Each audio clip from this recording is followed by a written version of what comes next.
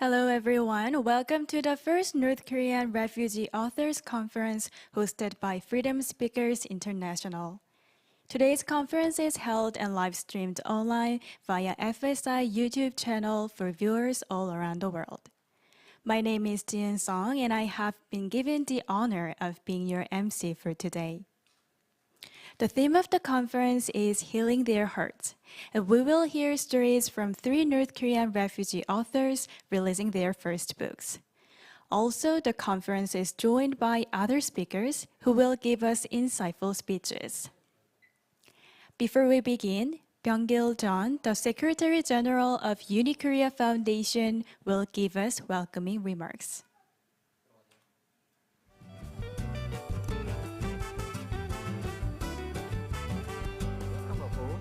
My name is John Byung-gil. I am Secretary General of the UniKorea Foundations.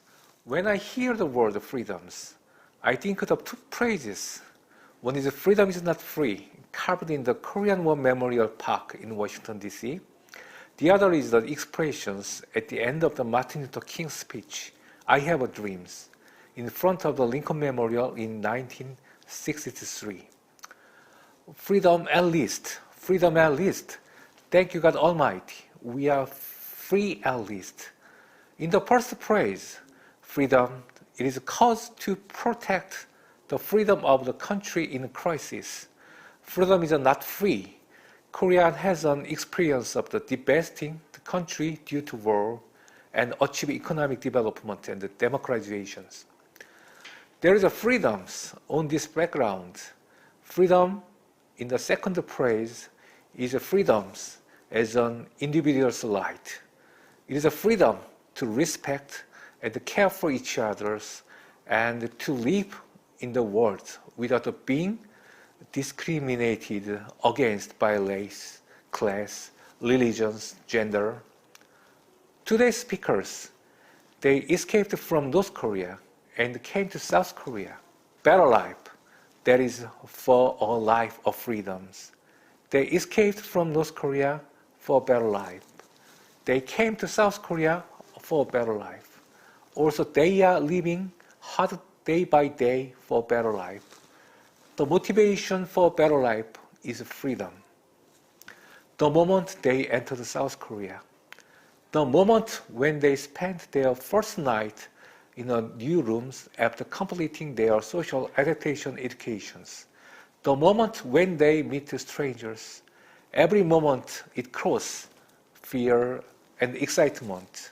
The power to support them was freedom for a better life. Today's speakers have another thing in common. These are the authors of the book, organizing data and writing a book. The result is joy, but the process is painful. After a hard time, they wrote books. The stories they have lived. Let's listen to their stories today, and please open your heart to sympathy by crying and laughing together. Our Unicorea Foundation is very honored to have this event with FSI, Freedom Speakers International. We'll cooperate these activities from now on. Actively, I hope that these stories of freedoms will impress people in the futures.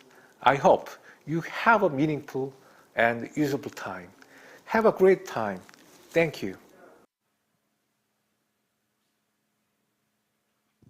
Next, we will watch a video sent by Dr. Tom G. Palmer of the Atlas Network.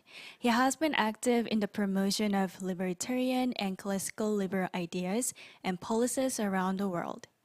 He is the author of numerous books, including The Morality of Capitalism, Realizing Freedom, and Why Liberty. He was an early supporter of FSI from when it was founded in 2013 and has remained a fan of the organization.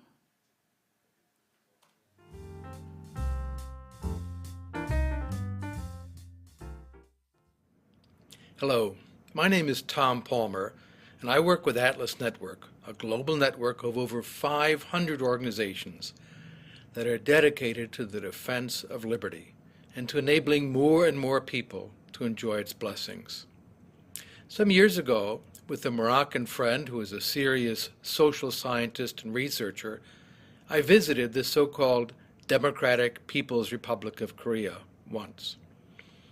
We had discussed prior to the visit whether it would be proper to do so. After all, we would spend some money that would go to the country's dictator, who lived like an emperor while ordinary people starved.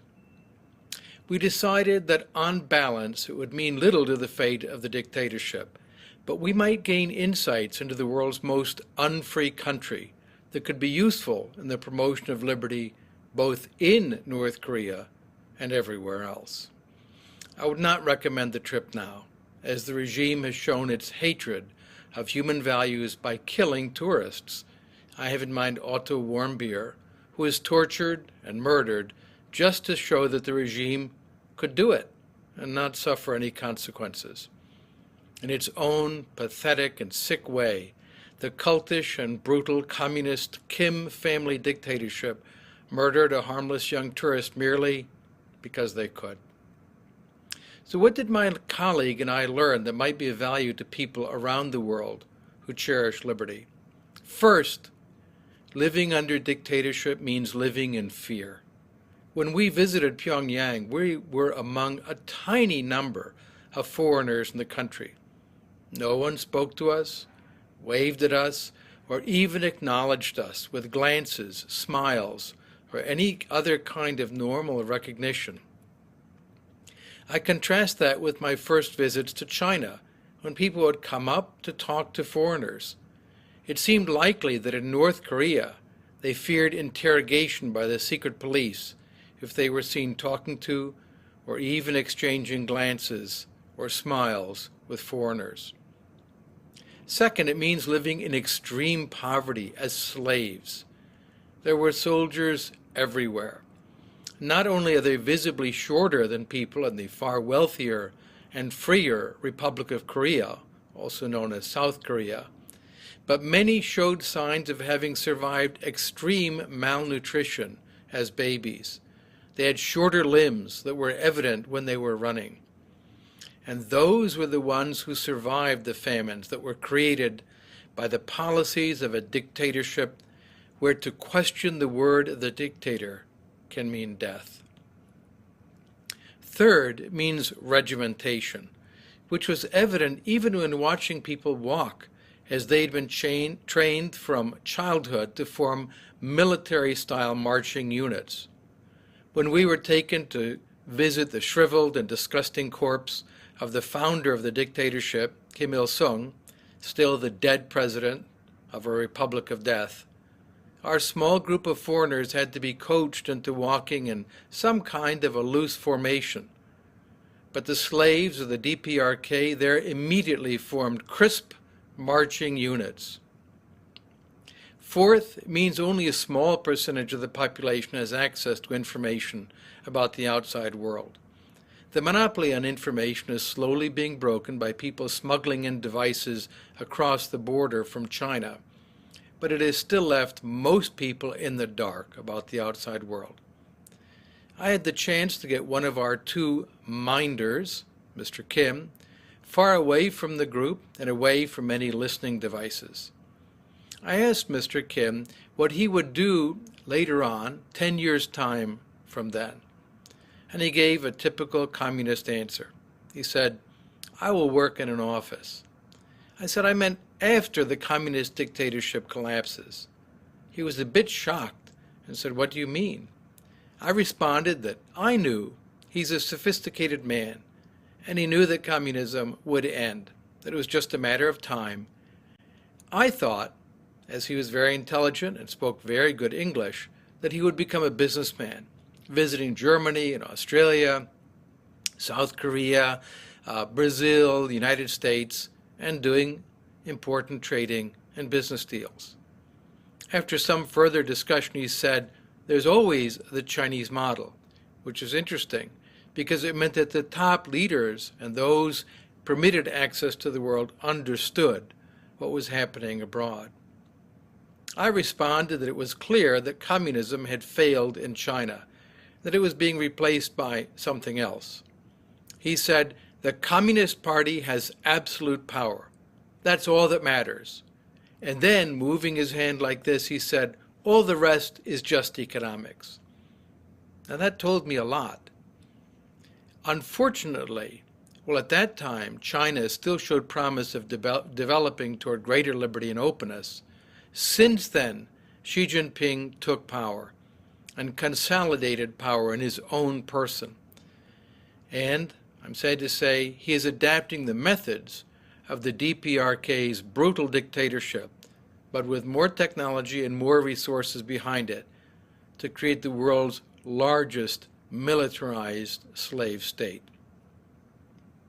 So why are the stories of the escapees from North Korea so important? What do they have to share with the world? Well, they highlight how precious liberty is to life. They demonstrate with their courage that we don't have to live as slaves. They remind us that freedom is precious, and also that there are people who use every means to put us under their absolute control. They show us the importance of good character to the maintenance of freedom. In this case, the character trait of courage. I have met numerous escapees, refugees, from the slave state of the Democratic People's Republic of Korea. They have been helped to tell their stories by Freedom Speakers International and its predecessor group, Teach North Korean Refugees. I admire them all for their courage, and I admire Freedom Speakers International for their work, for their love of liberty, and for their determination to stand up for liberty and justice, for democracy and the rule of law. Liberty is the most precious possession of a human being. Thank you, my friends, for speaking up for your freedom and ours. Next, I'd like to introduce Michael Breen, who is a longtime watcher of the Korean Peninsula. He first came to Korea in 1980 and has written, reported, and spoken about it many times. He's the author of several books, including The Koreans, The New Koreans, and Kim Jong-il, North Korea's Dear Leader. I've heard that he met North Korea's second dictator, Kim Jong-il.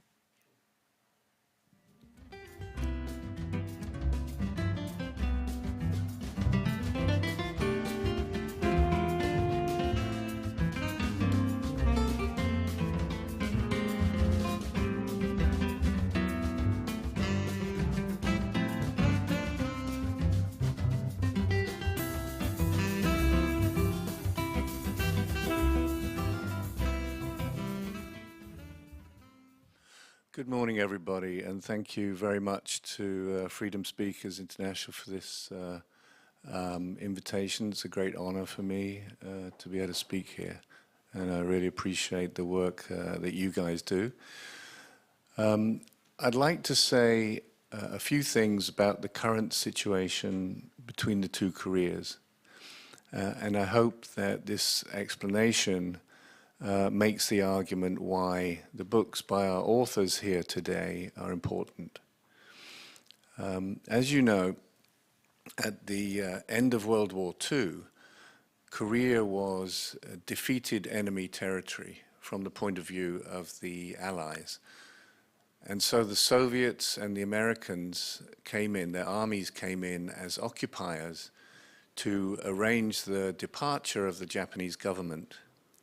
And they divided their respective zones at the 38th parallel. In 1948, so 3 years later, these occupied zones evolved into separate independent states.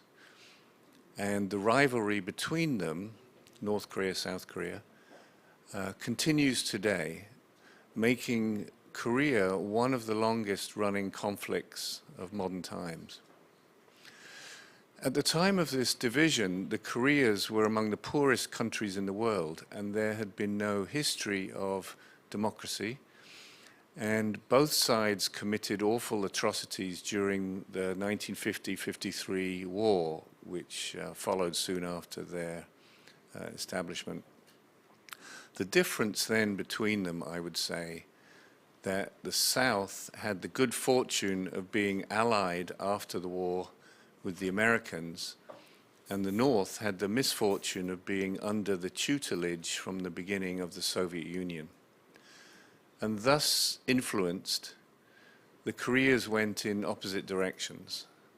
The South threw off poverty and dictatorship and is now a modern democracy. It's the 12th largest economy in the world, and as I'm sure you all know, it has growing cultural influence in the world. The North, meanwhile, remains an absolute dictatorship with a decrepit economy and a Soviet-style gulag. I would say it's globally competitive only in its ability to wage war, for unlike the South, it's a nuclear power. The division between the two Koreas remains as absolute as ever. Each side thinks that it's the real Korea and the other side is illegitimate. And ordinary people like us can't cross either way over the border without being shot.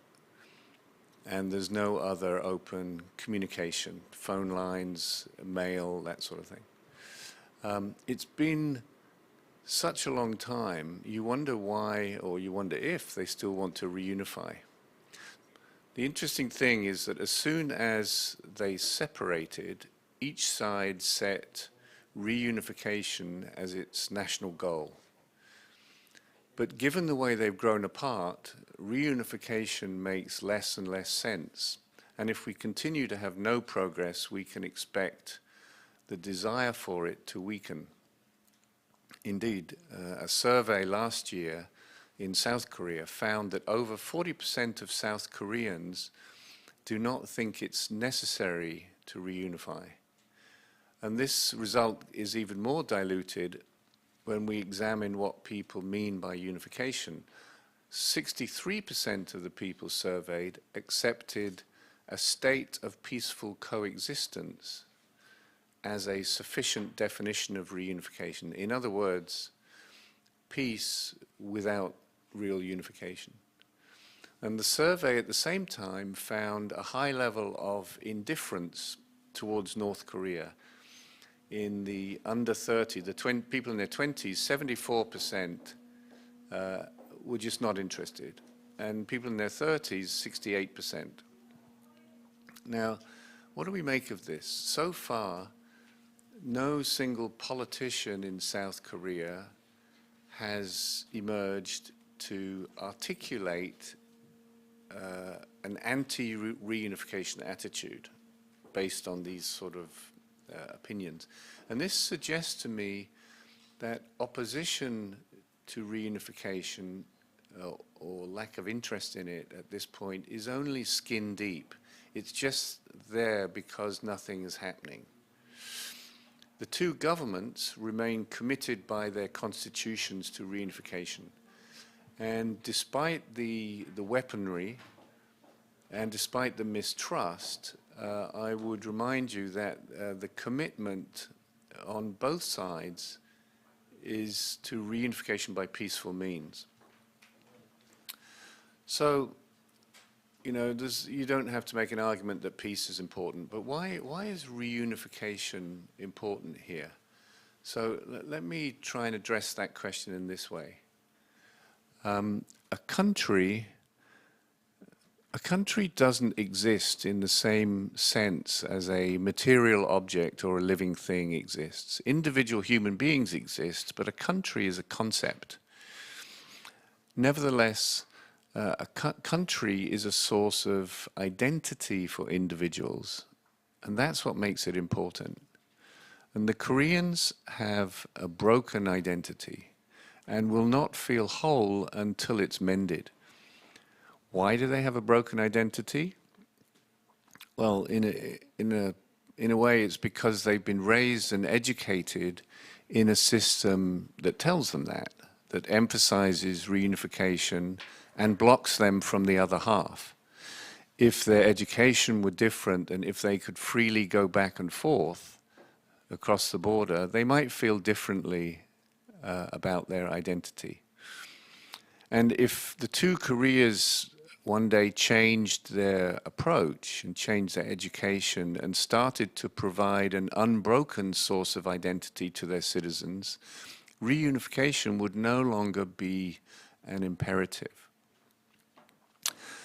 So the two countries, if that were to happen, might ask the world to stop using the word Korea and call themselves by the names that they call themselves by, Chosun for the north and Hanguk for the south. But as I say, we're not at that point yet. And because Koreans care about reunification, we foreigners do as well. One of our motivations is peace in the region and indeed in the whole world. Another is control of nuclear weapons. But one of our main motivations as outsiders for Korean unification is humanitarian.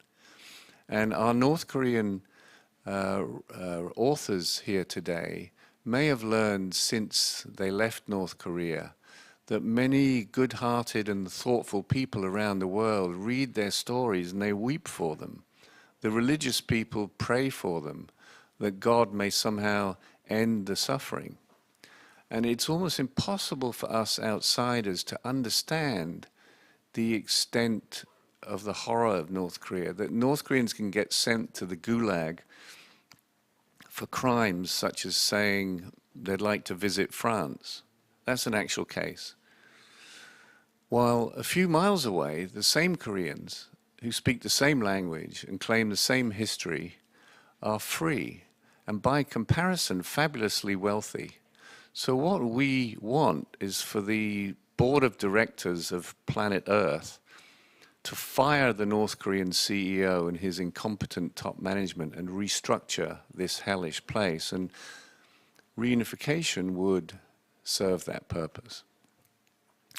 So this humanitarian matter is very important. It's why, and I say this to the North Koreans here today, it's why your books are so important, because you remind us that across that, if you've been up to the DMZ, it's very misty and you don't see anything moving, but across that misty border, there are real people. As you know, the first stage in preparing for war is to dehumanize the enemy. If you don't really think people are real or human, or if you think they're all crazy or evil, it doesn't bother you when you hear that your country's airplanes are dropping bombs on them. You might even feel good about it. But our authors here today are putting a face on those potential victims. So I'd say this to them, that you may, I don't know how you feel about this, you may have left North Korea and feel conflicted because that in North Korea is a serious crime. But you have not betrayed your fellow citizens there, far from it. By showing the human face of North Koreans to the world, you're helping to protect them and to lobby for their freedom. So let me say a final point. What is stopping reunification? The Koreans want it, we outsiders want it. Why is it not happening? You could write a book about this, but at its heart, I think the answer is quite simple. It's a question of values. A country operates according to political, judicial, and economic systems, but these are underpinned by values. You can have all the diversity you want in a country, different languages, different religions, different races, different cultures, but you can't function as a whole unit unless there's some basic agreement on underlying values. North and South Korea have not been able to join up peacefully because their basic values are in conflict. So what am I talking about? South Korea is a liberal, free market democracy that values individual freedom, human rights, the rule of law, fairness, freedom of religion, freedom of thought, freedom of expression, and so on. The North, meanwhile, pursues the values, I would not even say they're communist, it pursues the values of a race-based nationalism and the personality cult around a ruling Kim family. So these two sides can no more merge peacefully into one than a nun could join forces with a gangster. So what is to be done? I think this is the challenge for all Koreans, but let me make one final point about this. Reunification, I would suggest to you, should not be the vision. It should be seen as a strategy to achieve a vision. Rolling up that barbed wire along the DMZ may happen one day rapidly, like the Berlin Wall fell, or it may be in slow motion, rather like the EU came together, for example. But reunification is a process leading to an end. Itself, it's not the end. So for that, to find that, we need to ask, what type of state would reunified Koreans want to live in? What are its most important, non-negotiable characteristics? And I would suggest to you that the vision of a future Korea must be developed with democratic values in mind. What we want, and I say we because I live here, what we want is a democratic, free market, reunified Korean peninsula in the context of a democratic, free market, Northeast Asian region. That includes China. Nothing less is acceptable. It should be a country where the state is no longer able to deny freedom and rights, no longer able to inflict such terrible suffering as our authors have experienced. How we get there is another matter. Thank you very much.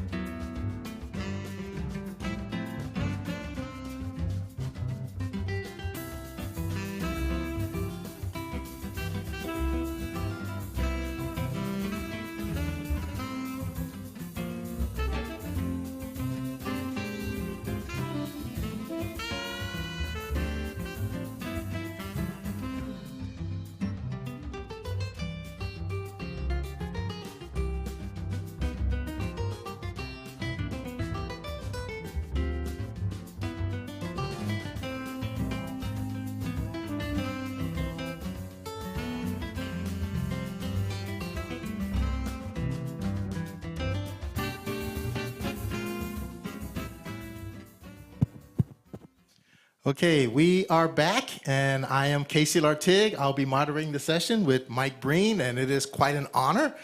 He's a longtime watcher of North and South Korea. It's great to be able to share the table with him, not necessarily the stage. pleasure. And so if you have questions, now's a great time to go ahead and ask them. And while we wait for the questions to come through, I've got a couple of questions for you. Okay. I can take advantage of this opportunity. First of all, I came to South Korea for the first time during the 1990s and went back to the U.S. after that. At that time, when I heard people talk about North Korean refugees, when South Koreans, that they're traitors, and they would ask, why did you leave your family? Don't you know what's going to happen to them because they've left? So it was kind of a negative view of them. It seems to have softened somewhat. So how would you compare 1980s when you were here, 1990s, and now? Well, I think that that view you mean by South Koreans, of North Korean refugees, that's true, and I think there are two reasons for that. One is that the when South Korea was a dictatorship, the refugees, the defectors, and usually they were soldiers who ran across the DMZ. They were sort of valued for propaganda. So the government would wait for the right moment that was the most embarrassing for North Korea, produce their defector who'd probably been there for a few months, and then he would be on a stage and he would wrap himself in a South Korean flag, and and it was, and I think people got fed up of being. It's a bit insulting to be treated with propaganda all the time. I guess the context is that it was coming out of a dictatorship in South Korea, so people... Okay. And but the second thing is because North Korea's system of justice punishes families for the crimes of individuals. So a defector knows, and this is the heartbreaking thing for defectors.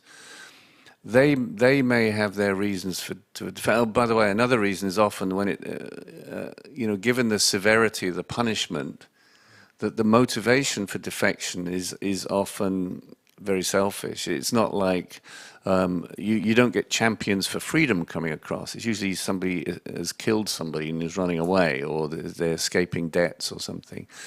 But really, it was because South Koreans were aware of what would likely happen to the defectors' families. But in North Korea, as far as I know, that sort of punishment of defectors' families has not changed.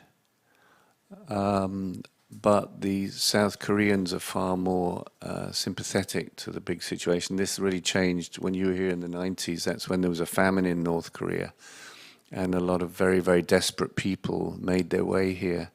And I think that softened attitudes. Okay, that was going to be my next question about why and the softening of the attitudes, because as I recall, during the 1990s, there were questions about if they were lying or not. But when so many refugees were coming through, it's hard to say that all of them are lying, that there were so many stories. There's... Okay, let's say I don't want to risk, well, actually I will risk offending North Koreans. I had a friend here who was a Christian minister who dealt with North Koreans, and I met him one day and he was very depressed. And I said, what's the matter? He said, they're all liars. And, let's face it, North Koreans can be liars. But you have to have sympathy. They grow up in a system that's a lie. They have a big slogan when they're kids, we are happy. This is the most miserable country in the world. The system is a lie. And you grow up, it's a very dangerous country to live in, and you learn to tell little fibs to survive and to get ahead. And so... they learn when they come here, for example, that if they're under a certain age, the government will pay for their education. So they fib about how old they are, and things like that. So I think there is a certain truth to that, and we've had cases recently of books been written, and it turned out that the story there wasn't exactly 100% true. So I think that's true, and I think the North Koreans who come here need. Well, this is one of the good jobs that you've done, Casey, is coaching and teaching them what this society is like and how serious people take mistruth. And so when they write their stories, they don't have to say everything private and painful. But if they do, they will receive a far more sympathetic audience than they might have expected. And they also should learn, you teach them that they shouldn't lie. Right, absolutely. Yeah. So, okay, now there are questions popping up now. We're going to start with Adam Borowski from Poland. He says, I've read there are camps in North Korea where people are actually born and they don't even know they're in North Korea. Is it true? Okay, as far as you know, is it true? Oh, Adam, I haven't been to one. Actually, we shouldn't joke about these places because this is what we hear, that they actually have, in the North Korean gulag, they classify the camps in two ways. And one type is where you are sent and you will never come out. And I'm told, or we are told, that in those camps, children can be born, that there are children, and even there are schools, and that they don't really teach them about Kim Il-sung's legacy and Kim Jong-un and stuff because there's no point. These people aren't. I hear that that's true. So I hope that answers your question. But I can't be sure. I'm not an expert in that area. Okay. I hope I pronounced it right. Jeremy, who's the host of Just Interesting People, I hope I got it right, podcast, says, it's unlikely people in North Korea will give away their power easily. So how can a change happen? Internal revolution, intervention from the UN? I would answer and say no. Okay, for that one. Okay, is there a possible specific outcome to this? Well, Jeremy, I think that's how I say your name. That's the big question. You know,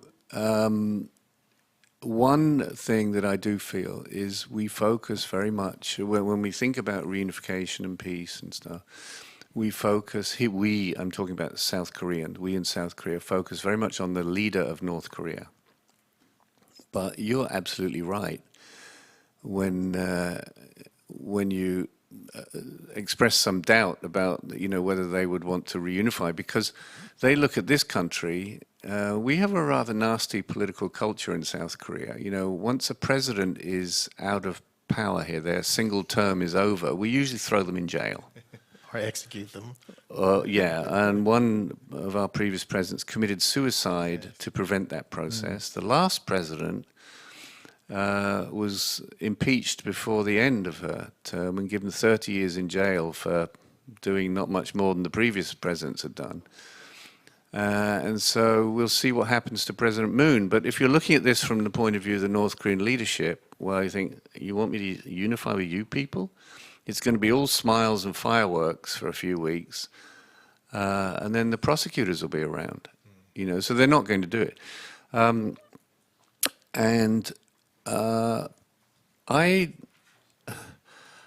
Your question is, can it be done peacefully? I think that the Kim regime has to go. I think there'd have to be some internal process. I don't think this man is going to have an accident, fall off his horse, bang his head, have a near-death experience with his grandfather, and then wake up as a liberal Democrat. No, it's not going to happen. So I think the regime would probably have to go or evolve, and then what is envisioned is a slow process. Maybe one country, two systems, or North Korea is built up. If it were to happen rapidly, I think peaceful. I don't think it needs to be all-out war, but it could be rather unpleasant in North Korea. Okay, somewhat related. Let's cover. Okay, as long as the Kim regime is alive and in control, do you think reunification is possible? So, Well, to that, to the yes. previous one, I don't. A lot of people disagree with this. I don't. I can't see it. I don't see why he would do it. Everything he does. He shows he's not interested in reconciliation. They blow the strategy. You watch this. The problem here, by the way, is that the people reporters who write about this and the politicians who deal with it are always new and fresh, so they get excited. You know, a new South Korean president comes in, like President Moon. He's all excited about he's going to do something. But if you watch this over the decades, you see the same pattern. They blow hot and cold. They take one step forward, one step back. Why? Because they don't want reconciliation. Why? Because they're the weaker side. That's their strategy because they're weaker. You know? So I don't think it's going to happen. Okay. Well, I'm gonna skip Irene's question and let's come back to it. But Evan's question is related to this, which you just talked about. How likely is North Korea to intentionally bomb South Korea, or is it just an attempt to show their power? Well, there is a view. I mean, I think it was Kim Il-sung was asked about this a few years ago. You know, why do you have nuclear weapons? You're threatening. And he said, look, let's face it. America has 10,000 nuclear weapons. I have 6. You know. However, there is a view that's been expressed by defectors defectors who had government positions that the nuclear weapons could form part of a reunification strategy from the North Korean point of view. In other words, that they could be used rather in the way the nuclear bombs were used against Japan at the end of World War II. And his argument was, you know, what if you dropped a nuclear bomb down south on one of the cities down in the far south of the peninsula? And then South Korea would collapse, and North Korea would take it over. That is a view, and I don't necessarily think that that's uppermost in their mind. I think it's the reason to become a nuclear power is a way of establishing yourself as a separate country, and they also believe that we want to attack them. But to answer your question, at this point, I assume the strategy is more for regime survival and national pride, not for actual use. Okay. Actually, we have lots of questions. Can we go back up to Irene's question? Okay. So Irene, one of our volunteer editors, a great one, in fact.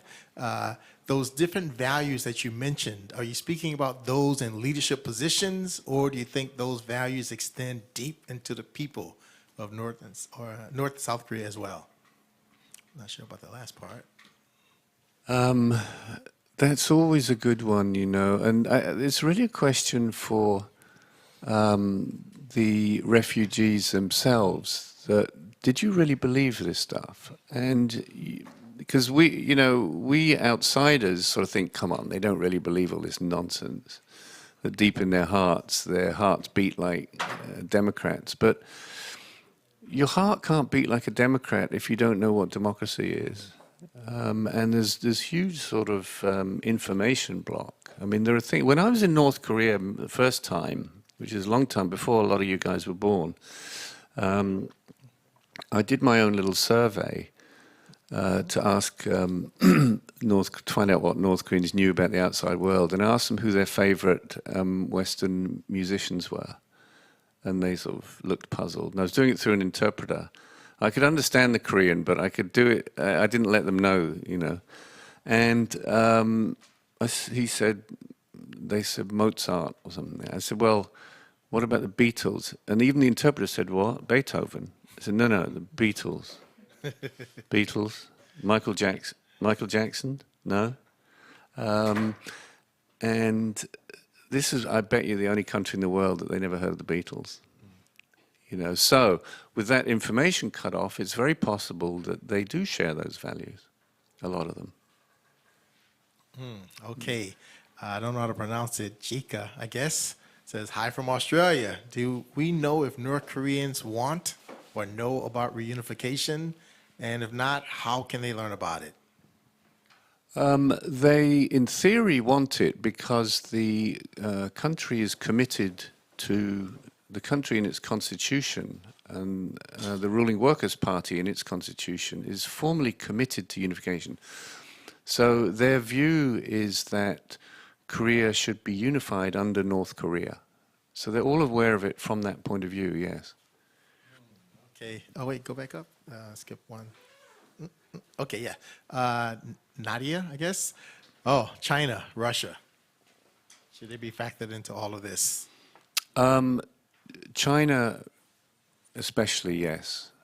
One of the difficulties about this situation is that if circumstances were to change and there were to be a move towards unification, let's say something happened like happened in Germany where you get the leadership is changed, there's a coup d'etat or something, and you get a military leader or something who says he wants to unify. And that means, under South Korean terms, and that means an American ally, possibly American troops, on the Chinese border. And the wisdom among all the experts is China's not going to let that happen. So, which is why we should want Chinese democracy as well as North Korean democracy. Once these countries are democratic, and I believe they will be in the end, then things will be a lot smoother. Frozen Leaf, I don't know if that's your real name, but what is uniquely Korean about this conflict?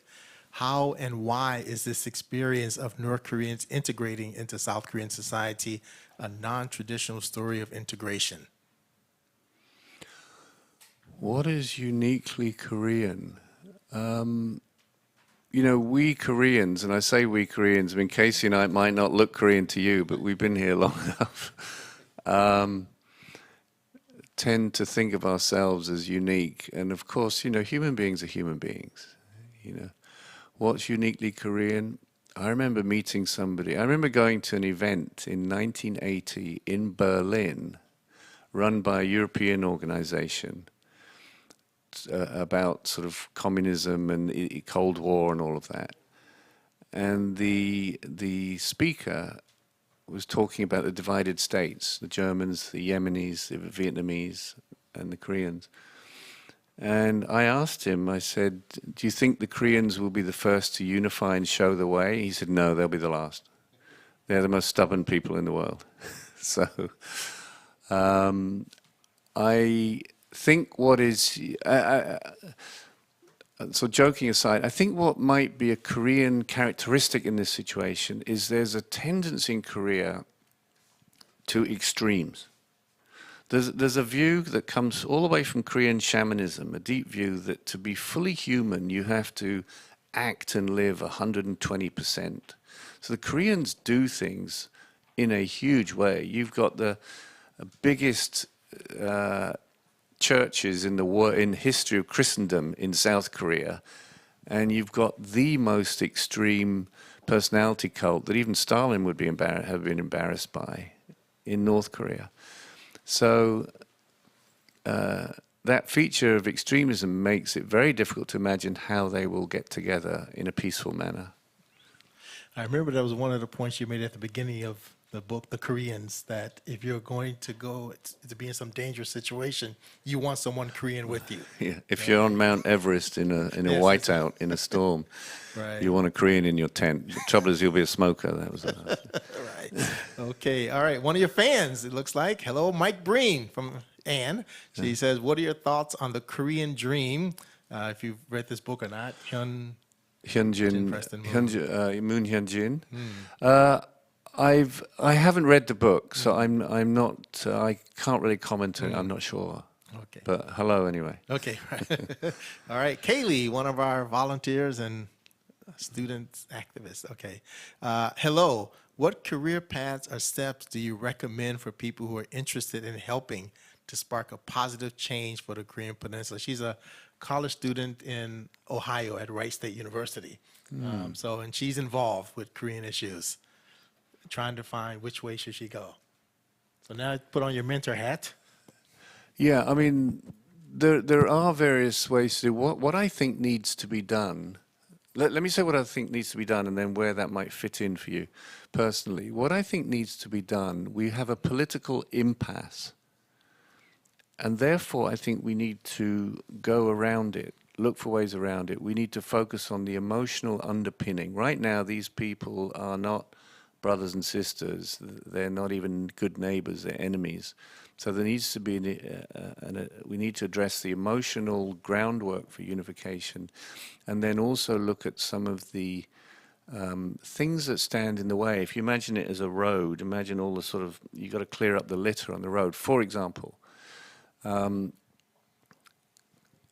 mentioned earlier about the viciousness of the political culture here. I think the South Korean presidency should be considering a law, a no retribution law, in the event of unification, and that crimes and suffering and pain and all of that injustice will be solved through a truth and reconciliation process. If they don't do that, if they do that, then that will address one of the North Korean fears about possible unification. So there are other things that can be done. China needs to be persuaded to stop sending North Korean refugees back. North Korea needs to be persuaded to decriminalize the desire to emigrate. Things like that. So what sort of professions would you go into to move those things along? You could be an activist, you could be a lawyer, you could be a human rights specialist, which requires legal training. You could go into culture, look for ways to, culture is, you ought to watch some of these South Korean entertainers in Pyongyang in 2018. That's something for you to watch on YouTube during the time of the last Winter Olympics. This sort of emotional underpinning between the two Koreas needs to be worked on, and there's a lot of types of professions you can go into to help that. So I hope that helps a little bit. Yeah, I've got questions, but so many here. Eric. I'll make my answers shorter. Yes, okay, guys. It's okay. So Eric, following up on what you just talked about, has South Korea entertained the prospect of economic sanctions against China? No. For sending North Koreans back. Sorry, I just finished. No. For sending North Korean refugees back. No, that would be a little bit tough. China is not shy about using the economic weapon, and it's South Korea's largest trading partner. So I'm afraid the North Koreans are on their own on that. Okay, I think one of our high school students who's very active with us with the Global High School Union asked, hello, I'm just curious, what do North Koreans learn in school? Maybe we can save that for some of the North Koreans who will be speaking. Why not ask them that question? That's a good Yeah. question, and let's. Yeah, we'll hold that question. Someone remind me later on. I hope I said it right. RINs, okay. Is it difficult for North Koreans and South Korea to feel at home in South Korea? We're going to hold that question also. There are refugees coming a little bit later. Okay, Devil, can you explain why there's such a large amount of North Korean defectors who return to the North? And is it a large amount, by the way? That would be the first question. And then this is absolutely baffling to me. It's me like a slave returning to the antebellum South. Okay. I think I don't think there are many, but I think there are quite a lot who maybe have some regret, and that's because I think that their life in North Korea may not have been as horrible as we feel it was in all aspects. And for example, I know one North Korean lady who had quite a senior position, she was quite a responsible job in North Korea. And I don't want to say what she does here because it might help identify her, but a very, very low-level job that depressed her, and she regretted that she came for that sort of reason. I was talking with one of my North Korean, one of the elite guys, and he was very freely speaking.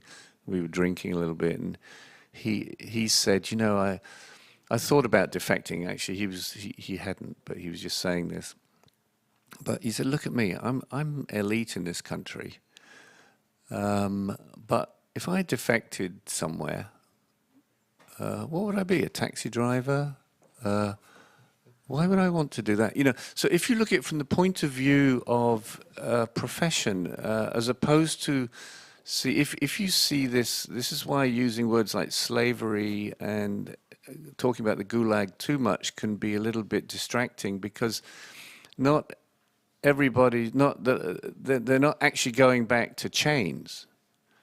And if they delude themselves to think they won't even be punished, they might go back to a relatively familiar life where his family and friends are there. Yeah, That might help answer your question. Okay, well, I resisted from answering a lot of the questions, but so you can answer. But I want to take this one on. Actually, there are estimates about how many have actually returned. Miniature unification, which may not have the most accurate number, says about 30 in the last decade. Andrei Lenkov in his book said about 100 have been known to have returned, I think in like the last 20 years, compared to 34,000 who've made it here and whatever number are in China. So actually it's kind of a small number. But I think people need to remember the context. For some people, they're being threatened. Their families are being threatened. It's not just a case of, well, I'm just going to go back to North Korea. There are a bunch of other factors that are involved, plus the one you just mentioned. It's kind of like the old Milton thing where it's better to rule in hell than to serve in heaven. Right. That it's better for some people that, oh, you know what, in North Korea, I was still better off at the top of this garbage heap instead of being at the bottom of this palace or whatever. So I think there's so many factors involved that I think the question needs to be expanded and have a larger context than just how can they return? There are many things there. Yeah. So, okay. But actually, you know what? I'm going to ask, two quick ones for you. Marlene is a reporter, Danish paper. Soon there'll be an election in South Korea. Just name a name. Which candidate best supports North Korean refugees, if there is one, and why? I think, Marlene, I think in this election, North Korea is not really a central issue, and I'm not sure there'll be that much difference, to be honest. And then another question, maybe not much of a difference. Kim Jong-un almost died. Mike Ashley, one of our supporters, asked, oops, the question disappeared, but he asked, what if Kim Jong-un's sister had taken over, that he was, sick? It's an interesting idea. I think we should, when we have a dictator, we should always be a little bit careful, thinking once he goes, then everything will be sweetness and light. Because when Kim Il-sung died, almost everybody thought, oh, thank God, it's over. And then when Kim Jong-il died, we thought, well, he's a kid, he's probably going to rule, but he's just going to be some puppet. Anyway, he likes basketball and he was educated in Europe, so he must be cool. Oh, his sister takes over. Well, a woman, that's better than a man. No, I think the grandchildren of Kim Il-sung need to go, I'm afraid. So I'm not convinced, I may be completely wrong on this, but I'm not convinced that it makes a lot of difference. If there's a Kim family person at the head of this, it's going to be a problematic. Yeah, when Kim Jong-il died, I was actually on local radio, TBS, and they asked me if I thought he'd be different. And I said no. And the reason is that you don't get to become the leader of North Korea unless you're ready to kill people. Exactly. And it's like becoming the CEO of KFC. You're still going to kill chickens. Doesn't matter who you are. You're the head of the mafia. You have to be ready to kill people, commit crime. So I don't expect any difference just because there's a different person at the top. Okay, I'm getting a signal from Ungu that we have to wrap it up. So thank you so much. Michael, don't leave yet. Pleasure. Okay, come on. It's okay. Come on. You can get in the screen. Okay. All right. So we just want to present you with a little certificate to thank you for speaking at our conference. Certificate of appreciation to Michael Breen for speaking on Korean unification and North Korean refugees at the first North Korean Refugees Authors Conference, Healing Their Hearts. So we should pose for a photo. Thanks. Okay, there you go. Go ahead. Okay, thank you. Okay, maybe you can't see it on the screen. Oh, yeah, you zoomed in. Thank you so much. So thank you so much. Thank Michael. you, Casey and Ungu. It's been a pleasure. Thank you.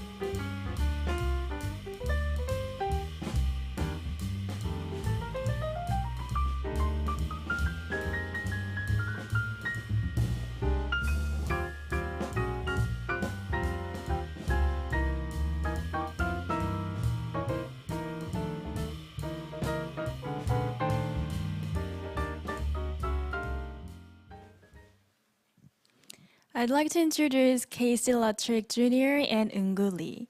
Casey Lutrick Jr. is co-founder of FSI and co-author of Green Light to Freedom by Song Mi-han.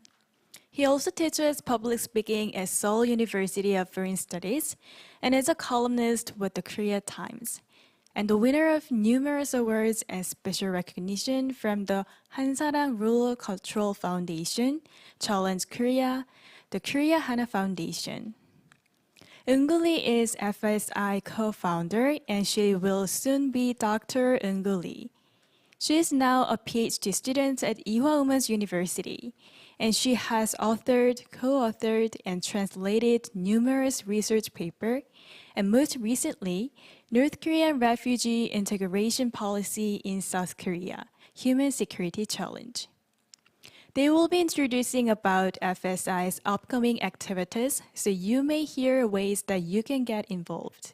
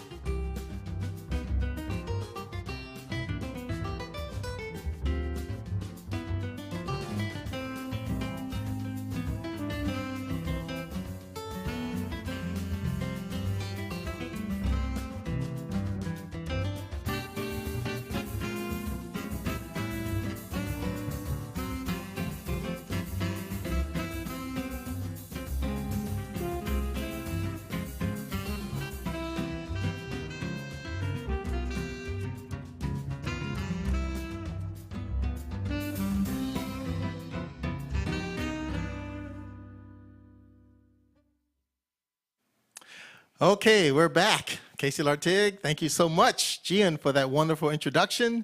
Actually, Gian was one of my students at Seoul University of Foreign Studies. Now she's a professional MC, and so happy to be working with her again. We also have the same birthday, so we're going to work together forever. Oh, I didn't know. September 5th. Everyone, don't forget about it, September 5th. Okay, all right, and of course, thank you, Uni Korea, for sponsoring today's event, and also to the Atlas Network for supporting the development of our public speaking program. FSI co-founder Eungu Lee and I are here to make a few announcements. Number one, new tutoring project. Number two, new book releases. Number three, new speakers, new tutoring books and speakers.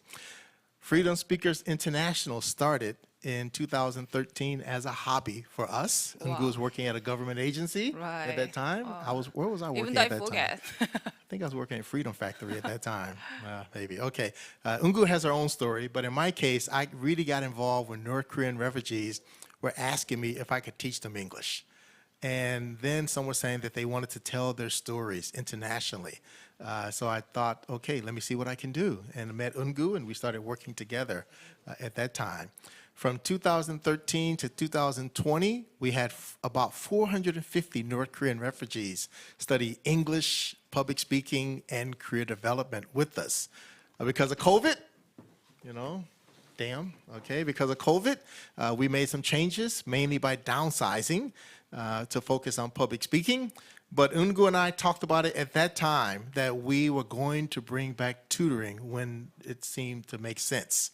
And now, with the publication of 2 books and the development of our Keynote Speakers Network, we believe that now is the time. Okay, now is the time that we're going to do it. So we're starting what we're going to call, at least initially, the English Empowerment Project. Now, this is, I don't say program, I say project because we don't have money to do it. Very clear. I can't call it a program. Program means you have money, okay? Now, we're looking for volunteers to help with this. The main thing that we're going to be doing is we're going to be helping our speakers just improve their English levels. Some of them lack confidence in speaking English. Some of them lack confidence in speaking English, so we just want to build up their skills and their confidence. Now, we're looking for different kinds of people to help. First of all, with curriculum development, okay? Because we want to make this a real program where we truly focus on their English needs. We also are looking for people who can help us with assessment, because we want the refugees to know how much they've improved. And eventually, we want to have a paid staffer to help lead this program, which means we need to raise money for it in order to do that. Volunteers can help in many ways, but not as the leaders of a project. Okay, so we're going to boost their English, and you can help us. So that's the first big announcement that we have today. So we're going back to part of our roots of TNKR, but now it's English Empowerment. And now Ungu will tell you about the book releases. Okay. Okay. Then now I will. Oh, wait. Sorry. Okay, so today I will talking about the FSI publication. Then FSI is publishing 2 e-books this month, February 2022. One is My Father's Story from North Korea, written by Won-che Han with Bong-hee Han. And another one is Green Light Freedom, written by Song-mi Han with Casey Lati, co-founder of Freedom Speakers International. Today, Bong-hee and Song-mi will be giving speech. As Mr. Case just mentioned, we changed our mission to focus more on the public speaking. This would mean that instead of public speaking being one of our program, it would become our focus. Now, 18 months later, we are publishing our first books. There are many wonderful stories waiting to be told, ranging from North Korean refugees who are public figures to North Korean refugees who have been anonymous but want to tell their stories. Some books will be translated from Korean to bring them to the international audience, which is like today, and some others will be published for the first time. So My Father's North Korean Story is memoir by Bong-hee's fathers about his experience in prison in North Korea. With help mostly of volunteers, FSA translated and edited the books from Korean to English. Green Light to Freedom by Song-mi Han with Casey Latik is an example of original book by North Korean refugee who had previously been anonymous. He and Song-mi worked very hard to this book in less than a year. Oh my God. Thank you everyone who joined the pre-order campaign to encourage Song-mi and FS. And for those of you who pre-orders the books, we will be sending them on Monday, February 21st, Korean time. And we will be publishing soon the paperback version of book in early March. Right after we have our 15th English speech contest, which is February 27th. Yes, we have many things going on now. People often ask, how can I help? One important way you can help, write a review of books you buy. It encourages the authors and also help promote the book to other readers. When Amazon sees reviews, then it recommends the book to other readers. We have started with the book publishing, and we will not stop with these two books. Young Namo, who is another speaker today, is scheduled to publish his book in this fall. We have several North Korean refugees who have started working on other books, and we just signed a contract with another North Korean refugee writing an original book, which is so exciting for us. Thank you for supporting FSI. Yes, the book are available on Amazon right now. So Dae, could you share the link about that in the YouTube chat? In the chat, yeah. Yeah, and then if the links don't show up, then please someone say it, and we will give more details. And everyone, don't forget to review the books at Amazon. It's really important for us and the authors. Thank you. Okay. Thank you. Okay, all right, thank you. And thanks to donors, we've been able to publish these books, working as a nonprofit without a grant to get it done, which is really a challenge. And thank you to everyone who pre-ordered the books, as Ungu just mentioned. You really helped make this day possible. And finally, drum roll, please. Okay, all right, okay, not as cool online, but we're introducing the 5 North Korean refugees who are joining FSI's Keynote Speakers Network. Okay, so let's watch the video. Tahe, let's watch the video.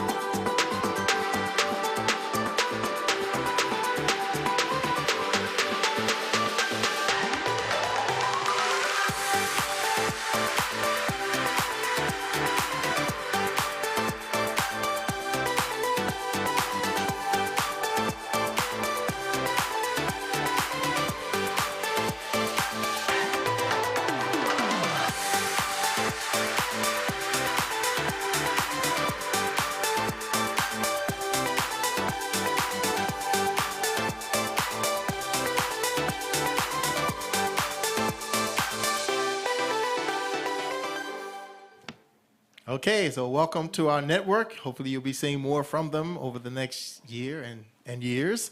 Our Keynote Speakers Network now has 20 North Korean refugees, 1 South Korean, and 1 American. Who's that? Okay, all right. Now, so everyone watching, we need to organize events for our speakers. So please, let's work together to make that happen. Now, I don't mean set up something with your buddies. Let's make a real event with a sponsor and audience. We need tutors, we need speech coach mentors, and we need to build up this organization so we can be stronger and empower more North Korean refugees. Thank you. Thank you. Okay.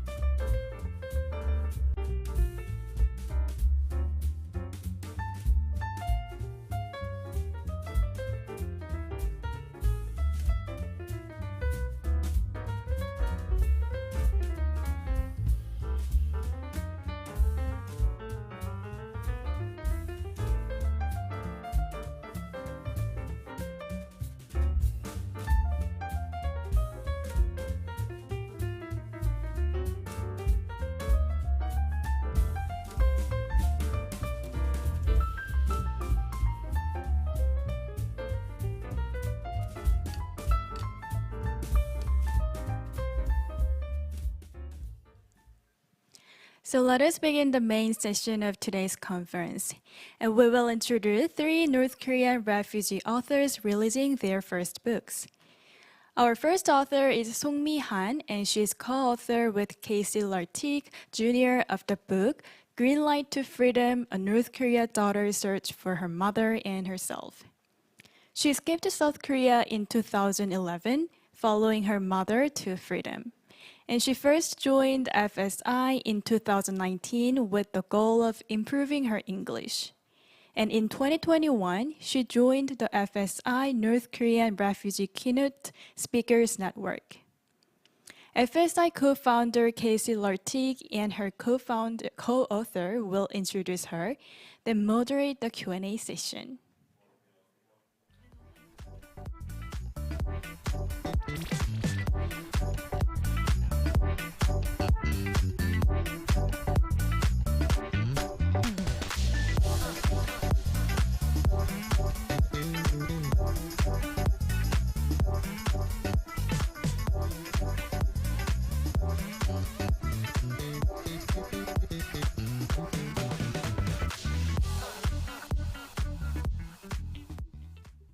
Okay, I'm not Song Mi-han. Okay, I'm Casey Lartigue, and I'm not.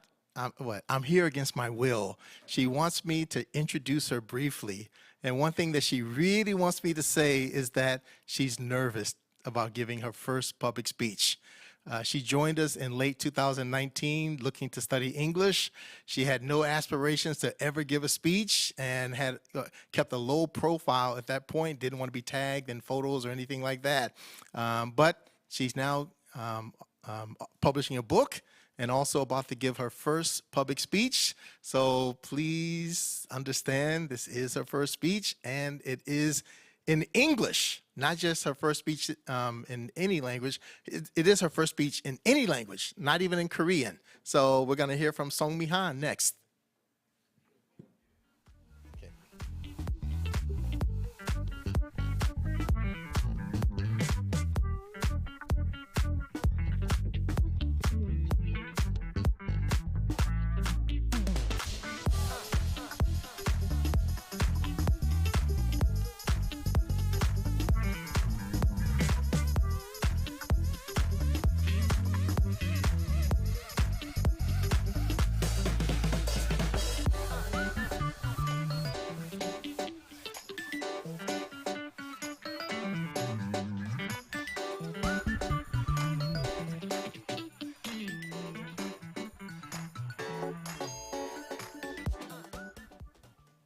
Hello everyone, this is Song Mi-han, and I'm a co-author of Green Light to Freedom. And I'm so grateful to be here today. And thank you so much FSI and UniKorea. And also thank you so much for Mr. Casey. Yeah, he helped me so much. And also thank you so much, Mr. Sungbo. Yeah. And also, before speech, I want to tell you one of my secret because, yeah, if during the speech I made a mistake, please understand me because I don't trust my English either. Okay. And thank you for listening my story. Okay. Last month, when I first heard the phrase carpe diem, it went straight to my heart. Carpe diem means seize the day or to grab opportunities. If I had not seized the moment to escape from North Korea in March 2011, I could still be there, ignorant about the world, separated from my mom. If you have missed the opportunities in the last few months or years, I hope my speech can motivate you to be prepared, take advantage of future opportunities. Today, I will tell you about the 3 times my mom tried to rescue me from North Korea. I was not ready at first, but my heart and mind changed over time. I went from being ignorant to being awakened, to finally having the courage to see the opportunity before me. The first time a broker knocked on my door, I was not ready at first. I was 15 years old, living in the countryside of North Korea, and I had attended elementary school for only 1 year. I knew very little about the world. My mom has always been at the center of my universe. I will never forget our lovely times together. But when I was 12, my mom suddenly disappeared. I learned that she had escaped from North Korea. I longed for my mom to return to me. People said that she will not return, that she had forgotten about me.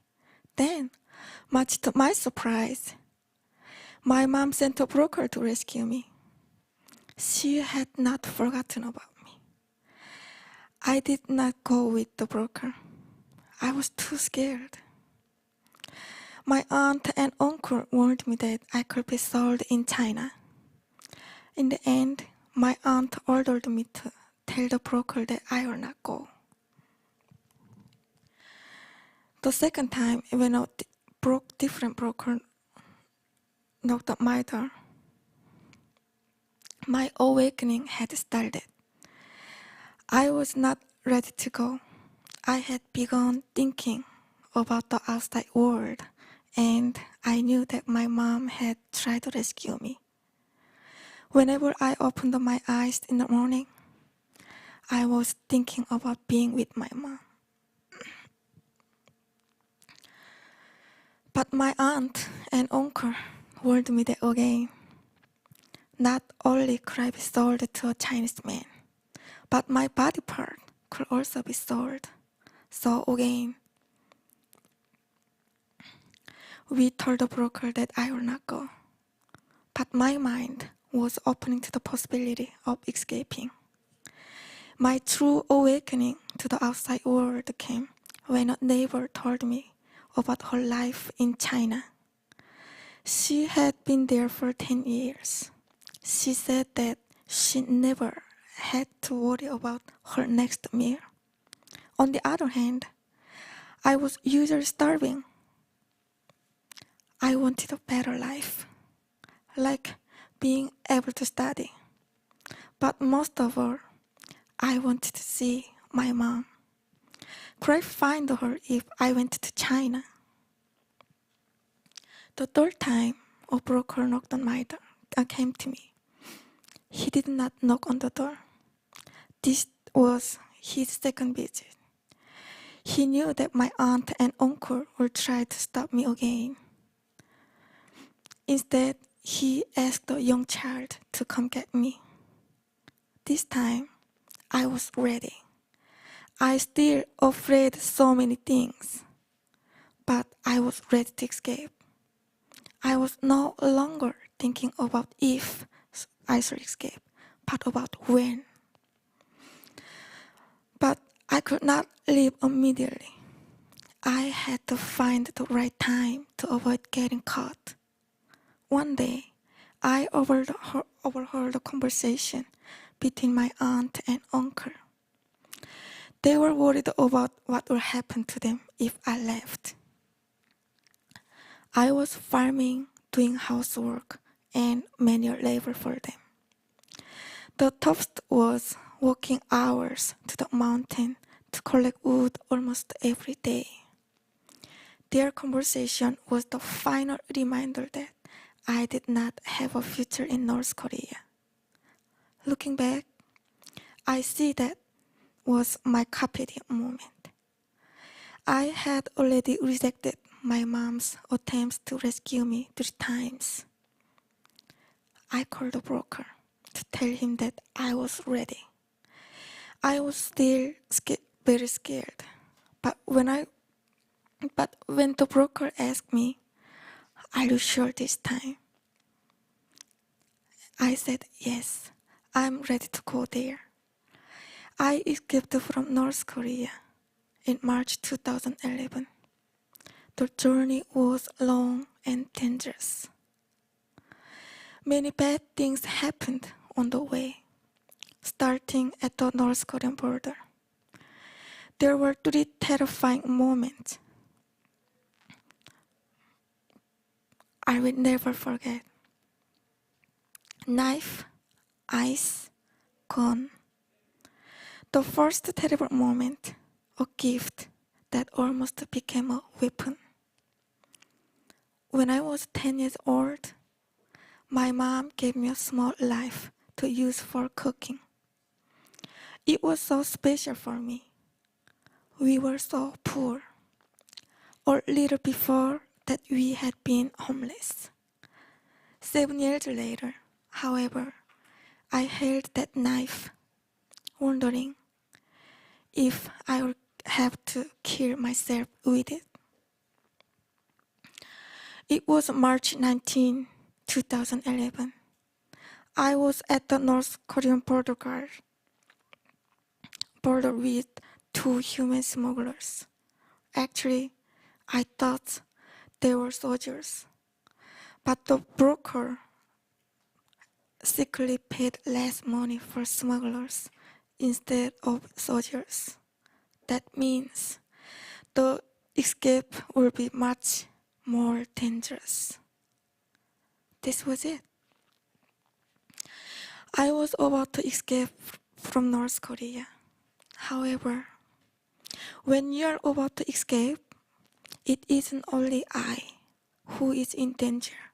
In my case, I knew if I got captured that my relative could be punished. I decided that if I got captured, that I would kill myself.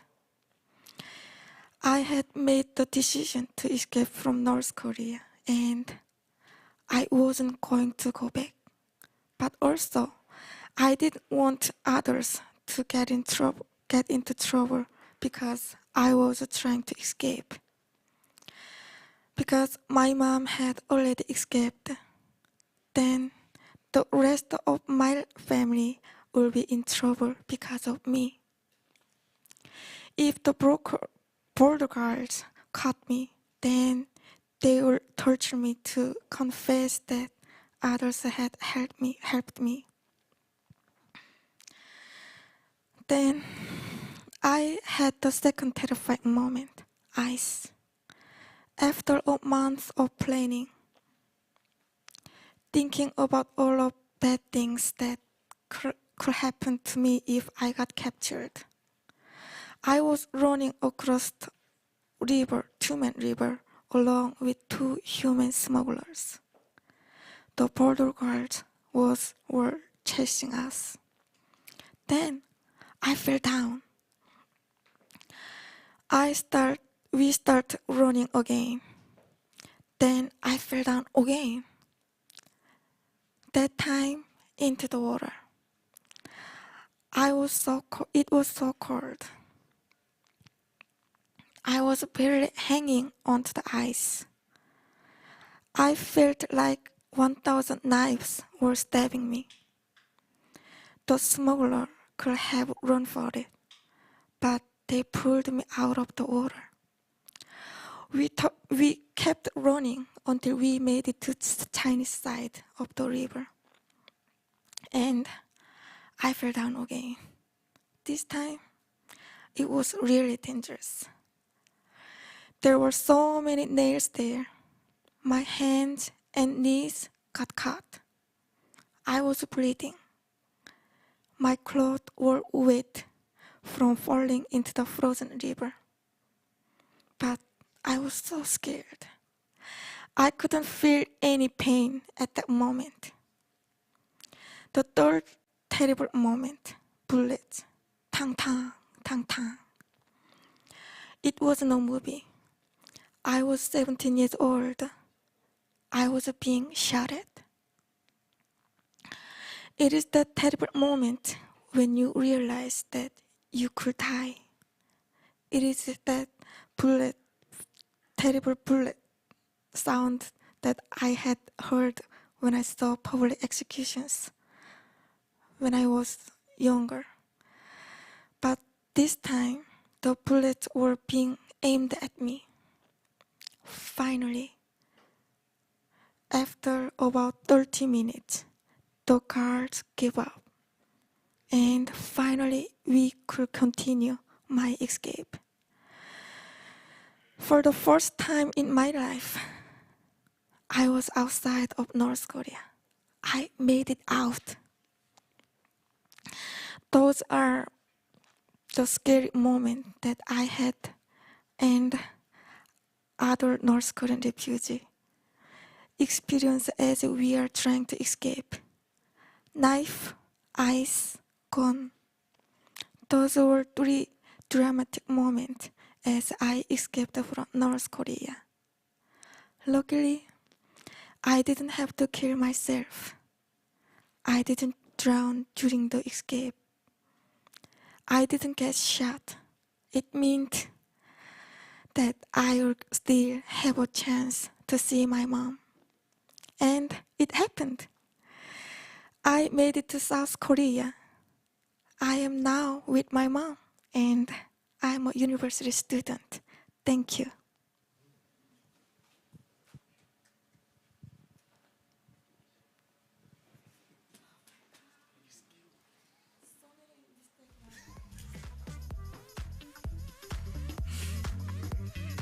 Thank you so much.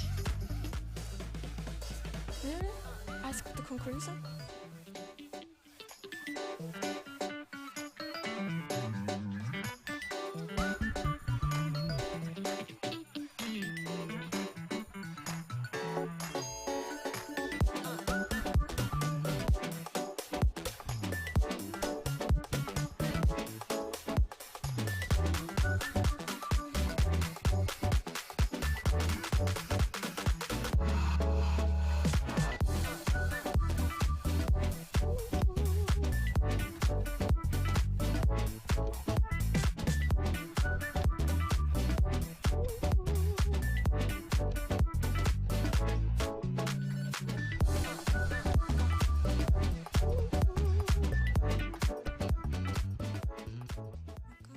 Okay, all right, fantastic. You did it. Yeah, so many mistakes, I think. No. You should trust your English. Trust your English more. So, I cannot trust my English. no, but really, and the comments, people saying you're a powerful speaker. They're so inspired by you. So many encouraging comments. So, okay, it was Thank you. absolutely fantastic. Thank you so much. Okay, so if you have questions, go ahead and post them in the chat. But I'll go ahead and start with a couple of things. Actually, one of the questions there is one I'm going to ask. But first of all, what was the difficult thing about writing a book? Of course, it is English. And then the scar in my heart from when I was a childhood. Yep. And yeah, I think so. Most of two things it was difficult. Yes, well, it was difficult. Okay, I think this microphone is louder. I'll give it to you. Okay. All right. So, okay. All right. Okay. Actually, it was difficult. And I just want to mention one thing. We did this book without an interpreter or without a translator helping. We decided early on that it would just be in English. So some misunderstandings, and hopefully we didn't make any mistakes. Plant or grass? I think it's grass. Okay, all right. So then someone asked the question, what motivated you to write this book?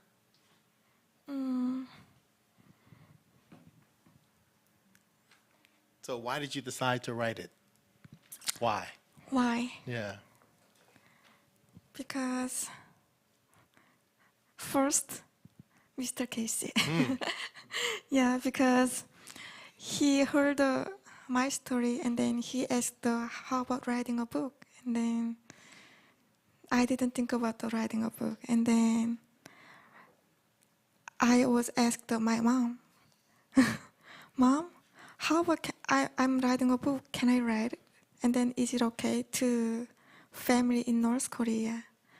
And then she said, of course, that is a good chance to write a book. I think it is okay.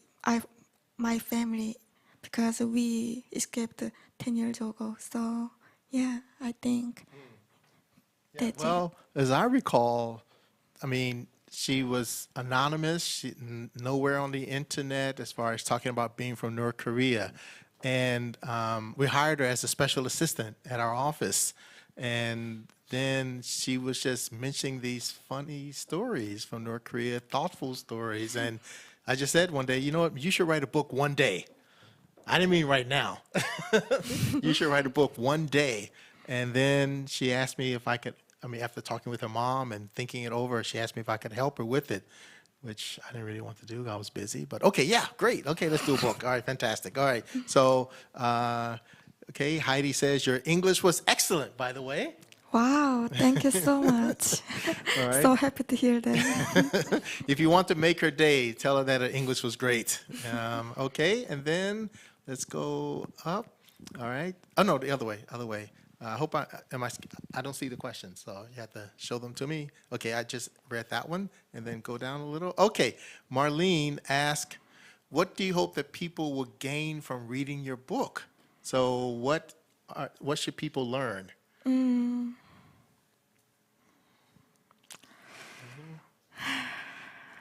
Just So, who are you speaking to with the book? to the Okay. all of audience. Yeah. Which audience? Ah, Or who do you want to read the book? yeah. Who is interesting with North Korea? And then my book is it's just normal people.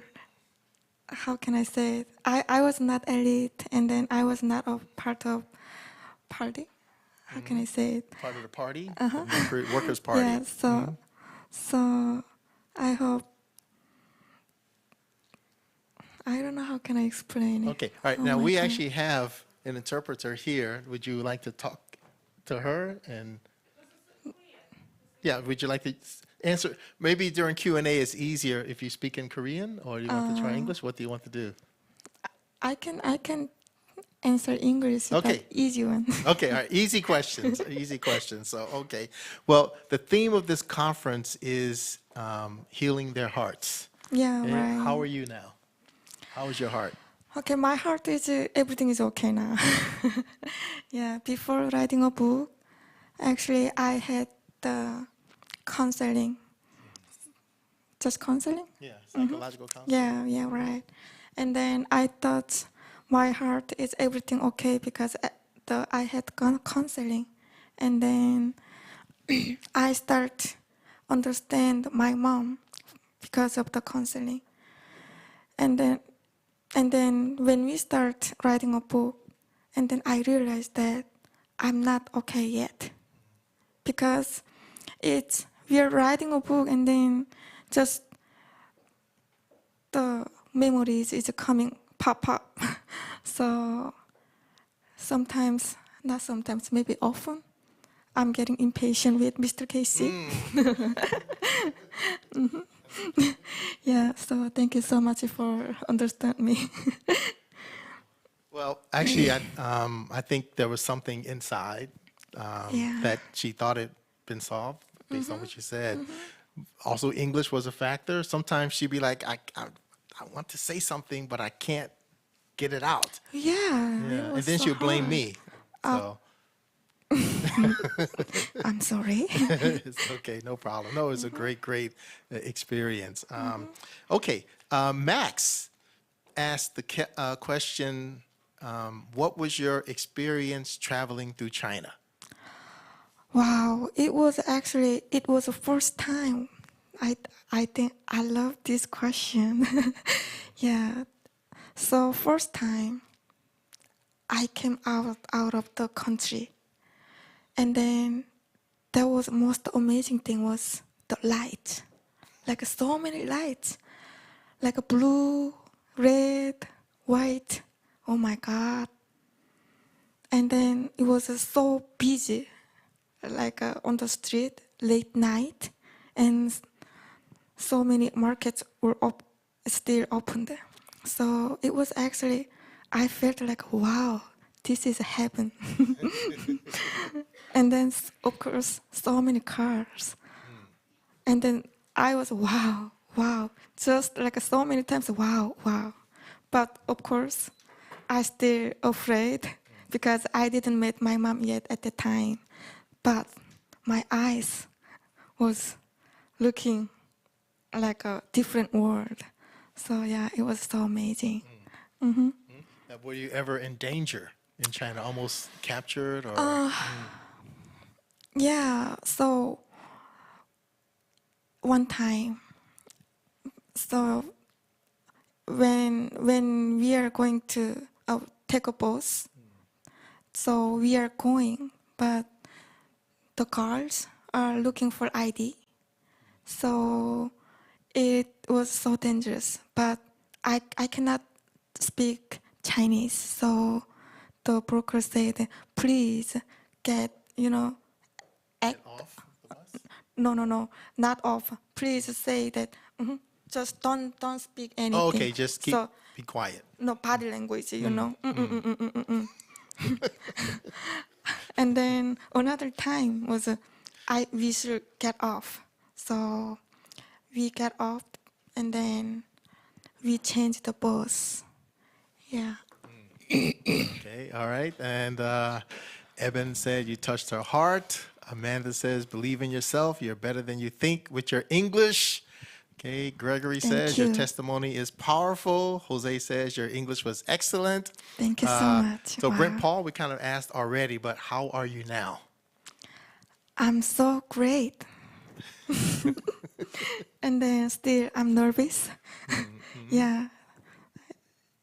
Today I think today is the day. D-Day. Yeah, D-Day. Okay, all right. And Jeremy asked, what is the first thing you did and the first thing you said when you saw your mom? Oh my This is a God. funny story from the book. I don't know if you should. Okay, go ahead, whatever. Yeah. Read the book. Oh, well, it's kind of a funny story. Yeah, I can tell I later. think this one, you know what? Chapter maybe 22, something like that. I think Mr. Gage is more, no, more than me. I think about my book. I had to read it so many times to check for everything. So, but there's definitely a story. I think that one she should hold it. Okay, Kaylee, ask, what is your major in college, and what do you want to do in the future? In the future. Okay, I am interested about the cooking, especially North Korean food, which is dubbap and some other rice cakes. Yeah, so I hope I'm going to open a small restaurant one day. Yeah, that's my hope. Actually, she says she's going to bring us some food next week to the office. We'll be waiting for that. Okay. All right. And then, yes, everyone's applauding for that. All right. Okay. So Jeremy asked, how long did it take you from when you left North Korea until you felt safe in South Korea?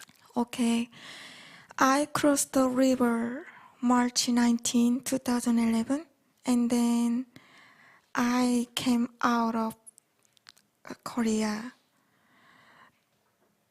October 3, 2011.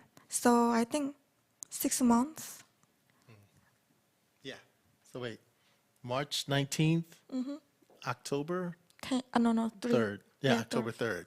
Yeah. Okay. And I'm not sure how to pronounce it. Micaih. Okay. So once you were outside of North Korea, what is the thing that surprised you the most? So you're outside of North Korea, and what is the thing that you was like, oh my, I can't believe this? Either in China or South Korea, maybe you can, okay. Quickly, huh? 일단 북한에서 일단 탈북하시고 나서 가장 놀라셨던 거는 뭔지에 대해서 말씀해 주세요. Okay. So many things, actually. Yeah, but most of it is the language. I think it's just South Korea and North Korea. I thought we are using same language, but South Korea was like so many like a foreign language, so I couldn't understand with like for example, like a Mart or cinema or like what does it mean CGV? What does it mean cinema? What is Mart? So we call the in North Korea we call the only like a 장마당. But after came here, what is mart? And then and then of course like so many cars and like so many delicious food. Yeah, so it was a surprise, so many things. Okay. And Hannah, okay, ask, do you plan to go to America? I really hope that one day I can go to the America. Yeah. Okay. All right. So the answer is yes. Okay. Yes. Okay. Oh, okay. A lot of nice comments. But June asked, can you still keep in touch with your aunt in North Korea? Of course. I So am. do you still call them? Oh, no, Okay, no. all right. So we contact aunt maybe 8 years ago. And now we don't know any updates. Okay, all right. And then, is it? Okay. Okay. All right, Mike. Let's see. I think if I had to translate this one. So, The fear the fears about being sold into slavery or having organs harvested if you were caught. Now you think about what you thought at that time. Do you really think it was true that you could have been sold or had your organs harvested? I thought, But thought. now, do you believe it really would have happened to you? I think that's what he's asking. Oh, Okay. but yeah, I believe that if I could sold in Chinese man, but I don't know like organs. Okay. Yeah, I'm not sure about it. Okay. All right. But I'm sure I was being, how can I say it? Maybe it's true, the sold Chinese man. Okay. Because it happens a lot. Okay. People are worried about you. So Heidi asked, how are you doing these days? Okay, these days I'm great. And then now I'm waiting for other semester. School. Yeah, school. Yes. Okay. So what year are you in school now? So, yes, freshman, sophomore, junior, senior, second year, No, third year. Okay, junior. Junior. Junior. Okay. See, my English is so poor. Please understand me. All right. Well, Evan asked, how did your mom like green light? She didn't read it yet. Okay. So, and also it's in English. So I'm not sure that her mom will be able to understand it in detail. So, not yet. But I explained to her. I explained to her, green light means it's you. Okay. So then one question though is about your mom. Your mom knows your story, right? Yeah, of course. Yes. But so I she think, knows the real story. She knows her whole story, everything, not just the book. So yeah. But I think she doesn't know during the being with my aunt. Yeah. Okay. She does, All right. Okay. Well, here is the big question. This question gets asked every time, no matter who the North Korean refugee is. What do you think is the best way to help North Korean refugees? Yeah. This is, I think, not easy to answer because, how can help? Yeah. 34,000 people. How do you help 34,000 people? 34,000 people. Okay, so I heard that when I was in North Korea, I didn't know that South Korea is helped sending to North Korea so many rice. I didn't know, but after I escaped, I heard that South Korea has sent to a lot of help to North Korea. But if it happened, it doesn't go to the people. I think just they making just a weapon. I think so. I don't know. I don't know what can I answer about this. Okay, it's okay. Now I've got a question for you. What was your favorite chapter of the book? Yeah. Chapter 2. Okay, It's why? in the barn because we built, my mom and I was build a relationship, like a strong relationship because love each other. Yeah, we were poor at that time, but yeah, love so much. And then that's why I was saying that my mom has always been at the center of my universe. Okay, all right. And we actually had if you go online, there's a video done by one of our volunteers, Terry Shim, Green Light to Freedom Animation. And she actually met with Songmi and they went over the chapter 2 together, and then she made the original video, really touching video. Okay, Frank asked, okay, did you have a hard time adjusting to South Korean life? What does it mean, adjusting? Okay. 한국에 적응하는데 뭔가 어려움이 있으셨어요? I want to say first the language, the foreign language. Yeah. Because so that's why I have to learn the English. Yeah, I think that's it. Okay. The big jump. And then another one, the stress. Stress. I need to think about so many things. Like for example, studying because I didn't go to school in North Korea, but in South Korea, they starting study when they are 5 years old, I think. So that was I think most of hardest thing. But can you explain what you mean when you say you didn't go to school in North Korea? Okay, so I went to school, only elementary school for only 1 year. So yeah, so long time I didn't go to school. Yeah, so because I need to do housework in my aunt's house. Okay. And okay, Renz, I hope I pronounced it correctly. Is it difficult for you to feel at home in South Korea? So do you feel comfortable here? Do you feel like this is your home now? Yeah, but this is not my own house. Okay. Please explain what you mean by that.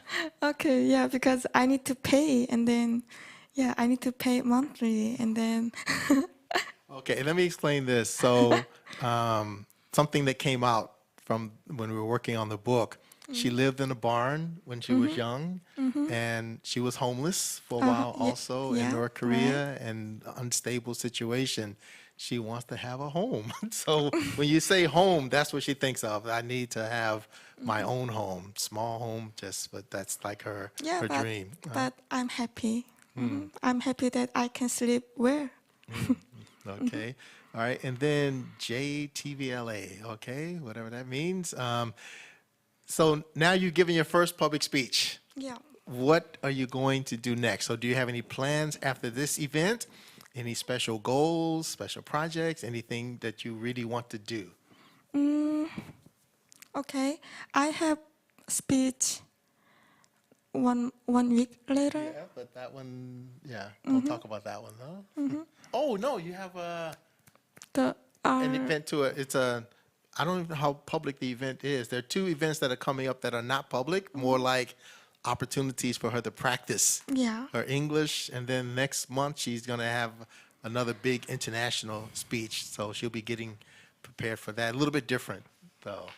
Yeah. Okay. Yeah, that's it. And let's see. Okay. All right. Oh, this one would need some. Okay. So I could imagine that it was difficult to describe certain moments. So maybe there was some pain as you were writing the book. So how did you overcome this? the pain. 책을 쓰실 때 뭔가 이제 옛날 기억을 자꾸 떠올리면서 그 고통스러운 순간이 있으셨을 텐데 그걸 어떻게 극복하셨는지. 이젠 이건 다 지난 경험이고 돈 주고 살 수 없는 경험이다라고 이제 긍정적으로 판단하기로 했었던 것 같아요. I thought positively because the whole memory in North Korea was my past. It's not my present. So I just tried to think positively. Okay, try to think positively. But she had a couple of moments when she said, I don't want to talk about that. Happened a couple of times. So, okay, we just skip. All right. Okay. Marlene asked, why do you think it is important? Marlene asked, but the screen moved on me. Okay, Marlene asked. Okay, there. So Marlene asked, why do you think it is important for North Korean refugees to speak up about their life in North Korea? So why should North Koreans tell their stories? If like so many North Korean refugees talk out, then like so many people in the world can hear about North Korea, and then maybe one day, how can I 통일? Unification? Yeah, maybe. Yeah, so I think it is. I believe that one day. Okay, Ken Stewart says buy the book, and he bought lots of them. So Where's the cancer? go back. I cannot Go back see. down. It says Ken Stewart says Oh, buy the book. Okay, Good. I think he's telling telling You're everybody. the best. All right, and then Kaylee says when you open your restaurant, I'll be there. Wow, thank you so much. All right, let's I go should ahead. open. Yes, okay, right. And S. Shim, I think we know who that is. Your mentor says today was your Carpe Diem moment too. So this was also the Carpe Diem moment. All My right. mentor. All right. My Then, mentor. so Ken Stewart said buy the book. All right. So my question is, how did you? Okay. When we first started this, she had no confidence. Yeah, still, I think. I Still. still, but she thought that no one would buy the book. Because again, not a celebrity, not the elite. Yeah. So I posted a pre-order campaign and said, let's see if anybody will buy the book. I didn't know if it will be successful or not. And we've had almost 700 people buy the book in advance. That's And incredible. when we got to number 100, I told her, and for the first time, she told friends, and I think you posted on Instagram and Facebook. He said, I'm writing a book. So it started to give her some confidence. Okay, so then what was your feeling when you found out that people were buying the book?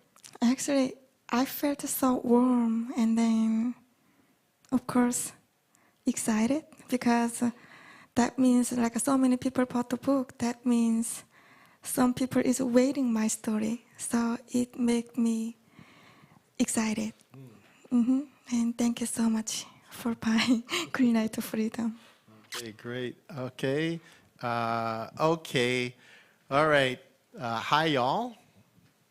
Ask, is it more difficult to escape to South Korea since COVID? Okay. I will take this question. I think she's not really interested in this kind of thing. So just to be clear, the numbers have gone down. So about 33,000 North Koreans have escaped since around 1998, 1999. The year Songmi escaped, it was 2,700 North Korean refugees who made it to South Korea that year. Okay, 2,700 made it in the year 2011. The next year, when Kim Jong-un took power, the number dropped to 1,500. Okay, so if she had waited, her mother tried 3 times to rescue her. If she had waited, then who knows what would have happened. Now, because of COVID, it's a completely different situation. Last year, only about 220 people, North Korean refugees, escaped to South Korea. And this year, I saw the numbers is something like 63. And the Hanawon Re-Education Center, where the refugees, learn about South Korean life and democracy and capitalism and how to use the subway and all that. At one point, there was only 1 refugee in it. So it's much more difficult since to get out of North Korea, and then it's more difficult getting across China also. So yeah, a lot of people can't escape now, even if they wanted to. Okay, so okay, Annabelle asked, what part of North Korean culture do you miss the most? 북한 문화 중에서 가장 뭐 생각나는 거 아니면 뭐 그리운 거? Lot of things. Yeah, with the, how can I say, with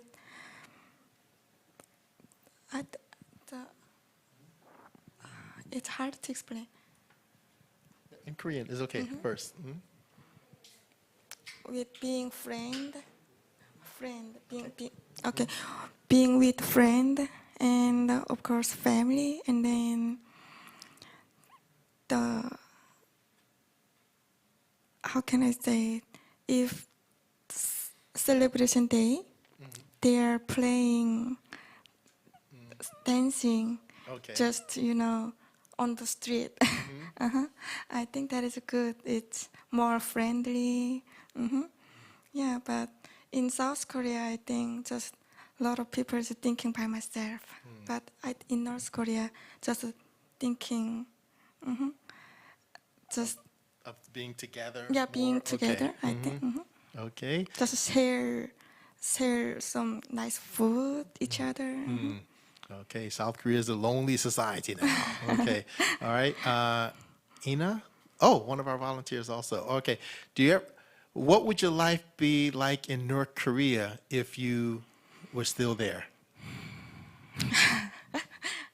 I think maybe go to the mountain and then collect wood and then doing farming things, I think. Yeah. So it would not be as good. Yeah, not good. Okay. Jose asked, will you write a second book? Should I answer? Yeah. What's the answer? I don't know the answer. Yes. I want to write a second book. Yeah, one day. Okay. Kristen Brown asked, would you be interested in participating in a Meet the Author event? So would you be willing to give a speech to, I don't know who it is, so or where, but yeah, are you willing to give another speech, Meet the Author, so they can talk to you about your story? I think that's interesting. Okay, yeah. Sounds like the answer is yes. Okay. Hannah says, I hope you can sign my book someday. Evan Appleton says, send book reviews to Amazon. Absolutely. Annabelle asks, are you planning on releasing a physical copy of the book? Yes, Eungu Lee, co-founder of FSI, announced earlier that we're going to be releasing the physical copy soon. With physical copies, you have to order it and review it and check everything, and then after that, we will be releasing it to anyone who has purchased it. And then, any other? Is that it? Okay, so Heidi asked, was it, okay, do you ever experience prejudice here? Do people discriminate against you? What does it mean? 한국에서 뭔가 차별 대우를 당하신 적 있나요? One time, 8 years ago, when I was working, and then the one lady was saying that, oh, I hate North Korean refugees. They left their family. And then I think it felt like, oh my God, that's not true. We miss my hometown. We miss our family. Yeah, actually, she was made me cry at the time. Yeah, I think that's it. That was one day. And then after that, and then I was afraid to say that I'm from North Korea, but I cannot hide it because my accent. So anyway, after that, still, I told the people that I escaped from North Korea, but we miss hometown. But we don't want to go back to North Korea, but we still miss our hometown. Yeah, so yeah, one time. Okay, and then Ricardo, one of our supporters, also asked, would you ever want to write a Korean version of the book? No. Oh, well, why not? Okay.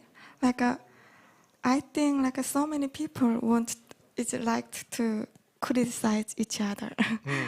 Yeah, so I don't want that. So I just only want English book. I don't want to get in like a criticize each other. I don't like. Yeah. So life is beautiful. So Life is beautiful. Okay. yeah. All right. Well, Timothy, okay, how did you get over your PTSD or your trauma or whatever it was? Okay, as co-author, I'm going to jump in again and say that's a very interesting chapter of the book. So I think it's better to. What question? Oh, so asking about the counseling. Ah. Yeah, but I think that's you. I don't think there's a quick answer for that. Yeah, that it is one. hard to explain. Yeah, that one's too difficult. Please read the book. Okay, and let's see, best mandu that you ever okay, well, okay, about food. Okay, I think we can see. So, found out who was okay. So, I don't understand his question, but Mike is making a joke as usual. So you made the list. Yeah, anyway, we have the list of people who pre-ordered, and Eungu Lee, who is in charge of publications, will be making sure that everyone who pre-ordered the book will be receiving it. Actually, she said Monday the 21st. Okay, I guess she doesn't want to work on Sunday. Okay, so Sachiko asked, it must have taken so much time and effort to write your story. Did you ever want to give up? Yes. Really? When? Yeah, because I don't think I can finish this book. Yeah, I thought because of the scar that in my heart, it just comes up and then it made me impatient. And then yeah, so just couple times. But I finished it. I did it. Yeah, Right. because of Mr. Casey. Yeah, but you know what? She was at two different extremes. Sometimes, she got, she's thinking about things, and other times she's like, is the book finished? Are we finished now?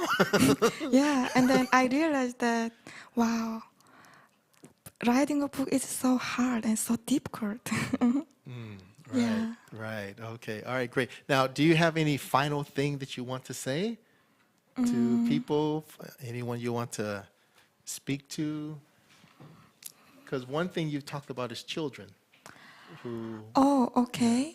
So so many mothers leave their children in North Korea. And then I want to say that their children's because I had same experience in North Korea. So please don't give up and go to try to find your family or your mother or some, how can I say it? Yeah, so I mean, don't give up. Yeah, but also I realized that I thought people just, my mom just forgot about me because she left in North Korea. And then after counseling, I realized that, oh, my mom didn't forget about me. My mom in my mom heart has always, I was been there. And then, yeah, also, how can I say it? They didn't forget their children's. Also still, yeah, they love you and you love your mom and you love your family. Yeah, but so please go to find and try. If you don't try anything, then maybe later you can regret that. Oh, why I didn't try it? Yeah, so try it. Okay, all right. Well, it was a great experience writing the book with you. Thank you. Very moving story. Not a political story, just a story of a young lady and what she overcame to get to her position in life today. So I hope you'll enjoy reading the book and maybe seeing her give speeches in other places. And we also want to present you with a certificate of appreciation to Song Mi Han for the release of the book, Green Light to Freedom, a North Korean daughter's search for her mother and herself. So you might understand a little more about herself, things that she had to go through, written with me. So it's a great, great honor. So thank you so much. This is for me. Yeah, and you did it. You gave your first speech. Congratulations. Thank you so much. All right, This thank is you. incredible. All right, thank you so much. Thank you. That's it? Yes. Yeah.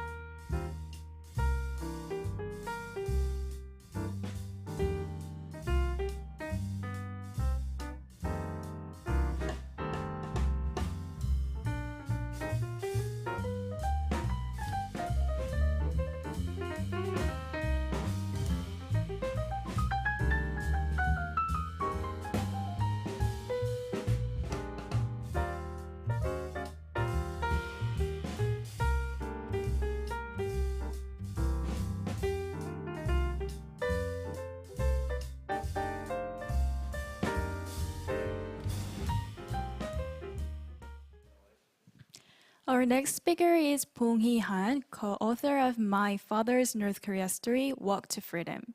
She escaped from North Korea 2 decades ago, and she is now working as an Oriental medical doctor in South Korea. The book is based on a manuscript written by her father in the late 1990s. FSI co-founder Eun-gu Lee will introduce her, then moderate the Q&A session.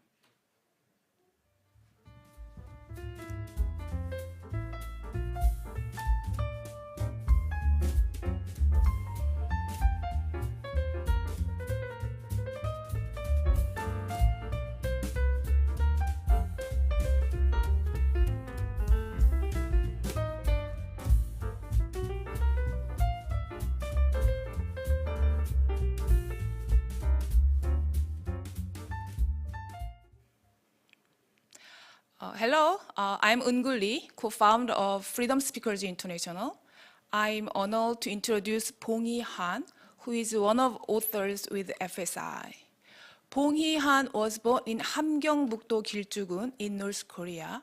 She graduated from the university in North Korea, majoring in electronic engineering. She escaped to South Korea in 2001. She studied Korean medicine in South Korea, and now she is a PhD student at Gyeonggi University in South Korea. Currently, Bong Hee-han is an Oriental medical doctor with her own hospital in suburb of Seoul. She joined FSI in 2018 as a student to study English. For past year, she has been collaborating with FSI to publish her father's memoir in English. The English title is My Father's Story of North Korea, her father's book published in Japanese in 2002 and in Korea in 2019. It is the first time for her to give a speech in front of the international audience. Her speech will be in Korean with an interpreter. Please welcome her.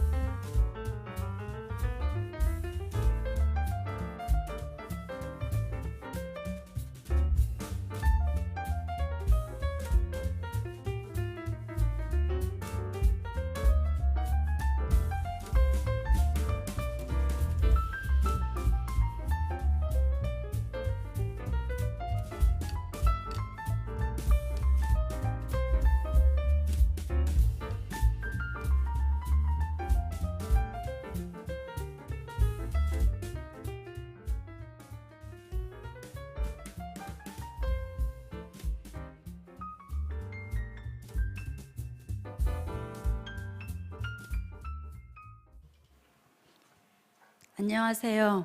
한봉희입니다. Good morning, I'm Bong Hee-han. 나는 자유를 찾아 삶을 찾아 인권과 민주주의를 찾아 한국으로 간다. I'm heading to South Korea for the freedom of my life, human rights, and democracy. 이 책 저자인 아버지가 정든 거향 땅 북한을 떠나며 한 말입니다. My father, the author of this book, said to me this before we left our home in North Korea. 어머니와 언니, 남동생 등 5가족은 결심이 선 아버지를 따라 아무리 노력해도 미래가 없는 나라, 희망이 없는 나라 북한을 등지고 1998년 7월 중국으로 탈출했습니다. In July 1998, the 5 members of my family, including my parents, my elder sister, and my younger brother, decided to escape from North Korea, where we had no future, how hard we tried. 1년 뒤인 1999년 8월 아버지와 저 동생은 중국 공안의 불법 월경죄로 체포되었습니다. In August 1999, about 1 year after the escape, 3 of us, my father, my younger brother, and myself, were arrested by Chinese public security officers for illegal border crossing. 그러나 저는 친척 도움으로 중국 공안에 돈을 주어 북송을 피할 수 있었고 아버지와 동생은 북한으로 호송되었습니다. Fortunately, I could avoid deportation to North Korea thanks to my relatives' help of offering bribe to the Chinese officers. But my father and my brother were sent back to North Korea. My brother could escape from the prison in the north and come back to China again. 동생은 북한 감옥을 탈출하여 다시 중국으로 왔습니다. My brother could escape from the prison in the north and could come back to China again. 그러나 아버지는 북한 감옥을 피할 수 없었으며 3개월 동안 혹독한 감옥 생활을 했습니다. But unfortunately, my father did not make it and had to endure a harsh prison life for 3 months in North Korea. 북한 감옥은 사람이 살만한 것이 아니었습니다. And the prisons in North Korea is not where people can live. 차마 말이나 글로 표현할 수 없는 수준의 강제노동과 고문, 구타, 신문 등 인권 유린이 이루어졌습니다. Prisoners in North Korea have to endure severe human rights abuses such as forced labor, torture, beatings, and interrogations, which cannot be described in words. 여성들에게는 더욱 참담한 현생 지옥이나 다름없었습니다. For women in particular, it's like a living hell.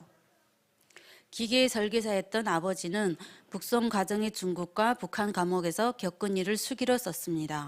My father was a mechanical engineer and wrote a memoir about what he went through in prison in North Korea, in China. 중국 장백현 만장 변방대에서의 고압 정기범 고문과 구타, 신문 등 북한과 다를 바 없는 지독한 인권 유린에 대해서도 기록하였습니다. When he was arrested in Chiangbai, China, by the Chinese border guards, he had to suffer from torture by high-voltage electrical beatings, interrogations, and terrible human rights abuses. 이 책은 저희 아버지가 첫 번째 북송되어 1999년 8월부터 10월까지의 북한과 중국에서의 감옥 생활에 대하여 탈출 후 중국에서 직접 작성하신 것입니다. My father wrote this memoir himself after escaping from North Korea again. This book is about his sufferings in Chinese and North Korean prisons between 2000년 August and October 1999. 2000년 6월 드디어 한국으로 올 수 있는 루트가 마련되었고 우리 가족은 나누어서 연길에서 대련으로 가게 되었습니다. In June 2000, my family finally found a chance to come to Korea. We were separated into groups. 언니와 동생이 대련으로 먼저 떠나고 9월 14일 아버지와 어머니가 떠났고 저는 맨 나중에 떠나기로 되었습니다. My elder sister and my younger brother left first to Dalian. Next, my parents left on September 14th, and I was the last one to leave. 이것은 온 가족이 한 번에 체포될 수 있는 위험을 피하고자 함이었습니다. This was the strategy to avoid the whole family members being arrested at the same time. 중국 연길에서 떠난 부모님이 언니와 동생과 만난 다음 날인 9월 16일 거주하고 있던 아파트로 13명의 무장한 대련 변병대 군인들이 들이닥쳤습니다. On September 16th, the next day after my parents, my sister, and my brother joined again in a new place in Dalian, they were raided by 13 armed Chinese border guards. 아파트 키를 강제로 열고 들어와 안에 있던 우리 가족과 그 외 다른 사람 2명도 함께 체포되었습니다. They forced the door open and arrested my family along with 2 other people in the group. 저는 다행히 연길에서 출발하지 않은 상태였고 제 언니와 동생이 부모님과 함께 잡혔습니다. Luckily, I was still in Yanji at the moment, but my sister and brother was arrested with my parents. 북한 탈북 후 아버지와 우리 가족을 찾아내기 위한 북한 보위부의 끈질긴 감시와 포위망은 중국 연길에서도 계속되었고 우리는 매일 긴장하며 살았습니다. Since my family fled North Korea, the State Security Agency of North Korea kept following the whereabouts of my family, even in Yanji, China, so we could not relax. 1999년 초 우리가 살던 길주군에는 이름 한온채, 중량 80kg 등 이런 사람을 찾는다는 포고문이 붙었다는 편지를 한국에 온 이후 친척을 통해 받은 적이 있습니다. In the early 1999, posters of a wanted criminal were plastered in Gilju, where we lived, looking for my father with his name and description of his look on it. I got the news from the letter written by my mother's sister and later sent to my relatives in Korea and then to myself. 나중에 한국에서 만난 아버지 직장 동료를 통해서도 똑같은 이야기를 들었습니다. I heard the same story from a colleague of my father's later in Korea. 우리 가족이 첫 탈북 후 이미 북한에서는 아버지를 찾기 위한 보위부의 활동이 있었던 것입니다. This shows that the State Security Agency of North Korea had been searching for my father since my family defected from North Korea. 북한 국가보위부는 중국 연변 조선족 자치주에 들어온 후 아버지에 대한 추적을 은밀히 시작했고 현상금을 걸고 수배 사진을 북한 국경 주재소에 붙여 가족까지 잡으려고 했습니다. The Ministry of State Security of North Korea secretly began to run after my father since my family escaped to Yanbian, the autonomous province of ethnic Koreans in China, and tried to arrest my family by putting us on the wanted list in a police substation near the border with China, also promising a bounty. 생포하지 못하면 목을 잘라 가져와라는 지시도 내렸다고 합니다. The security officers were even told to kill my family if they could not capture us alive. 이것을 알게 된 조선족의 밀고로 대련으로 떠난 가족 모두가 체포된 것입니다. Some Korean Chinese saw the poster and informed the security officers of the whereabouts of my family in Dalian, making them being arrested. 사복의 조선족 공안원은 북한과 관계 있는 사람을 알고 있다. 어제 저녁 대련행 열차에서 도착한 사람은 누구냐? 연길에서 미행하고 있었다. 자백하라고 했습니다. The ethnic Korean security officers in plain clothes told the arrested people, "We know some of you came from North Korea. Who did come here by train from to Dalian yesterday evening? We have been chasing you all the way from Yanji. Tell us the truth." 그들은 부모님을 따로 데려가 함께 체포한 사람들 속에 자식이 있냐고 물어봤고 부모님은 우리 자식은 없다. 우리는 두 사람만 어제 왔다. 저 사람들은 모르는 사람들이다. 하며 언니와 동생을 끝까지 보호하였습니다. The security officers asked my parents whether my siblings were among the arrested group, and my parents said, "No, just two of us without our children. We don't know the others." My parents lied to protect my sister and my brother. 공안 당국은 아버지와 어머니를 바로 심양 북한 영사관으로 이송했고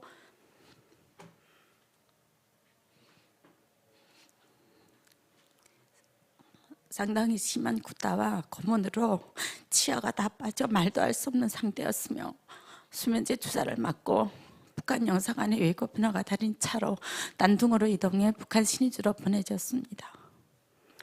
The security authorities transported my parents to the North Korean consulate in Shenyang, China, where my parents were brutally tortured and beaten to lose some of their teeth.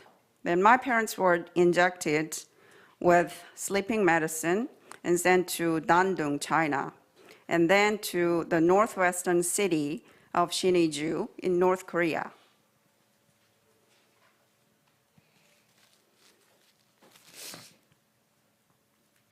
북송 3일 만에 아버지는 고문을 받다 돌아가셨다고 합니다.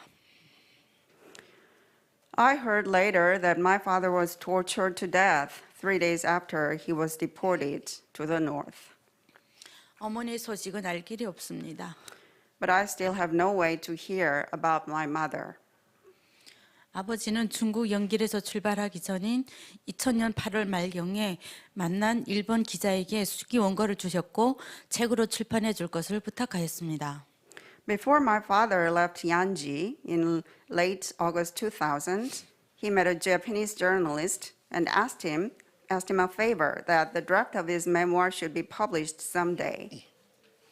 그리고 이 원고의 선인세로 저희 세 자녀는 한국으로 무사히 올 수 있었습니다.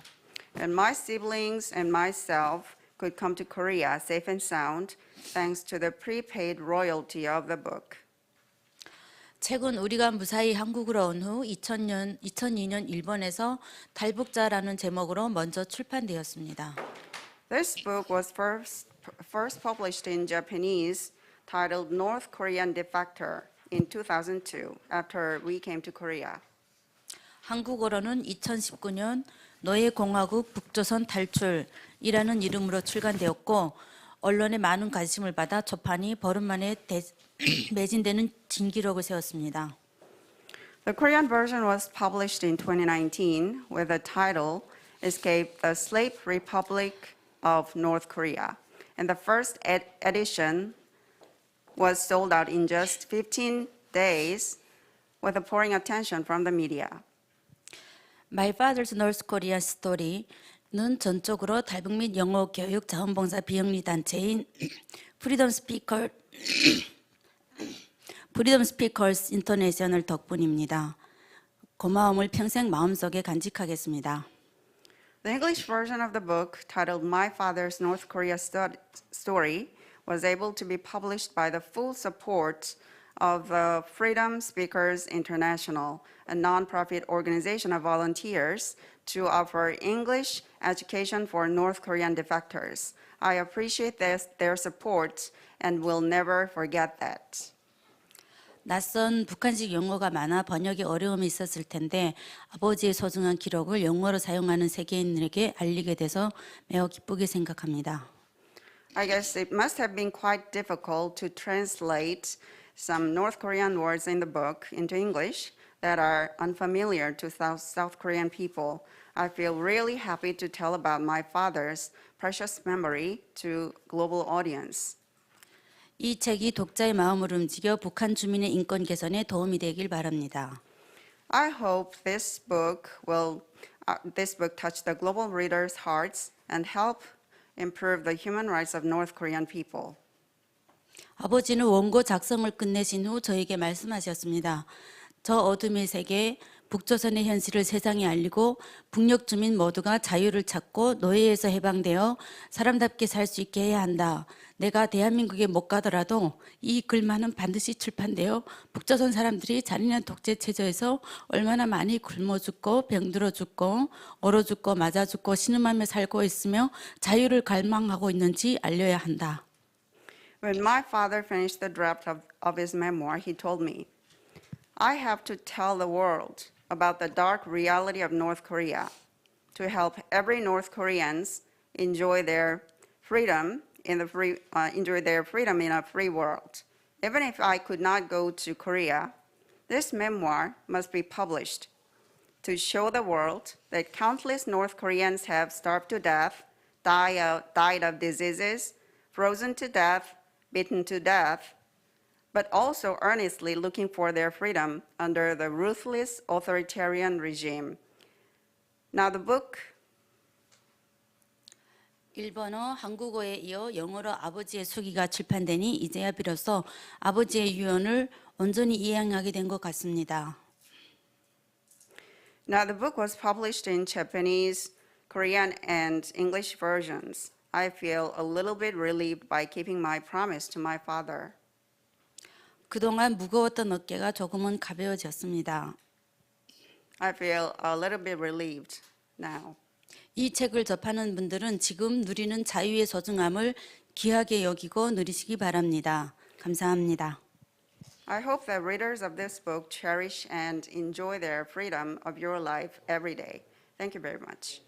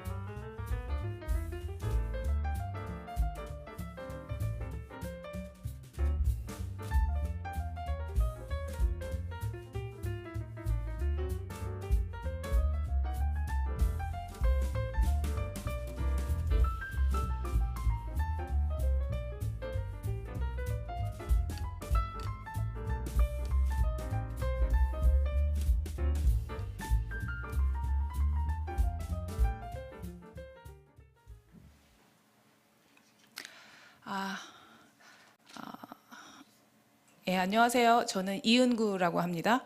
오늘 한봉희 선생님하고 같이 Q&A 세션 한국어로 진행하도록 하겠습니다. Hello, I'm Eungu Lee, the co-founder of the Freedom Speakers International, and we'll have a Q&A session with Ms. Bong-hee Han about the book. 선생님 먼저 축하드리고 책 내신 거 축하드리고 또 오늘 처음으로 그 국제 사회에 있는 우리 오디언스들한테 말씀하셨는데 너무 수고하셨어요. 먼저 그 말씀 전하겠습니다. 감사합니다. Congratulations for the publication of your father's book. And it must be a first speech to the global audience of your story. And congratulations also about that. 오케이.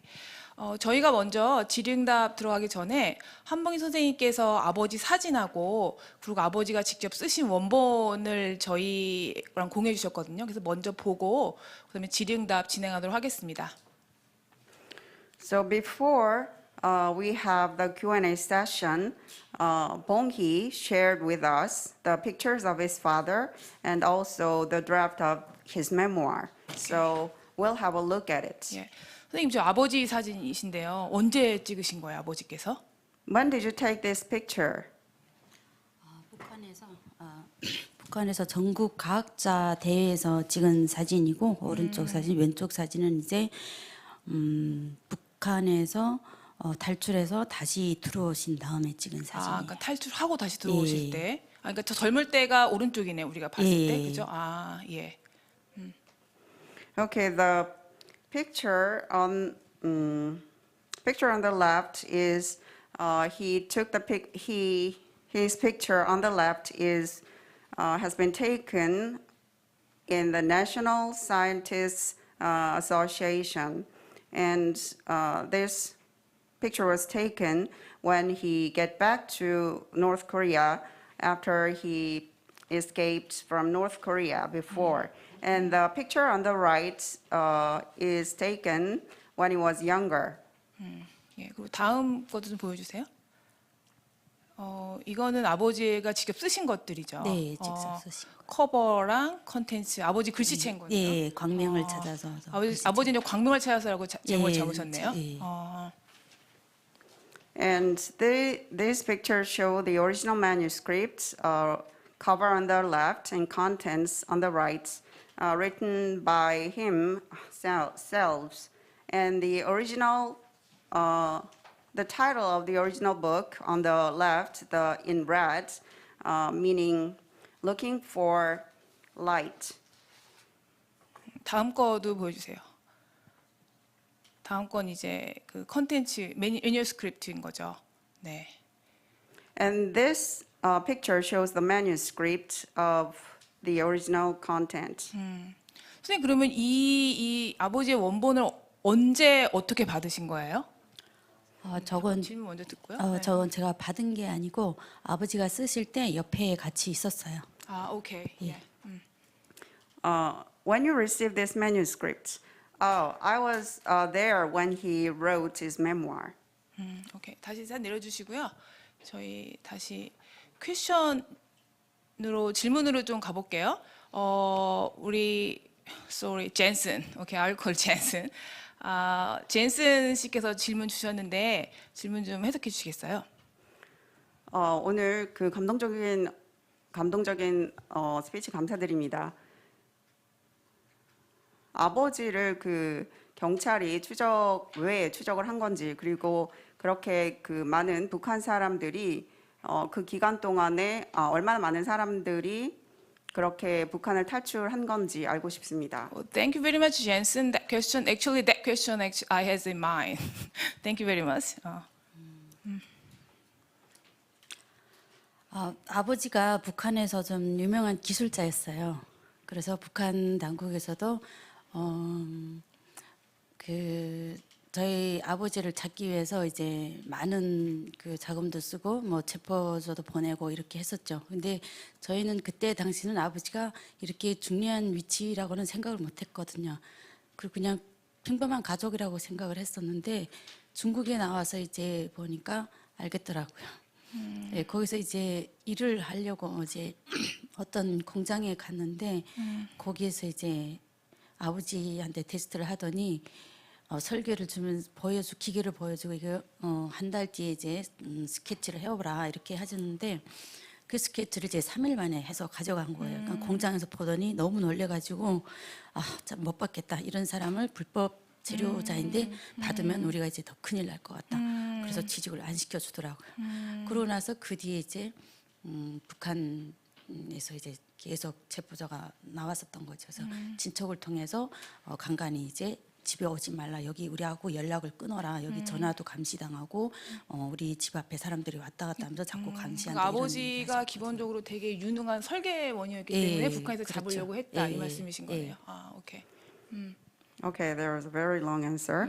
My father was a very famous mechanical engineer in North Korea. So the North Korean regime tried to capture my father by spending a lot of money and also sending a special security team to arrest him. But we didn't know that my father was so famous person in North Korea. But when we went to China, we realized that how important person he was in North Korea, because when he went to a factory to get a job, and the factory manager asked my father to sketch the blueprint of a machine just by showing only once the picture of the physical machine. And the manager thought that it would take about a month. But my father just finished the draft in just 3 days. So the factory manager was so surprised and understood and realized that my father would be a North Korean defector, which is illegal in China. So the factory decided not to take the risk of getting in the North Korean defectors. So after that, we heard that some North Korean security officers tracked my father in China through my relatives. So my relatives my relatives advised my family not to communicate or contact with them from now on because there are security officers to look for my family around them. 오케이. 그리고 그러면 이제 아버지가 되게 유능하신 분이셨는데 여기에는 이제 아버지가 쓰신 거여서 이제 아버지하고 기억은 많이 그런 내용은 없어요. 아버지 입장으로 쓰셨기 때문에. 그러면 이제 혹시 아버지하고 어떤 기억들을 가지고 계세요?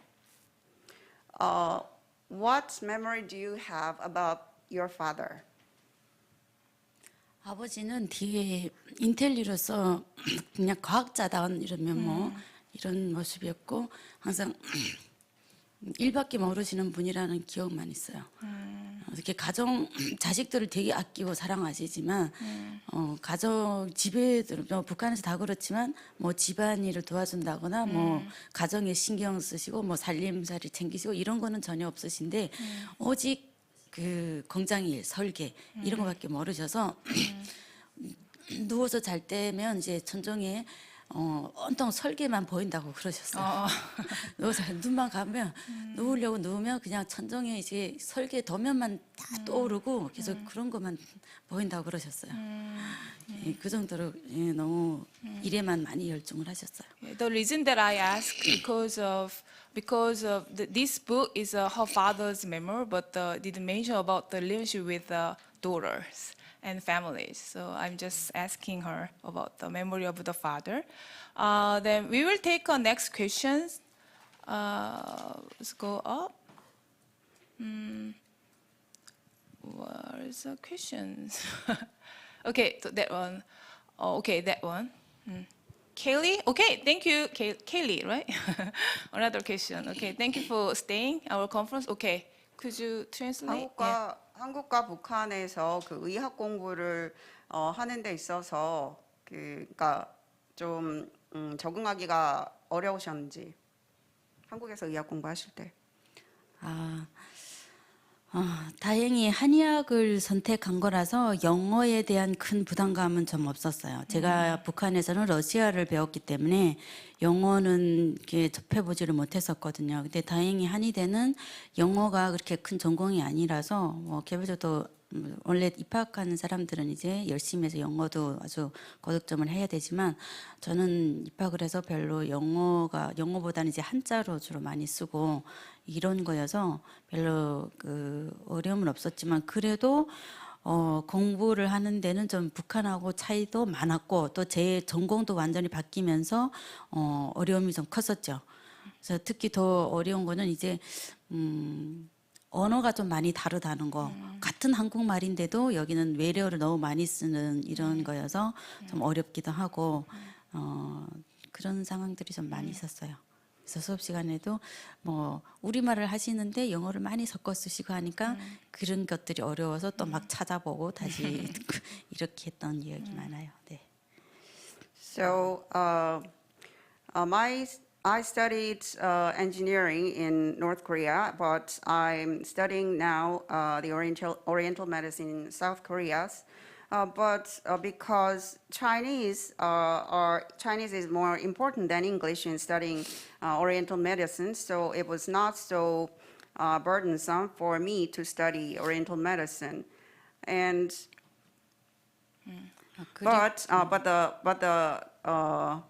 more difficult thing was that there was a difference between my studies in North Korea and South Korea, and the thing I felt more difficult in Korea is the difference in language used in North Korea and South Korea. Especially in South Korea, they use a lot of some foreign languages when they talk every day. And in classes at the university, professors makes a lot of English words in Korean, so it was very difficult to understand. Okay. 그리고 북한에 비해서 교재가 너무 풍부하고 다양해서 좋았어요. 내가 볼 수 있는 것, 내가 궁금한 것 언제든지 도서관에 가면 마음대로 빌리고 그래서 어떤 내가 배우고 싶은 것, 내가 공부하고 싶은 것 마음대로 볼 수 있다는 거 그게 너무 좋았어요. The better thing in Korea was that there were a lot of different kinds of textbooks and materials, which were very diverse, and also I could borrow a lot of books from the library. And whenever I have something to learn about new thing, then I can go just to the library. Okay, so we will come back to the questions about the integrations of South Korean society issue, but we're back to her book, her father's book that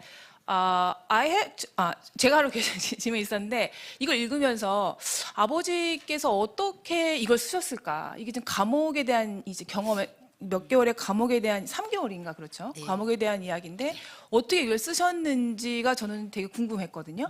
Okay, so yeah. Okay, this is the book about the prison experience of your father in China and North Korea. I wonder how could he write this memoir about his 3 months long prison story. 제가 옆에서 봤을 때는 아버지의 그 쓰시는 모습을 보면 그 가슴에 차있던 한을 풀어넣는 것 같은 느낌도 들었고 그 뭐 생각해서 글을 만들어서 쓴다 이런 느낌이 아니라 머리에 차 있던 것들을 기억하고 있던 것들을 막 풀어넣는 쏟아넣는 이런 느낌이었어요. 그래서 쉬지 않고 단숨에 그냥 하루 종일 앉아서 글을 쓰시고 식사하시고 또 글을 쓰시고 예, 이렇게 하셨는데 정말 뭐 책을 쓰시는 게 뭐 한 달 걸린 게 아니라 한 열흘 정도 걸렸던 거, 열흘도 채 안 걸렸던 것 같아요. 그럼 아버지가 나오신 병원 감옥에서 나오신 다음에 쓰신 거예요, 댁에서? 그렇죠. 예. 그럼 같이 나오셔서 가족들이 있었던 거네요? 그렇죠. 저랑 예, 오케이. 어머니도 같이 있었고 그래서 저는 그거 보면서 얼마나 거기에서 겪었던 일들이 저렇게 사무쳤으면 저렇게 이 펜을 멈출 수가 없이 저렇게 글이 나올 수 있을까? 예, 그렇게 놀랬거든요. 저도. Okay, yeah. When my father wrote the manuscript of the book, I was beside him and had looking at him when he write about that. And it felt like he had so much deep sorrow and pain in his heart. So there's no difficulty in writing this story. He just drew some contents from his memory, and it does not seem so difficult to write down. So it just took 10 days in finishing the book, and I guess that also the book was written while my family members was there with him. Okay. Any questions more up? We didn't missing? No, okay, yeah. 그러면은 이게 2018년 아버지 일본인 기자가 이제 이거를 가진 거잖아요. 네. 그러면 그 원고를 아버지께서 일본인 기자에게 드린 거예요. 네, 직접 주신 거예요. 그러면은 그거를 직접 어떻게 드린 거예요? 일본인 기자한테?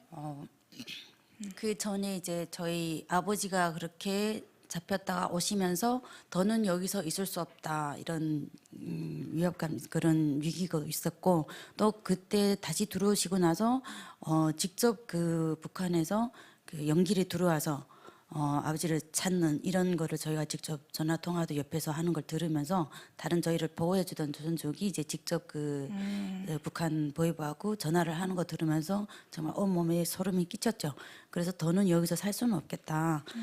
어쨌든 우리는 한국으로 가야 안전한 곳으로 살 수 있다. 이렇게 해서 이제 동생하고 언니가 먼저 교회를 통해서 이제 대련으로 가게 됐고 그 대련으로 가서 이제 한국 사람을 알게 되면서 그분이 그 일본 기자를 이제 아버지한테 보내주신 거죠.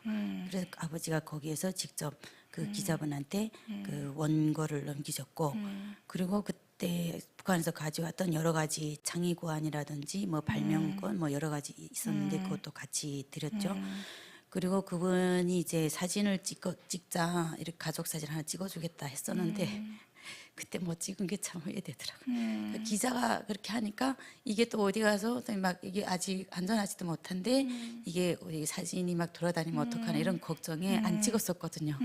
그리고 제가 이제 18년도에서 그 기자분을 만나고 나서 그 후회가 얼마나 들던지 그때 이제 가져갔던 자료들을 다 돌려주시더라고요.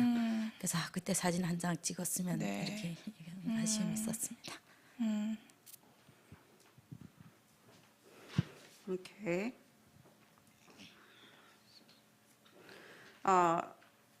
Your father, before he left China, your father sent the manuscript of his memoir to a Japanese journalist.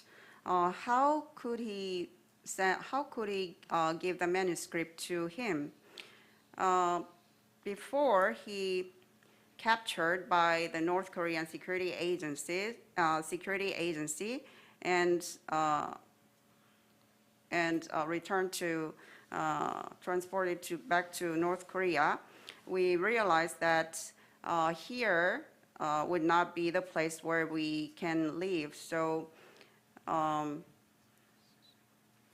some of my family, some of my relatives told us that they noticed that some North Korean agencies around them surveilling my family and also my relatives. So we decided to go to South Korea.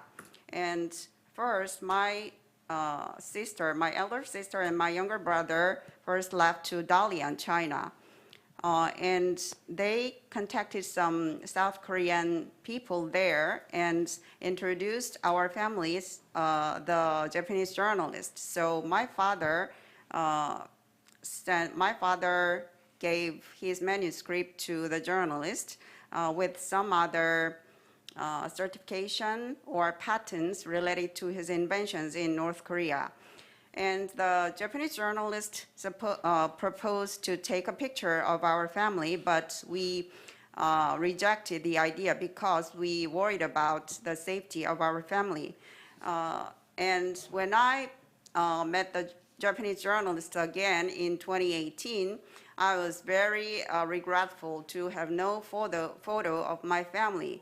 And also, at the moment, I got some related materials along with my father's manuscript from the Japanese journalist. Yeah. 그러시군요.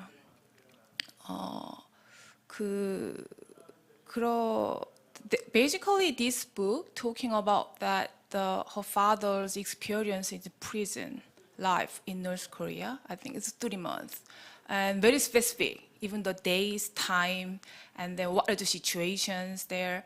When I read it, that oh my God, how can it's specific he can remember? So, but also the lesson that how much the human rights, the North Korea, for people is not respect. It's how much is the abuse for people, their human rights. So I was kind of not anger, but it's so shameful. And how can we help these people? I thought that during reading a book. 그래서 선생님이 생각하시기엔 아버지는 이 책을 통해서 어떤 이야기를 하고 싶으셨던 것 같으세요? What do you think that your father wanted to deliver by writing his memoir? 아버지는 이 책을 통해서 북한이란 이 사회는 그때 당시는 아직 많이 알려지진 않았어요. 세계 사람들이 도대체 북한이 어떤 나라인지 많이 궁금해하고는 있는데 북한에서 어떤 나온 자료라든지 이런 것들이 많이 없어서 궁금할 때였는데 이 북한이란 나라는 거대한 감옥과 같다. 여기 사는 사람들은 자유가 없다. 김일성, 김정일이 독재에 의해서 정말 기계처럼 사는 사람들. 자기 의지대로 생각하고 행동하고 말하면서 살 수 없다. 그리고 어디 내가 가고 싶은 곳에 가지도 못하고 말도 못하는 이런 거대한 감옥이다. 나라 전체가 감옥이다. 여기에서 우리가 해방되고 싶다. 근데 우리 힘으로는 부족하다. 그러니까 전 세계인들이 많이 도와달라 이런 의미가 있으셨어요. Okay.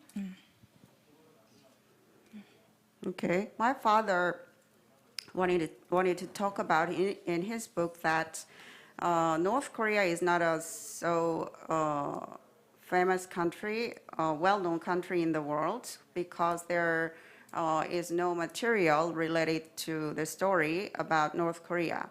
And he said that he thought that North Korea is large, is a gigantic prison, a country prison, and nobody has freedom to live a free life and no freedom of speech, and just people live like machine, and they cannot say what they want or where they want to go. And but instead of that, people still want to be free from the prison, and but North Korean people have no enough power to let the world know about North Korea. So we need help from outside world. Okay, then some of them the wondering about the whole life in South Korea. So we will back to the questions adjustment. So Lance Herman, sorry, please understand. Okay, so question is that 감동적인 이야기 해주셔서 감사합니다. 한국으로 오실 때 한국으로 이제 이주해서 오실 때 어려운 점이 있으셨는지, 그리고 마지막으로 이제 한의사가 마침내 한의사가 되셨고 의사 한의사가 되셨고 또 병원을 개원을 하셨는지 궁금하고 아무튼 행운을 빈다고 말씀하셨습니다. 그러니까 어떻게 이제 그렇게 하는 거를 어려웠을 텐데 어렵지 않았냐? 개원하고 의사 되고 이런 모든 것들이 그래서 어떠셨는지. 북한에서 한국으로 오는 모든 과정이 어렵고 목숨을 걸고 행해야 하는 아주 위험한 일들이고 저는 한국에 왔을 때 한국에 도착하기 전까지는 정말 한순간도 마음을 놓을 수가 없어요. 근데 일단 한국에 비행기가 도착하고 나서 정말 살았구나 이렇게 안도의 한숨이 나가고 그다음 이제 한국에서 이제 정착해서 살아야 되는데 이제 어떻게 뭐부터 할까 이런 고민도 많이 컸었죠. 그때 이제 부모님이 중국에 같이 계실 때 이제 한국 가면 모든 것을 새로 시작해라. 대학부터 다니고 북한에서 배웠던 것은 다 없다고 생각하고 처음부터 새로 시작해야 된다. 이런 얘기를 많이 해주셔서 가자마자 이제 공부하는 걸 가장 중요하게 생각을 하셨어요.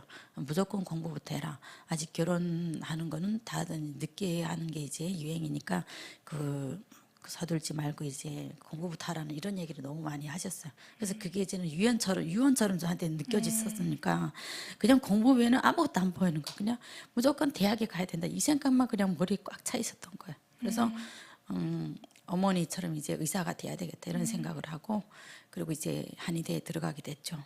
그래서 지금은 한의대 대학 다니면서 이제 대학생이 이게 결혼도 할 수 있구나 하는 것도 알았고 대학 다니면서 이제 연애도 할 수 있구나 이런 것도 알았어요. 그래서 북한 같으면 정말 상상도 못하는 일인데 뭐 연애한다 안 되죠. 그리고 뭐 결혼한다 이거는 더욱더 있어서는 안 되는 일이고 그래서 한국에 들어서 처음에 정말 결혼하고 이제 애들도 2명 출산을 하고 휴학하고 또 복학을 하고 이렇게 반복을 하면서 이제 대학을 졸업을 했죠. 그래서 다른 사람들보다 좀 늦게 졸업은 했지만 그래도 대학 입학할 때는 되게 마음이 조급했었거든요. 내가 이 나이에 이제 들어가서 어떻게 공부를 할 수 있을까? 저 젊은 어린애들하고 같이 공부해서 따라갈 수 있을까? 이런 걱정도 컸는데 일단 하고 보니까 그래도 따라가긴 하겠더라고요. 네, 그렇죠. 그래서 지금 현재는 한의원 있으시죠? 대학 졸업하고 한의사 국가고시 합격을 하고 이제 한의원을 운영을 한 지 이제 12년 차, 12년 차 되는 11년 차 되는 것 같습니다. 예. The conclusion is difficult, so difficult. It's a very long story. Before I coming to South Korea, it was a very difficult and dangerous path, and I had to risk my life. But once I came to Korea, I could not be relieved before I come to South Korea. But once the airplane landed on South Korea, it was finally I was finally felt relieved. But the next worry was then what to do next. My parents once said that when we talked in China that the most important thing is to study at university. So my parents advised me that you should forget everything about what happened or what you learned in North Korea and start again in South Korea. And the most important thing is to learn, and marriage is the second thing. So I felt like it's the will of my parents. So my priority was to go to the university to become a doctor as my mother did. And I entered the universities to study Oriental medicine. And I noticed that in South Korea, university students can not just only study, but also they can marry while they attending the university. So, but it was not imaginable in North Korea. So I also married and delivered 2 children, and I repeated study and vacation for myself. And so it took a lot more years than other students. And after I entering the university to study Oriental medicine, I feel a little bit nervous because I was not so confident about I can cope with other students, but I realized that I can. So now, after I graduating the university, I succeeded and I passed the exam, the national exam, to become an Oriental doctor. And also, it's been 12 years since I opened my own clinic. Just in addition to being an Oriental doctor in South Korea is one of the challenging things for especially students who being a doctors here. So when I heard that she passed the examination being an Oriental doctor, that is a really amazing and incredible achievement for her life. And then I didn't know, but her father's will was studying her, so she just followed her father's will. And then her husband also the Orient doctor and learned the hospital. So they are both of doctors couple. But it's amazing. I mean, even though she's so busy life and kind of the challenge just in South Korea, but she always remember that how father's mission she can achieve complete.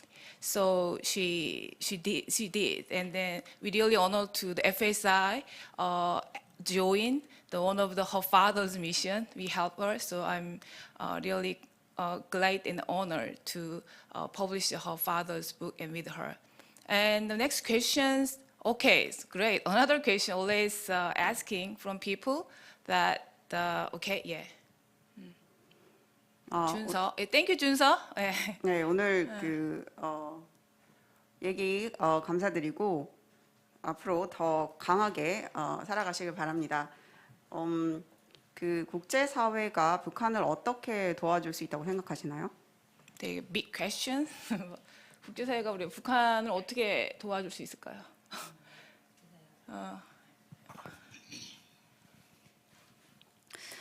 일단 너무 봉쇄적이고 북한은 아직도 세계와 소통하려고 하는 이런 게 전혀 없다 보니까 그 안에 사는 사람들은 너무 고통스럽죠. 그래서 북한사에서 세계에서 계속 이제 북한의 인권에 대해서 얘기를 계속하고 어떤 북한 사회를 자꾸 국제 무대에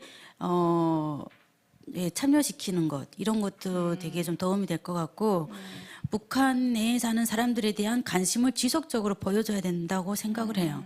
일단 고위층에 있는 사람들 뭐 이런 사람들이 생활 뭐 이런 것만 이제 많이 나오고 또 평양이라든지 북한은 자기네 보여줄 것만 보여주는데 실제 그렇지 않거든요. 그래서 실제로 우리가 이 TV에서 보지 못하는 이런 것들이 많아요. 그래서 그런 거를 자꾸 끌어내야 되는데 세계에서 자꾸 북한에 대한 인권에 대해서 자꾸 얘기를 하고 그리고 뭐 어떤 독재적인 이런 체제가 좀 무너지도록 이렇게 어떤 한국과 같은 이렇게 자유민주주의 국가가 되게끔 좀 이렇게 어떤 국제적인 도움이 좀 많이 필요할 것 같아요. 제가 이런 정치적인 쪽에는 좀 네, 맞아요. 정치적인 질문이죠. 그래서 정치적인 건 잘 모르긴 하겠지만 어쨌든 그 속에서 봤을 때는 어떤 구원의 손길이 너무 간절하거든요. 예. 그래서 이런 거를 예. 네, 오케이. 예. Okay, for the help from the global community, I think that North Korea is a very isolated country, and there is no communication with the outer, with the world. But North Korean people are feeling very frustrated and distrustful living in North Korea, and the global community need to talk about the North Korean human rights issue, keep to talk about the issue, and also the global society can help by helping North Korea participate in the global stage, and also need to have more interest in North Korean defectors and North Korean residents in living in North Korea. And the North Korean regime only want to show what they want to display to the world, but that's not all. There are so many things that we cannot see behind just on TV. So many things that cannot be seen on TV. So the world should help North Korea to raise the human rights issues in North Korea, and also to help change or transform the authoritarian regime of North Korea into a democratic one. Okay, yeah. So one thing we can do it that raise the awareness of North Korean issue through reading a book. So if you're reading a book, then you can understand more how can we help and how can we aware of North Korean situation, especially from perspective from the human rights. Then we time to finish, but before that, always I wanna talk about how we start with her to the working with the FSI. So I will ask her about that. That 또 FSI는 어떻게 찾으셨고 또 저희랑 이렇게 책 출판을 하기로 결정하신 그런 이유가 있으세요? Okay, question. How did you come to know the FSI, and how did you come to decide to publish your father's book by translating into English? 제가 잘 아는 친구가 있는데 동생 같은 친구가 있는데 그 친구가 이제 그 영어 발표 대회를 한다고 해서 저를 초대한 적이 있었어요. 그래서 귀여운 동생이 하는 거니까 가봤는데 정말 영어로 발표를 하고 있더라고요. 그래서 이거 어떻게 이렇게 됐냐 했더니 여기 소개를 해주시더라고요. 그래서 나중에 이제 여기와 연결이 돼서 제가 영어 공부도 좀 하게 됐고 그러면서 이제 자연스럽게 저희 아버지 책을 드렸고 그러면서 인연이 돼서 이제 이거를 영어로 번역을 해야 되는데 제가 능력도 안 되고 해서 번역할 수도 없다 했더니 여기에서 이제 우리가 그러면 한번 해보자 이렇게 해서 선뜻 도움의 손길을 주셔가지고 잘 완성이 됐습니다. 너무 감사드리죠. Okay, one of my dearest friends invited me to her speech, English speech, and I was very impressed to see her speech. So I asked her, how can I study English? So after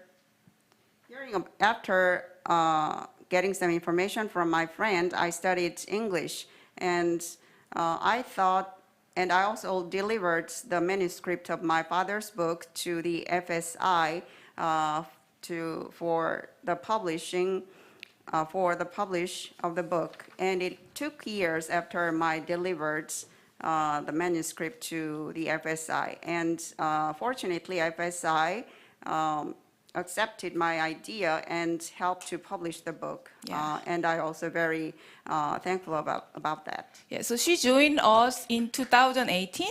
Then we actually at the time when she delivered her manuscript, we cannot because we more focused on the tutoring. But now it's a change to FSI. Then we remember that her asking. So that's why we decided that her book as a translations book in English. Thank you very much today, 선생님. 저희가 오늘 감사를 해서 이렇게 Certificate Operation Speaker 이거 준비했거든요. 선생님께 이거를 전달해드리도록 하겠습니다. So I deliver the certificate to Bong Hee-han. Thank you.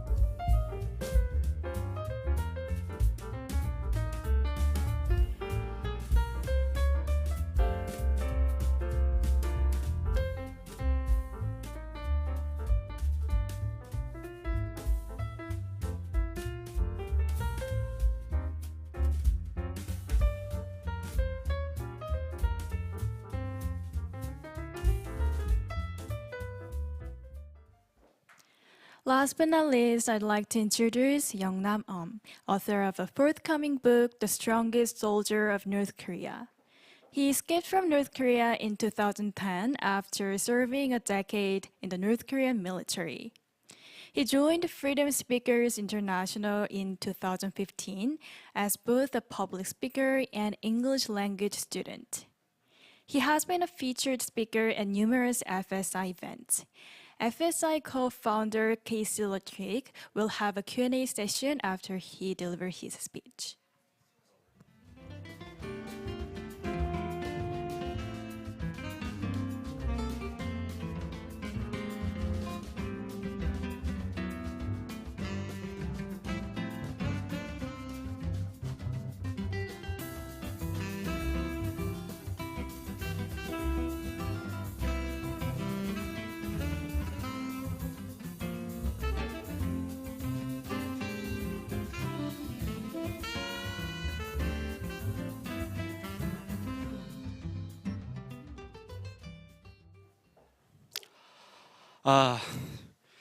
Do you know which country strongest, which army strongest army in the world? Does anyone know which country is the best? You may say U.S. Army, maybe Finland, the highest happiness index in the world according to OECD survey. But I want to say no. North Korea is North Korean army is the strongest army in the world. North Korea is best country in the world, according to North Korean regime when I was North Korea. Let me tell you about how brave North Korean army. The soldiers would not have afraid alive burning by heavy clay when they were digging the well. They were not afraid to be killed by collapsing the crane. They were not afraid to be killed by the stack of heavy concrete beam. Those things what I've experienced when I was in the North Korea. Unfortunately, it's ongoing right now. My name is Yeongnam and I was born and raised in North Korea. I spent a decade in the North Korean Army between 2001 and 2010. I escaped from North Korea in November 2010. And I graduated from Korea University, where I learned master's degree of public administration. I had been to Canada for 3 years, and I also learned English via TNKR, now FSI. Today, I'm going to introduce my autobiography, The Strongest Soldiers, that you might never ever heard about. In the media shown, North Korea Army is that mostly nuclear weapon, ballistic missile, and the Kim family. But there are poor soldiers and poor people that I've been experienced. In 2001, I entered the army. For the first time, I saw the slaves, not the soldiers. Those soldiers' clothing were old, torn. Even the uniform was not regular uniform. It was just like a criminal forced labor work. The barracks seems like ancestral wooden huts, a roofing made of wood, and wall was a soil, natural soil. This is what I have been experienced, so-called the strongest army. I felt like returned to 19th centuries at that time. North Korean regime propaganda says that that first military policy, but it was completely fake. Only first things, nuclear weapon, not a soldier's lives. That's why many fellow soldiers were always hungry and malnutrition. Many soldiers, many soldiers run away from their barracks and stealing food and properties from the civilians one. For example, in around 2004 or maybe 2005, not exactly what exact date. Anyway, my company remained only around 50 soldiers. Other more than 60 escaped from the barracks because lack of food and harassment. Another example is that you may see the amazing power of the North Korean military service. You know, the strongest soldiers doesn't need heavy equipment to build apartment and dismantle huge concrete structure. They were very enough to dismantle the large concrete bridges via only slates hammers. Around 2008, my brigade included my company moved to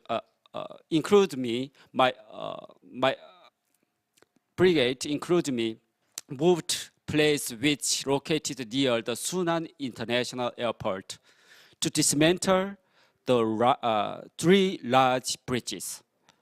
My fellow soldiers and I dismantled those big bridges only sleds, hammers. This is what North Korean military power you can never imagine.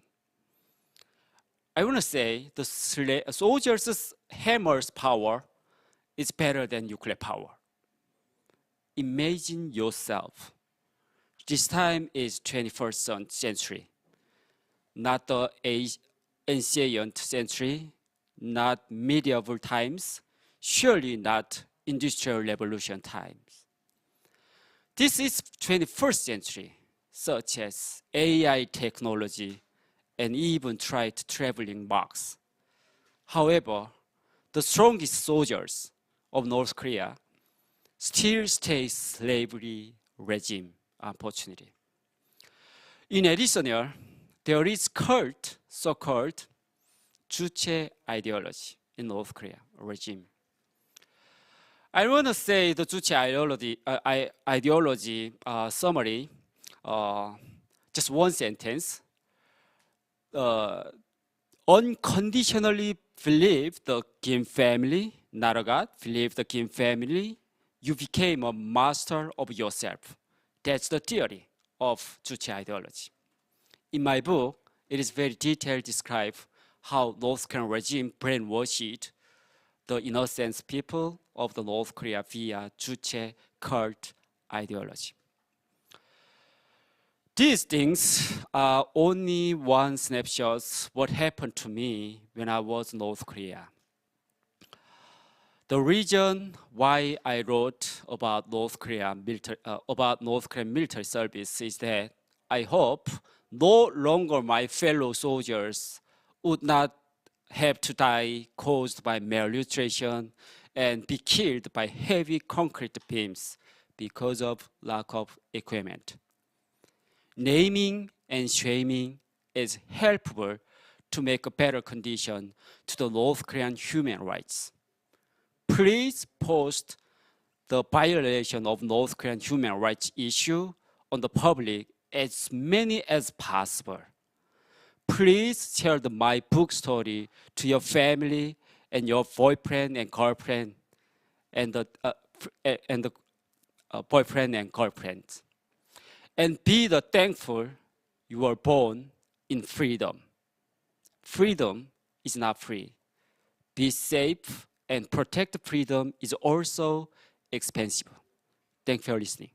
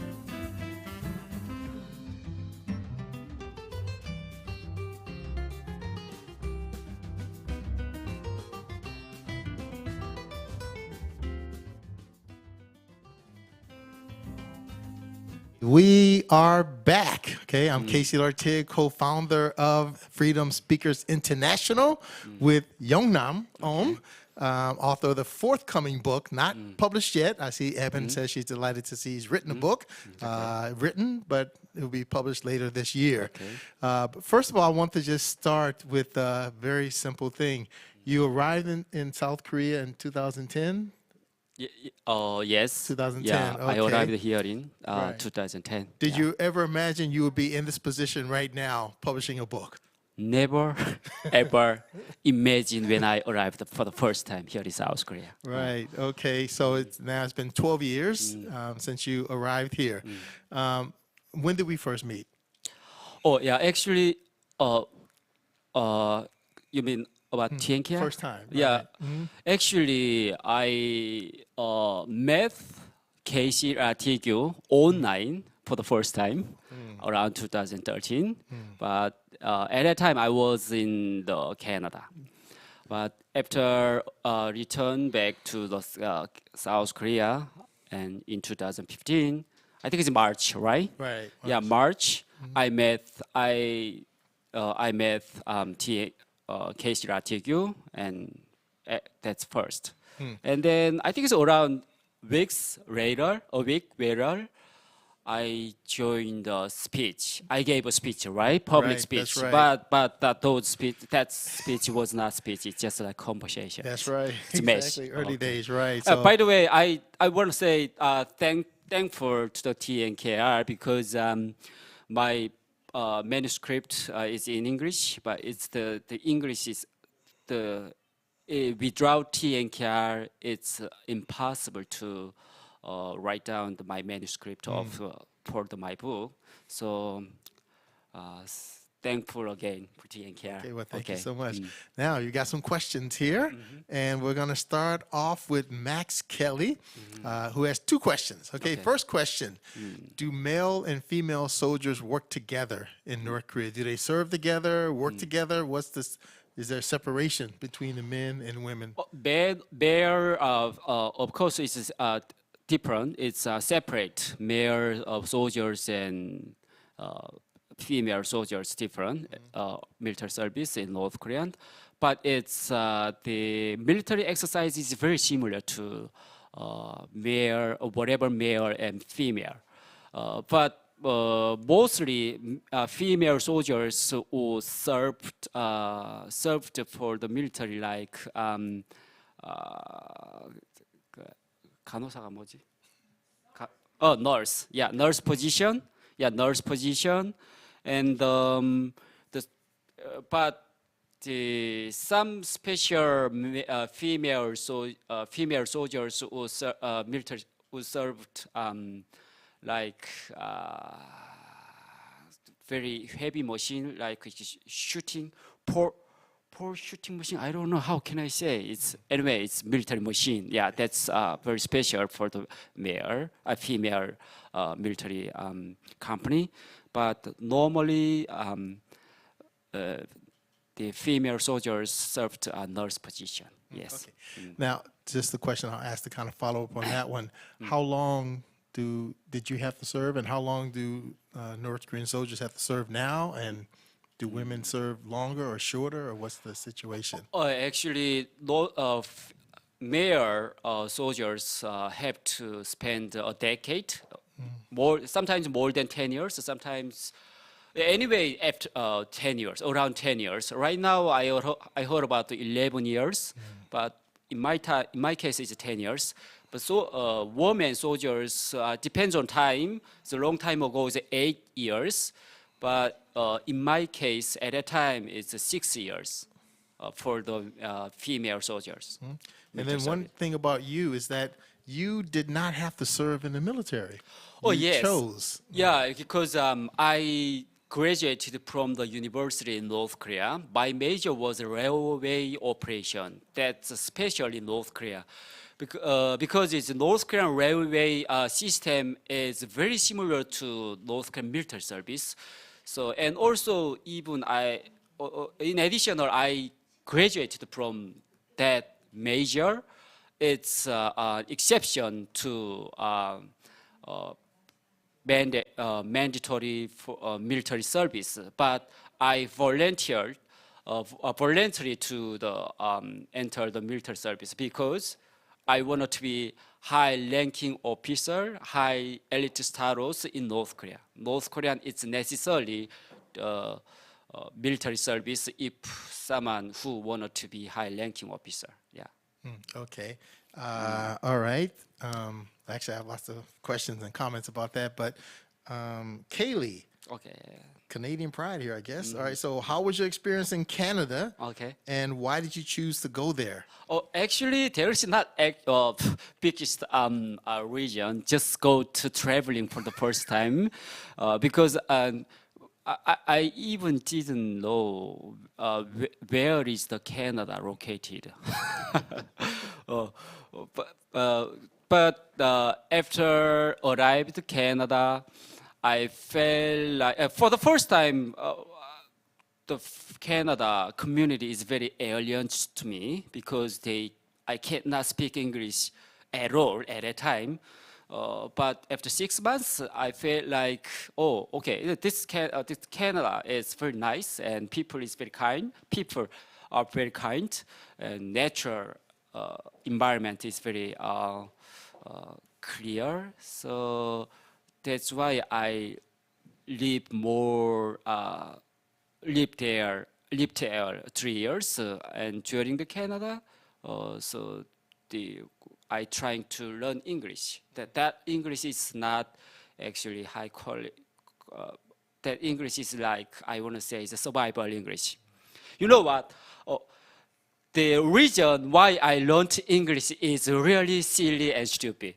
You know, when I was in Canada, one day, one of the security guards, actually that security guard, my apartment security guard, he at that time is I got some package from the South Korea, but you know what?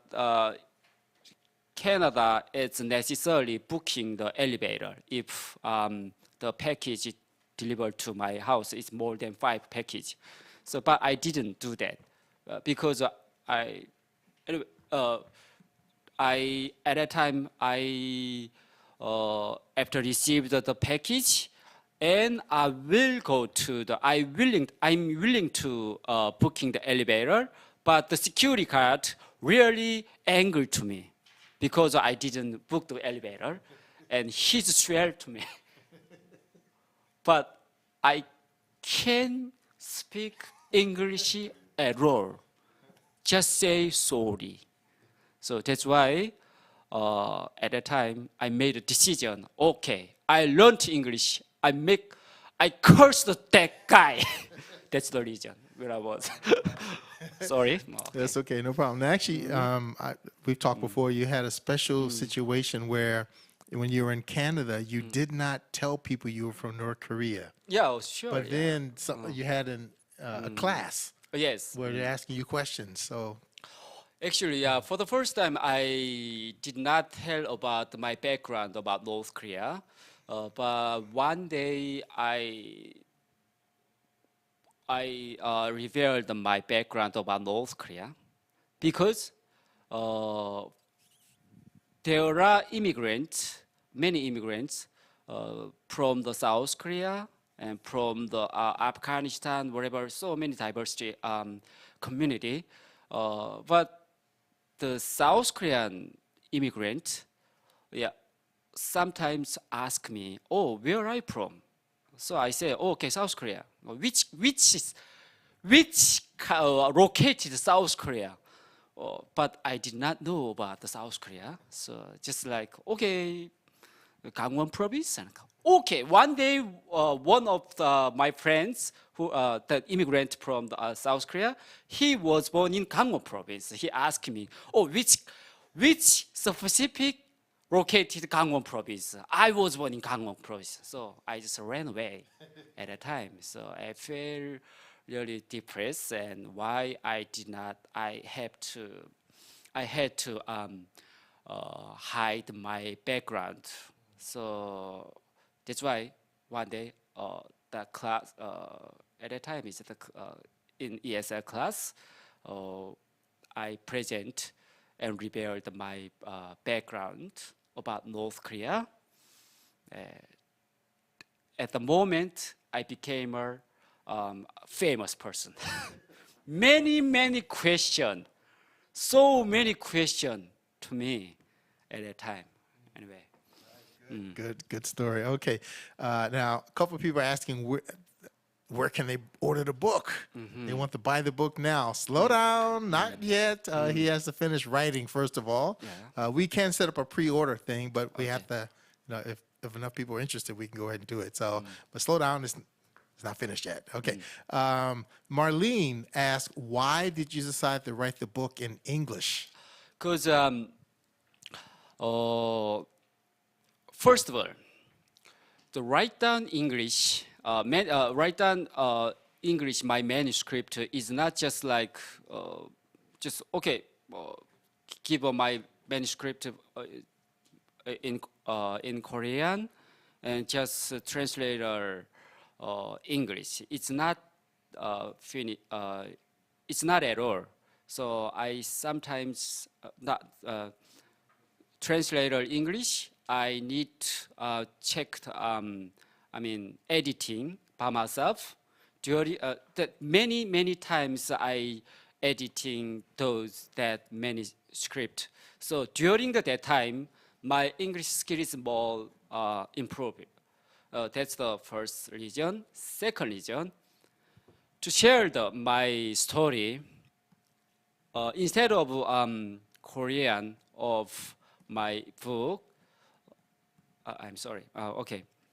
To write my in English book about me is better than Korean, because you know what, in South Korean political situation is a little bit tricky. First of all, anyway, I'm really thankful for the South Korean government and get a citizen of South Korea. But you know, there is divided two political groups. One of them is how can I describe it? Anyway, North Korean defector issue really controversy in South Korea, and also not very how can I say, not very interesting. Many people not very interesting opportunity here in South Korea. So even outside South Korea, I mean, especially English community is more interested in North Korean story. That's why I wrote my book in English. Okay, anyway, my English is so limited. No problem. No. A lot of people saying you're a great speaker and fantastic. Okay. Sang-hee asked, what is the present? So like how many North Koreans are in Canada? And how is it different about the North Koreans who are in Canada compared to South Korea? I don't know exactly how many people live in North Korea. I think it's more than, I think it's hundreds people of North Korean defector live in live in Canada. The different thing is that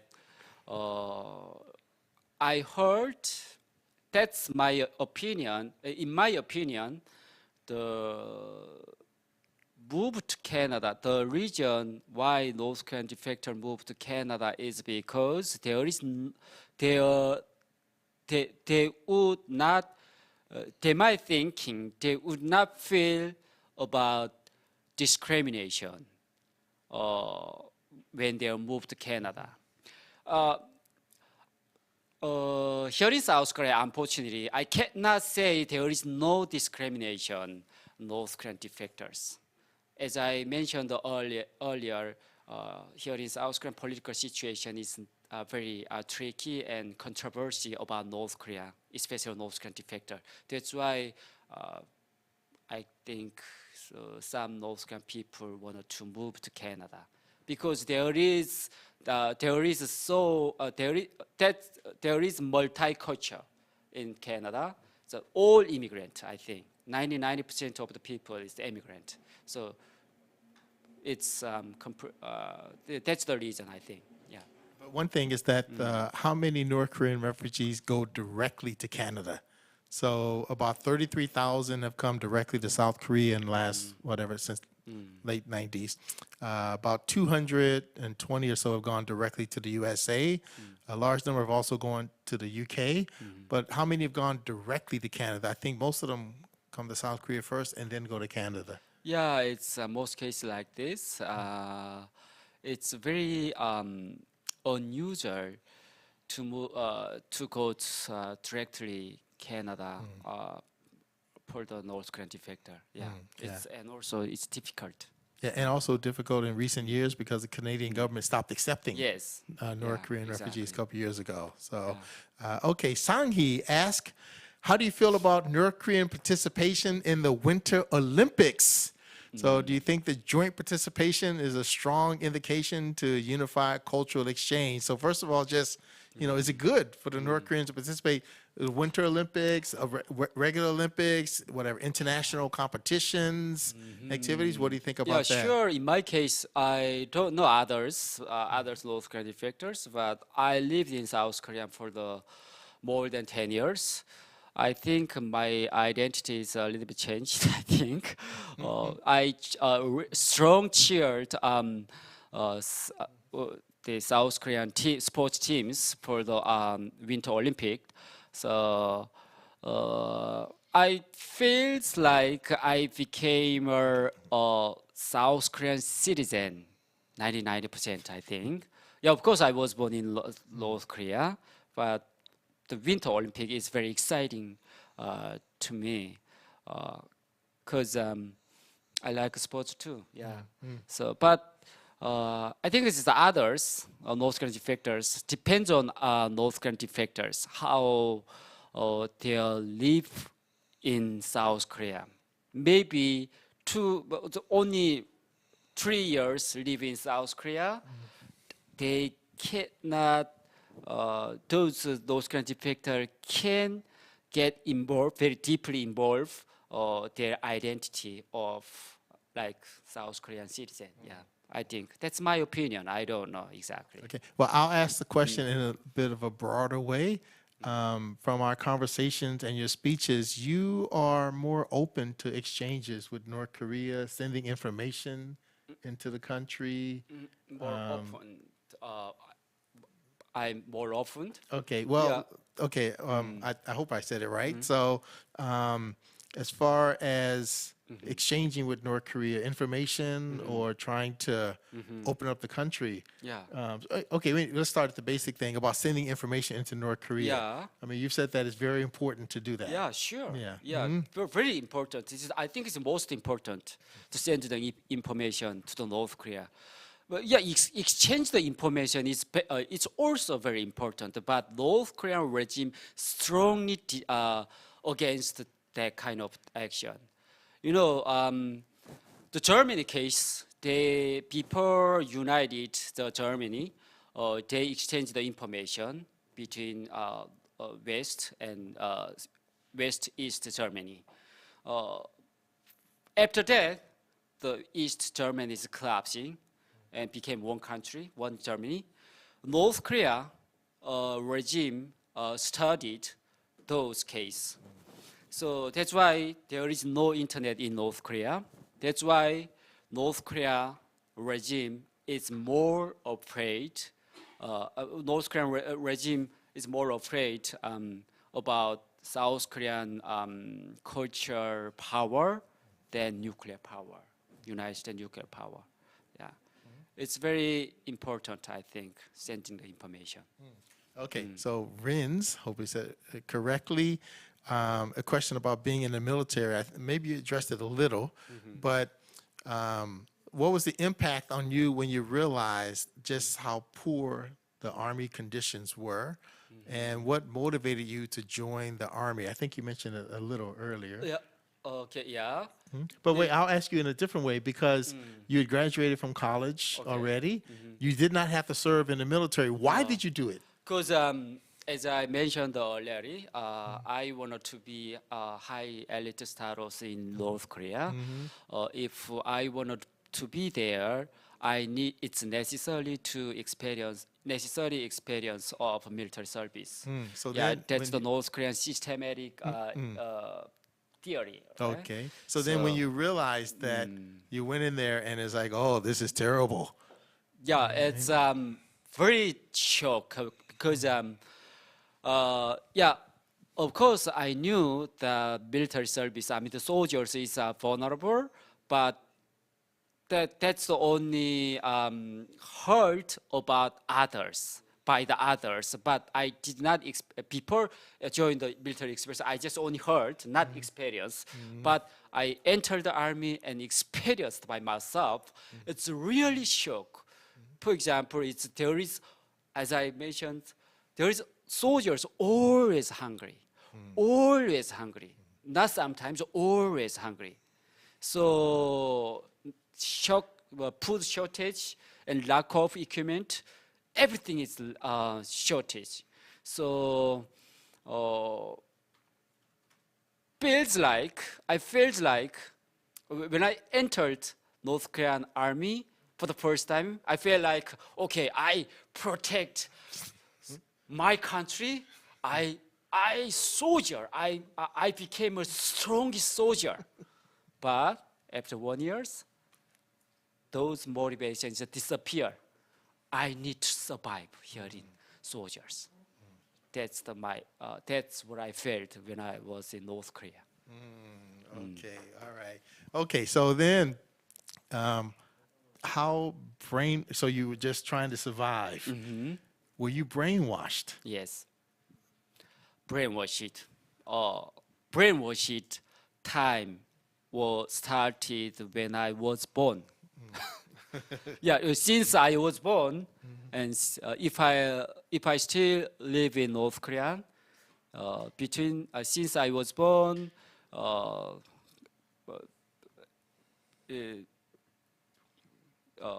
and I have to get brainwashed by the North Korean regime. So military is more strong. For example, brainwashed. Elementary school, there is a textbook, North Korean, the Kim family history textbook, the Kim Il-sung's history. That's the obligation. There is no choice. We have to take that all course. So that's not only elementary school. It's middle school, high school, even university is more high level of brainwashing. For example, when I was in North Korean University, I had to take a course, Kim Il-sung's ism. Kim Il-sung-ism. Okay. Yeah, ism, Kim okay. Il-sung-ism means like based on Juche ideology, as I mentioned my speech, cult ideology of Juche ideology. It's based, the philosophical theory is Juche ideology, but result is Kim Il-sung-ism. Means that just like Kim Il-sung is God. That's the one sentence. Okay. Oh yeah, that's the brainwashing in North Korea. Okay, so now you've been here 12 years, and when you look and see media showing the North Korean soldiers walking around, what is your thought about them? I feel pity, I think, because the media shown is just trying to describe a North Korean soldier really North Korean military provocation by the North Korean soldiers and North Korean regime. But as I mentioned earlier, yeah, those soldiers are poor, and in a sense, they are victim. I think, except North Korean Kim family, the Kim family. So I think that's why send the information is very important. Yeah, those soldiers as a slavery, they were brainwashed by the North Korean regime, and also they were even died, victimed. They were not. Yeah, some of crazy soldiers even trying to victims for the North Korean for the Kim family. That's the brainwashed power. So that's why when I saw the media for the North Korean soldiers, I mean soldier, not maybe ballistic missile and something like the military equipment. The soldiers, I felt pity. Yeah. Okay. All right. June asked two questions. So first of all, what are the daily worries a worry of most North Koreans? Is it always about food? And related to that, do North Koreans try to grow their own food? Okay. What the daily worry, of course, is food. Because uh, imagine yourself, if you don't have enough food, but other clothing is enough, but you're always hungry. What can you do? This. So the survive, the human, the survive is for human is it's essential. There is food shortage, always food shortage in North Korea.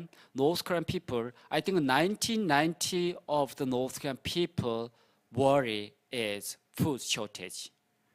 For example, when I was in North Korea, I think around 1994 or 1995, at that time Kim Il-sung's death, we are very poor. If I have a breakfast, I worry about the lunch. What, how can get the food for the lunch? Luckily, get a lunch. Another worry about dinner. Yeah, that's the daily life when I was in North Korea. Yeah, that's unfortunately it's still ongoing. Yes. Okay. All right. Let's talk about your education a little. So you graduated from college in North Korea. You graduated and got a master's degree here in South Korea. Okay. So first of all, what was your master's degree in? My master's degree is public administration. The major was policy analysis in Korea University. It was really difficult because of English. That's why I hate English. Most of the article is in English here in South Korea. So after that, I hope I wanted to get PhD after, but I don't know exactly, because the first problem is money. The second one is, I married. I have 2 kids, so I need support those that family members. So it's necessarily, essentially money. But I hope get a PhD also. So if I have a chance to go to graduate school, I wanted to be my major would be railway operation too. Railway maybe policy. That's what I hope, but just hope. And your thesis was on media in North Koreans. Yeah, thesis. Yeah. Yeah, my thesis about media about North Korea is actually analyzing how South Korean media describe the North Korean people and North Korean issue, and then those how influence those media to the North Korean defectors' life here in South Korea. That's my thesis. This is analyzing. So during the thesis, during the wrote my thesis, I have around more than 20 North Korean defectors interviews. The media of North Korea here in South Korea. The media about North Korea by the South Korean news media is very big influence for the North Korean defectors' life. For example, if North Korean military provocation show up on South Korean South Korean TV, the social impression of North Korea will immediately influence for the North Korean defectors, and it's a rise up discrimination of North Korean defectors. That's what I analyze by my master's degree. So I think it's not only the media diversity, about North Korean media is necessarily diversity. Not only focus on human rights, it's focus on just normal North Korean people's life too. It's more like lighter. It's necessary, yeah. Okay. Now you can clarify something here. Brent Paul asked, is it dangerous for North Koreans to talk about being from North Korea once they've escaped? So I'm assuming you're in South Korea. I was told that there are a lot of spies. So it's best for North Koreans to lie and say they're from South Korea. Spy what? Spy about the North Korean Right. So defectors, it looks like it's a couple of levels question here. So one part is that North Koreans avoid saying they're from North Korea because they're spies around. So then it's just easier for them to say that they're from South Korea. Actually, I don't know how many spies are in South Korea, because I'm not working NIS. Okay, if I work NIS, I will answer the more clear.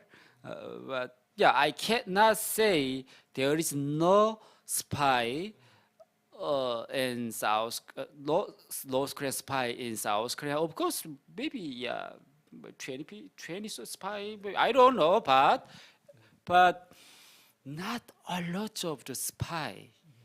I think. Yeah, I don't think so. Okay. Yeah, because you know what? Let me change the question. How about this? How about if you compare it to North Koreans avoiding saying they're from North Korea because of discrimination, because of spies, because of adjustment problems, because of their identity. So how would you compare those things in terms of why they don't say they're from North Korea? Okay, in my case, in my opinion, it's better to speak out, hide their identity, because if we hide again and again, other people, I mean, most South Korean people don't know what exactly happened to North Korea, and what North Korean defectors thinks that how difficult adapting here in South Korea for the North Korean people. So that's why I think it's better speak out, more reveal their identity, and instead of hide their identity. To speak out their story, I mean, to speak out my story about North Korea will lead more chance to get more chance to get a good advantage. For example, I speak out. I speak more than I think 100 times, right? Right time, and also my English is improving, and also I graduated Korea University master's degree, and also I got a job for the South Korean company. So I think without speak out my story, I can imagine those things. Yeah. Okay, now Brent added, he wanted to say that he's not saying refugees are spies, just some people are saying that there are lots of spies around. Okay. So we're not accusing you, Brent. Don't worry about it. We know you're good. So he's supporter and fan and all that. But I think it might be a bit exaggerated about the number of spies. But let me ask to build on this question. I'll ask you, assuming the North Korean government does target some people, who are they most likely to target? I mean, So, for defectors? example, no, but I mean, among North Korean defectors, like, are they going to target the diplomats like Tae Young-ho? Are they going to target the public speakers? Are they going to target people not talking about being from North Korea? So, are they going to target the people on TV like Lee Gap? So, yeah, who- yeah, yeah. Okay. I think it's the North Korean regime trying to. I think it's the Tae Yong-ho is became markman by the North Korean regime. Yeah, and also some kind of North Korean defectors who were high-ranking officer in North Korea. Yeah, surely North Korean regime trying to assassinate those people, trying to, but it's almost be impossible. I think. Yeah. Though South Korean NIS is not. Kidding. And, Oh, the investigation yeah, is- yeah, is yeah. real, And yes. also, well, of course, it's like me. Public speaker is also the regime really hate, but it's I don't care about because not only one person speakers about speakers of North Korea defectors. There are hundreds of the speakers of North Korean defectors. Yeah, they speak their human rights issue on the public internationally. North Korea, for the first time, it's impossible to assassinate all those people because, for the first reason, they don't have much money, and second reason, they don't have ability. Yeah. Well, how about Yeah. this? So, just last question I ask about it. So, if they're going to target some people, are they going to come to South Korea and try to get you, or are they going to try to figure out who your family is in North Korea? They are. I think it's the regime trying to find the family who live in North Korea. I mean, you mean if some North Korean defectors speak out public in South Korea and Right. internationally, those family, those family members who live in North Korea, the North Korean regime trying to suppress those family members who live in North Korea. But I think it's long time ago, not long time, maybe 15 years ago, around 20 years ago, North Korean regime actually tried to find all member of North Korean defectors' family who live in North Korea and sent to the political prison camps. But right now, it's impossible because there's too many North Korean defectors. Because there is a 3-generation punishment in North Korea. This is if North Korean regime find North Korean defectors' families and send to the political prison camps at all, I think it is more than 30,000 and 300,000 people. It has to be. It's removing. So it's even though North Korean North Korea is a dictatorship, it's highly risky. So that's why North Korean regime just only managing those family members, not killed and not sent to the political prison camps right away. Yeah.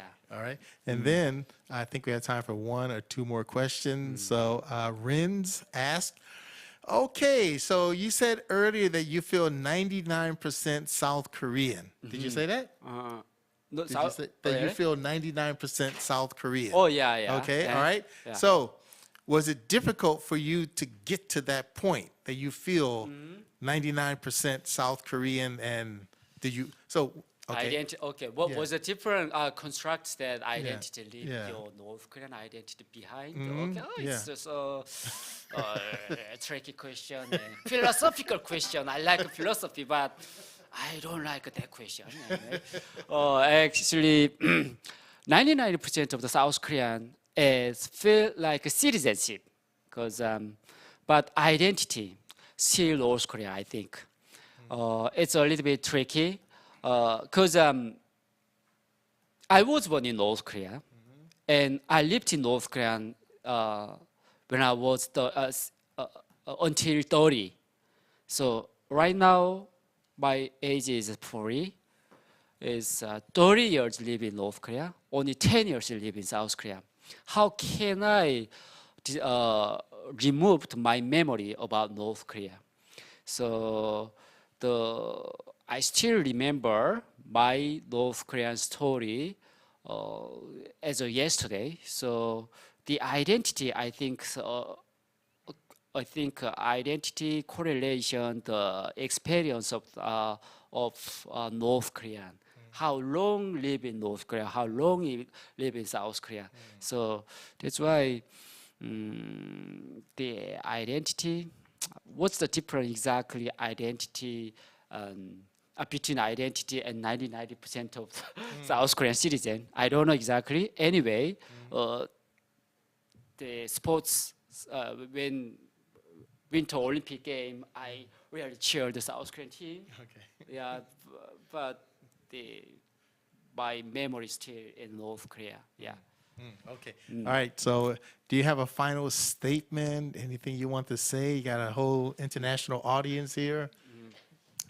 So the international audience and international community should focus, should involve the North Korean human rights issue. You know what? North Korea issue is just mostly provocation of North Korean military, nuclear weapon and ballistic missile. But ballistic missile, nuclear weapon does not, don't change the North Korean situation, because North Korean people does not, don't know what happened outside the world, and they only know about North Korean regime brainwashed. They think that the nuclear weapon, I mean North Korea, they means North Korean who live in North Korea. They think that what's the problem nuclear weapon we have?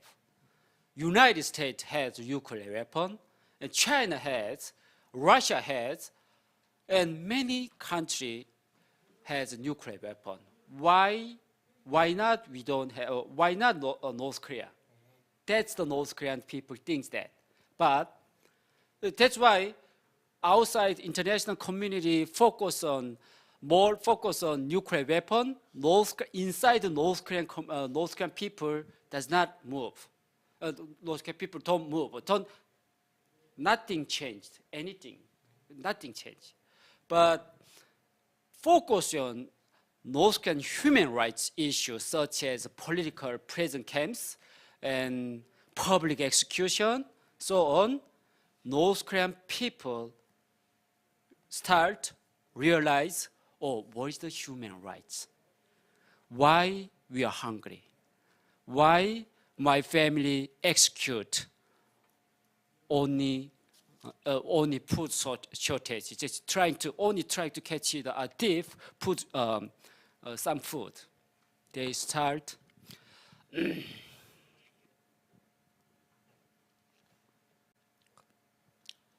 Sorry.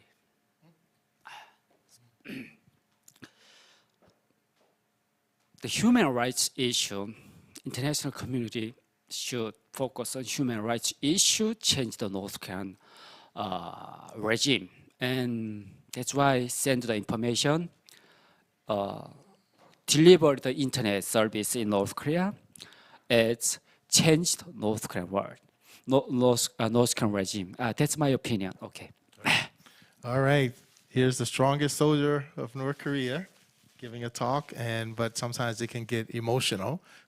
even for this young man. So thank you so much for your talk and always being willing to engage with audiences and to share your story and your observations and analysis of things. So thank you so much, always. Thank you. Okay. Thank you very much. Okay, and we do have a certificate of appreciation for you. Oh, great. Yeah. Okay, first time ever we've Okay. done this. So, Thank you. thank you for discussing your Oh. forthcoming book, Okay. The Strongest Soldier of North Korea. So, thank you so much. Thank you very for- much. for coming out once Okay. again. Oh, Okay. wow. I like it. I like that.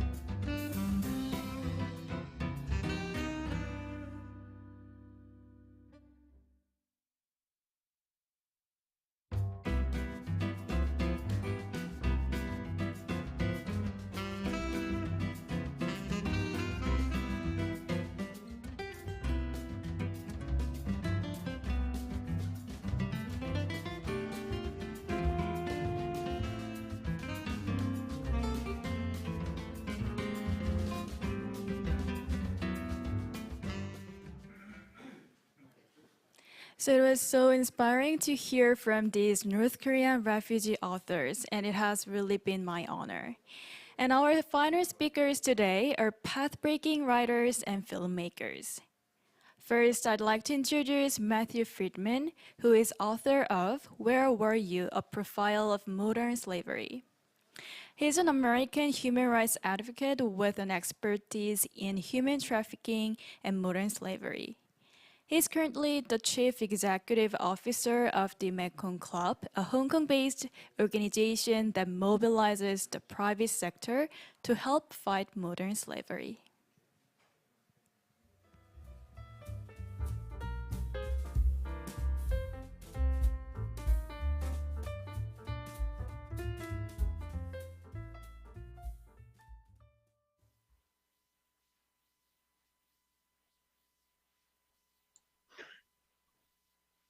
Hello, my name is Matt Friedman, and I'm very pleased to be here today. And I'm going to do a short talk that's going to focus on kind of my book, Where Were You? And talk about human trafficking. It won't focus specifically on Korea, it'll focus on human trafficking in general.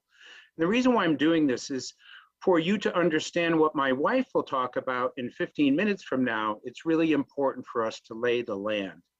And so to begin with, when most people think about human trafficking, this is what they think about. Bottom left-hand picture, women and girls in prostitution, for good reason. There are 4.8 million women and girls in forced prostitution around the world. We've heard all of the stories, how girls are tricked and deceived and forced into a situation where they have to have sex with up to 20 guys a day, every day. This happens to millions and millions of people, including Koreans in both South and North Korea. We have situations of forced labor where there are men who are put on fishing boats. The boat goes out for years. If they don't work, they get beaten and tortured. The only food they eat the entire time they're there is rice and fish. At the end of the 4 years, when the boat comes in, they get nothing. And we hear stories about sweatshops, where you have individuals who are basically forced to work in factories, 16, 17 hours a day, every single day. It basically steals their hopes and dreams and aspirations. All of us, or many of us in the free world, basically have access to knowing what our life can be, having our goals and objectives, but these people have it taken away. And as you'll see in North Korea, there are a lot of people who are in this situation. To put this into perspective, there are about 40 million people in what's called human trafficking or modern slavery around the world. In fact, according to the United Nations, there are more slaves today than any other time in history. In Asia, there's about 62%, basically for two reasons. Number one, there's a lot of people in Asia. China, 1.4 billion people. India, 1.3 billion. Then you have Thailand and Pakistan and Indonesia and Korea, and all these countries have big populations. In addition to that, you have feudal systems that have been in place for years that have never been completely dismantled. And as a result of that, we have trafficking all over the world. The rate of exploitation talks about how many people enter into slavery per year or per day or per hour. It's about 9.2 million people per year. That comes out to about 25,200 per day, or a new slave every 4 seconds. So if we count to 4, 1, 2, 3, 4, we will have somebody entering into a slavery condition, and the drum beats on and on and on and on. So what we're talking about here is a very, very difficult, very large problem that many people are involved in. According to the Slavery Index, and what this index does is it basically kind of defines and estimates how many people are estimated to be in modern slavery in a given country. South Korea's number is about 100,000. But if you look at North Korea, it's 1.1 million. You're talking about state-sponsored slavery. You're talking about a lot of people who are forced into situations of bondage, of forced labor, forced prostitution, in agriculture and various other sectors. So we're talking about a lot of people. Now, just to put this into perspective, in the United States, the number is estimated to be around 400,000. So it's not just less developed countries that are in this situation. Very prosperous countries also have people who are trying to get in, and as a result of that process, smugglers use this as an opportunity, and they end up becoming trafficked. When it comes to the slavery indexed data related to countries in the world, you'll see that North Korea is listed as number 6. So India is close to 18 million people, and then you see China and so forth. But relative to the population of these other countries, you're talking about a lot of people who are even in slavery-like conditions. So you can see the difficulty that North Koreans have when it comes to this. And Sylvia, my wife, will talk about her experiences related to that in a few minutes after I finish my talk. When it comes to COVID, we anticipate that the numbers are going to go way up. In fact, we're already beginning to see this. And the reason for this is, let's say that you had a person who had a job and they were making money. Then all of a sudden COVID hits in the factory because they don't get orders, basically shuts down. They're sent home. When they go home, they have no savings, so they have to borrow money in order to survive. When they can't pay that money back, what happens is the people who borrow the money say, well, I need a family member to go and work in a factory for nothing for a duration of time to pay that back. Or I need one of your daughters to go off to a brothel. So we anticipate a significant increase in the number of people who will end up in modern slavery over time. This is throughout the world and also in North Korea, where we expect the conditions are as bad as any other place. To put this issue into perspective on the age range, about a quarter of the cases would be children, the rest are adults. Now, the other thing is when people think of human trafficking or modern slavery, they think it's forced prostitution. That only represents about a quarter of the cases. The rest of the cases are forced labor cases. And where it comes back to us as consumers, no matter where we are in the world, 60% of those forced labor cases are associated with supply chains. Now, supply chains are where we get our phones, where we get our clothes, where we get our food and our fish. So as consumers, we buy things.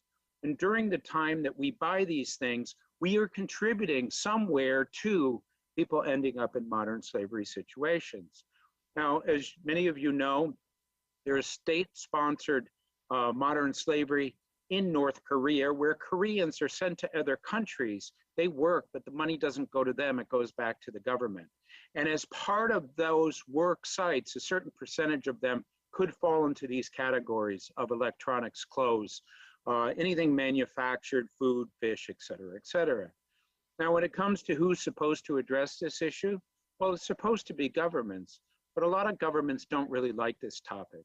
It's embarrassing for the government of China and Thailand and Japan and Indonesia and the UK to have slaves. Governments do things, but usually not enough to make much of a difference. And there are some governments that don't really care at all. And again, North Korea falls into that particular category. I worked for the United Nations for 6 years. I believe in the United Nations system, but I spent a lot of time in five-star hotels eating really good food, talking about poverty. There was a real disconnect between what it was we were actually supposed to be doing and what we were actually doing. So it's the non-government organizations that we find in countries that are doing most of this work. But as you know, you don't find NGOs that are working in North Korea on this particular issue or just about any other issue, because the government basically controls everything. But I want to just include another factor in this. If we are talking about 40 million people and 75% of them associated with forced labor and 60% of that associated with supply chains, another group that has to be involved is the private sector. But if you think governments don't like this topic, the private sector hates it because they're often on the receiving end of people saying it's because of their greed, it's because of their desire for profits that this exists. Now, the private sector in North Korea is different from private sectors in other locations. And again, within those private sectors, we see a lot of abuse. And so if you don't have safeguards, if you don't have systems and procedures in place in order to protect workers, you have a situation where people can be highly exploited, and that's what we see. So what I'm going to show you globally, just to give you a perspective on how difficult this topic is, out of the 40 million people in modern slavery, how many people were helped out of modern slavery? How many victims were saved? And then out of 500,000 criminals, I'm going to show you how many of them were actually put in jail, to give you a general sense of how the governments and the United Nations and the NGOs are doing. And here's the data. According to last year, about 108,000 people out of 40 million people were helped out of modern slavery. You see that little red line there? Those are the people who were helped. The people who weren't helped were in blue. When it comes to criminal activities, about 9,000 criminals were convicted and put in jail. Wow, that's 0.8%. So we're helping less than 0.5% globally, and less than 1% of the criminals are being convicted. Now, if you look at this, you might ask the question, does the counter-trafficking world not care? Are they lazy or they're not doing their job? That's really not the issue. The issue is this. The profits generated from modern slavery are estimated to be 150 billion US dollars a year. The amount of money to fight this is about 350 million or 0.23% of the profits, which means that you have huge profits, lots of money being made, and the people who are fighting it have a tiny bit. To put this into perspective, I'm an American. In the United States, we eat a lot of potato chips, $6 billion worth. It takes 21 days of potato chip eating in the United States to come up with the amount of money that we have globally. You can see what it is that we're up against. Another thing is the scale. There are 500,000 criminals around the world who are greed incentivized. They'll do anything in order to get this money because they just want to have that profit. There's about 20,000 people like me. And when it comes to North Korea, you don't have anybody who's focusing on this particular activity. And lastly, awareness is very, very low everywhere. Usually when I get in front of an audience and I do a long, detailed presentation, I ask the audience, how many of you knew 10% of what I was talking about before I talked about it? And I usually don't get any hands at all. So when it comes to this particular issue, you might ask the question, can this problem be solved? Well, it certainly can be, but certain things have to change. And I'll just give you a couple of things that I think need to occur. The first thing we need to do is educate, inspire, and motivate. And I'll start with Koreans because it's not just North Korean that doesn't know much about this. Koreans in general just don't have the information. I've done lots of presentation for Koreans. It's extremely important for them to understand kind of not only what's happening in North Korea, but what's happening in their own country. And I say this about all people. We all should learn about this issue, educate ourselves, so we are prepared to understand what it is that we need to do. Another thing, what we need to do is to get appropriate information to truly try to understand what's going on in different countries.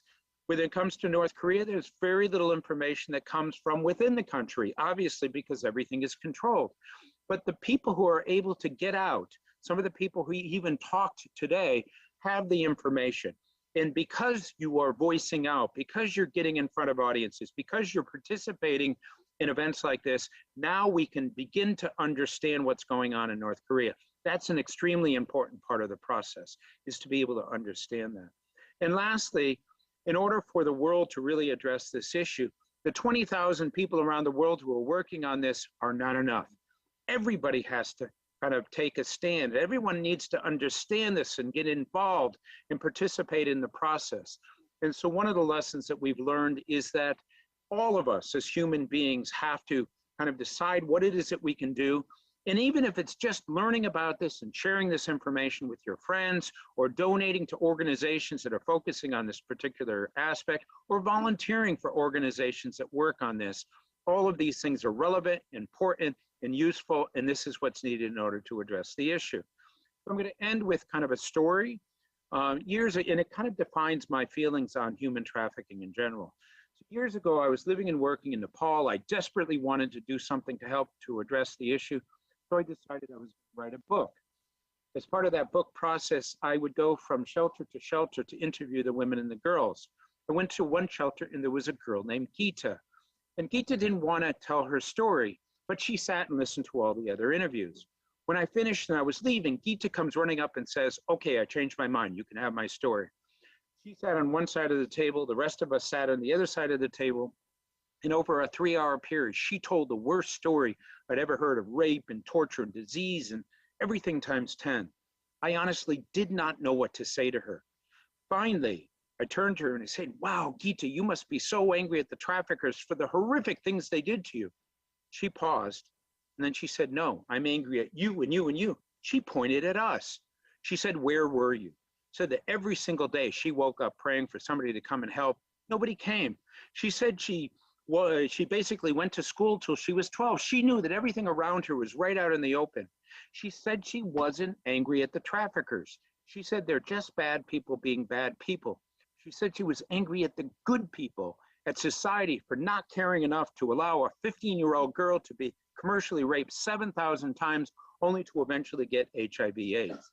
Now, I tell this story because Gita inherently understood that the only way we're going to be able to make a difference is if we, the world, step up and identify that we think that this is unacceptable, it has to stop, and so forth.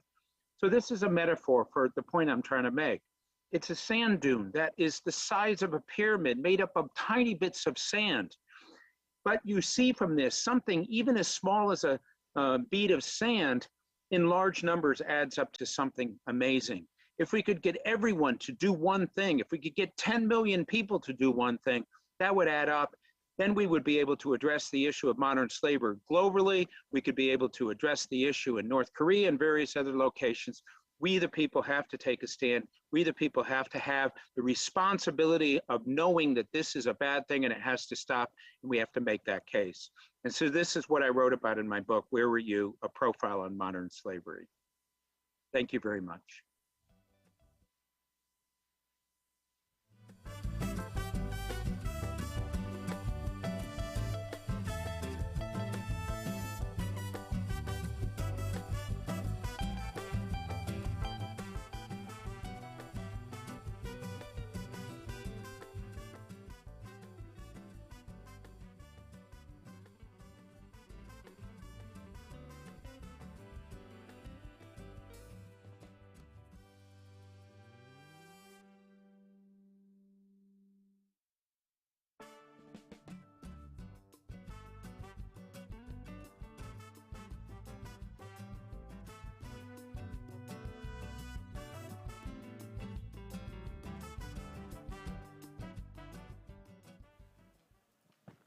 So next, let me introduce Sylvia Yu Friedman, author of A Long Road to Justice, Stories from the Frontlines in Asia.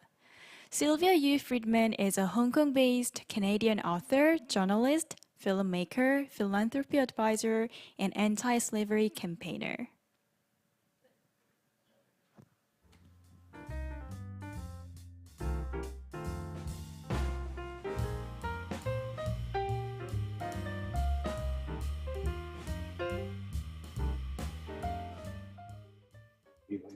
Yeah.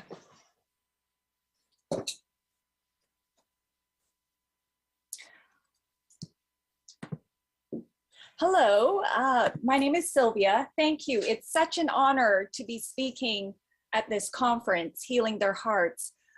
Thank you, Casey Lartigue and Unku Lee, the co-founders of Freedom Speakers International, for inviting my husband and myself. I know firsthand that writing can bring healing. My husband had cancer and overcame cancer about 4 years ago. And writing this book, A Long Road to Justice, was my healing process to recover from the trauma of that cancer journey. So I just wanted to speak about, my little humble journey of meeting historical sex slaves who are Japanese military wartime sex slavery survivors. And I began to meet them in 2001. So I'll describe a little bit about that journey. And also I met North Korean trafficked brides from 2007. And that literally changed my life because it was just so, because I'm Korean Canadian, it was just a watershed. I can't even find the words to describe it, but it was just so monumental in my life and shaped me and gave me a passion to want to be a voice for those who were marginalized and forgotten and voiceless. So I will, here we go. So as a journalist and a filmmaker, I began to document different types of exploitation and slavery in the Asia Pacific. Some examples are, slave husbands from South Asia, Indonesian child maids for children when they had their passports forged and they were taken to Singapore and Hong Kong. I've documented compensated dating. These are children and teenagers who are selling their bodies to usually older men. And in my book, I documented my journey of finding my identity, especially my Korean identity, because I grew up in Vancouver, Canada, and I was the only Korean student in an all-Caucasian school. And I experienced racial discrimination and felt quite humiliated, the sting of humiliation for looking different, looking Korean, for speaking a different language, Korean at home. When my friends came over to my house, they were so shocked at looking at the jars of kimchi. They thought there was a dead animal there. So these early experiences shaped me, and I actually rejected my Korean identity. And I asked my parents to never speak to me again in Korean, believe it or not, and to stop calling me by my Korean name. So that was a major part of my journey. And so when I immigrated back to Asia, I moved to Beijing for work in 2004. I was working for some journalism outlets and also for billionaire family offices and giving away their philanthropic funding to early anti-trafficking projects and to poverty alleviation, migrants, and also to North Korea. So when I immigrated back, I had more of an opportunity to interview these elderly survivors who were mostly in their 70s and 80s. And these women had survived the unspeakable. So they were euphemistically called comfort women, and that is because around 200,000 to 400,000 girls and women as young as 11 were either tricked, deceived, forced, and taken all over the front lines of the Asia Pacific theater of war by the Japanese military, and it was sanctioned by the government. And so their role, their sole role, was to comfort the Japanese soldiers on the front lines and to prevent any leakage of secrets, of military secrets.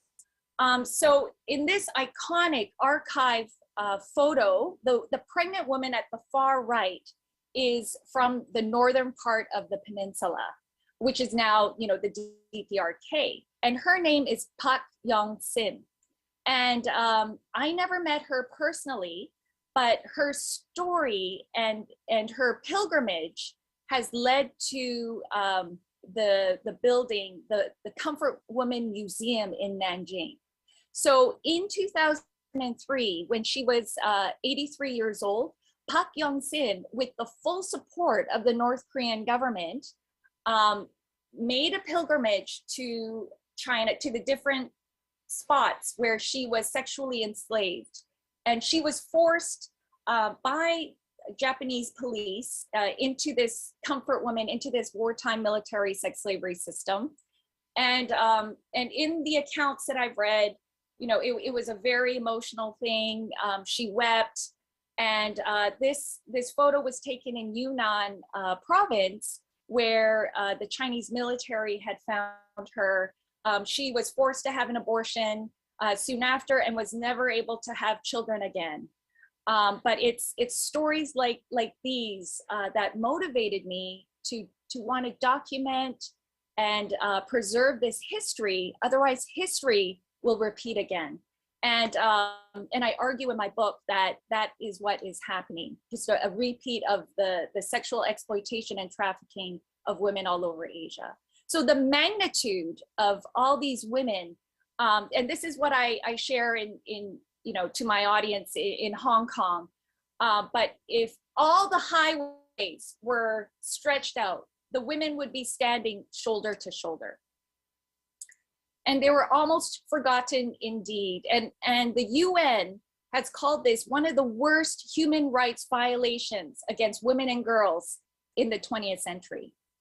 And why this is still significant is that there are generational wounds. The wounds of war, the wounds of history have not been healed. And so when I was in Canada, as I shared, I really did not feel Korean. I rejected my Korean heritage, and I'm glad to say that I have resolved that in the last few years. I've come to terms with my identity issues, with my identity pain. And so when I began to research and meet these Korean and Chinese and Dutch and women from all over the Asia Pacific, these survivors, it triggered this anger in me towards the Japanese that hadn't, it was latent. I hadn't experienced that before. But suddenly, it was in my DNA. Suddenly, I started to remember, oh yeah, the Koreans, the way they talk about the Japanese is with resentment, it's with bitterness. And part of that is because even though the Japanese government has given clinical kind of apologies in public, it has not satisfied the survivors and their families. Their apologies has not brought the healing that they are seeking, the closure that they need. And so in my talks, I talk about how this healing is needed, especially because there's a handful of these elderly Japanese wartime sex slavery survivors alive. Like, I think there are less than 22 in South Korea, and it's around that number around the world, in China and around the world.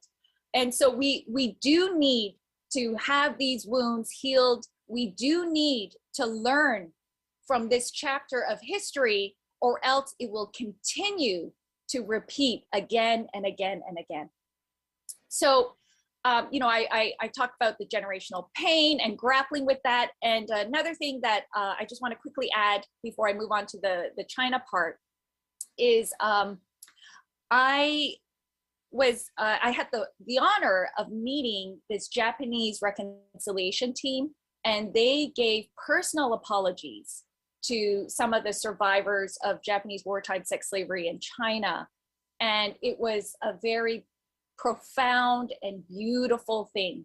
And of course, they said our personal apologies cannot replace a sincere healing apology from the Japanese government, but their sorries in tears really helped bring a level of forgiveness and release to the survivors that I haven't seen in any other action, in anything, in any other way. So yeah, I truly believe that we must continue to press for a sincere apology from the Japanese government. So part of my work, I'm shifting gears, part of my work in China through my philanthropic giving entailed, meeting migrants, entailed meeting survivors of sex trafficking who were helped by the frontline workers. And I had the honor of meeting a teenage survivor who was chained like a dog by her elderly Chinese farmer husband. And I'm sure, have read in the news that there are reports about Chinese women who were literally chained and raped and forced to give birth. So this young woman was in the same situation. I had interviewed her around 7 or 8 years ago, and her name was Mei Mei, her pen name, and she was radiant when I had met her, but that wasn't the case. It was because people had intervened in her life, people like Casey and Eunku and the other frontline workers in South Korea who are selflessly helping, a lot of the people who come to South Korea. But Mei Mei was around 14, and she was deceived by her friend's auntie, and this woman preyed on her because Mei Mei had gotten into a fight with her father, and she was in a vulnerable spot. And this auntie said, "Oh, let me take you on a train to a city, and let's, I'll buy you something. I'll buy you an outfit at the mall." And in short, Mei Mei was beaten, and she was sold to this elderly farmer. And then she gave birth and was able to run away. And then she was, after she ran away and ended up at this bus depot, there was yet another trafficker who forced her into the brothels. And thank goodness, some frontline workers helped her when she was in that brothel because she was about to kill herself and take her own life. And so that's when I was able to meet her after she had gone through a lot of therapy, a lot of rehab, and that was a very profound, informative experience for me to meet someone who came out of that.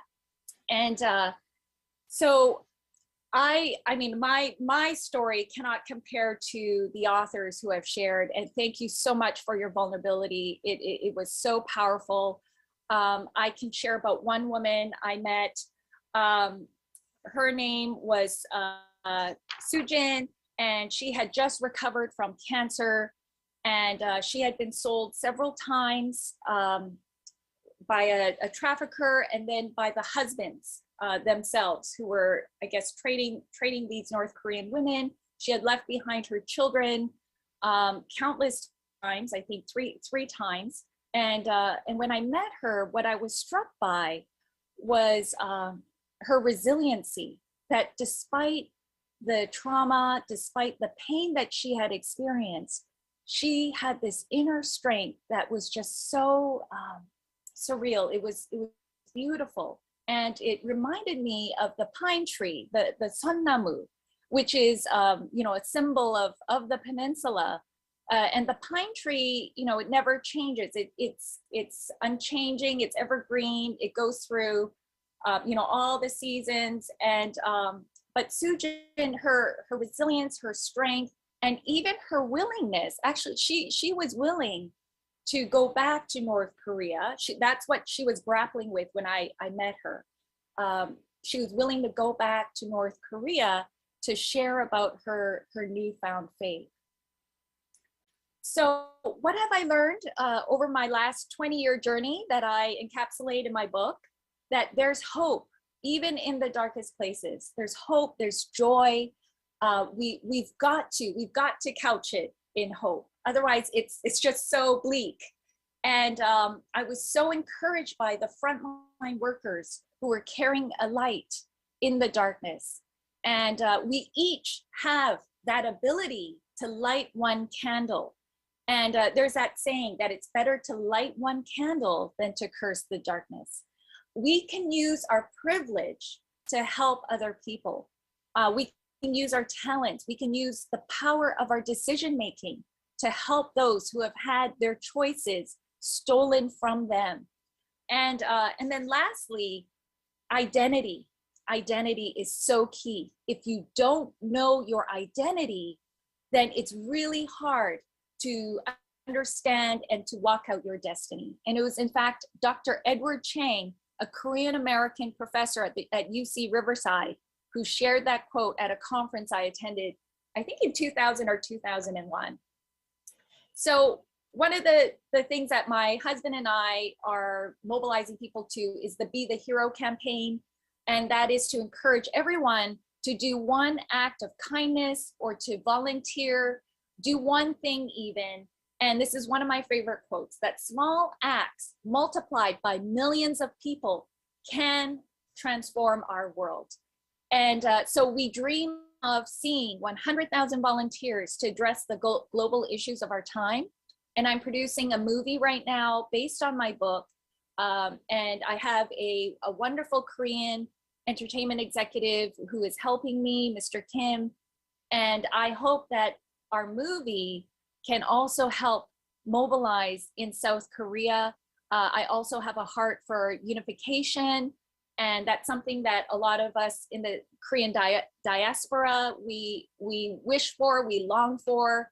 And so thank you for this conference. It's important in raising awareness. And I hope that more people will read the books of the North Korean refugee authors and spread their messages far and wide. Yeah, it's been an honor.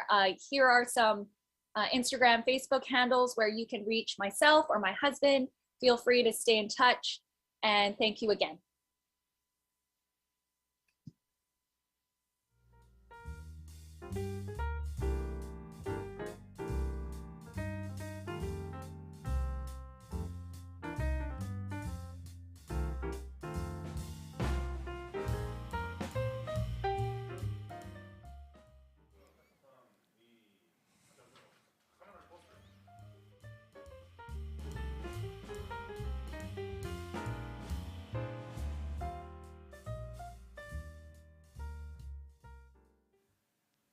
Okay, we're back.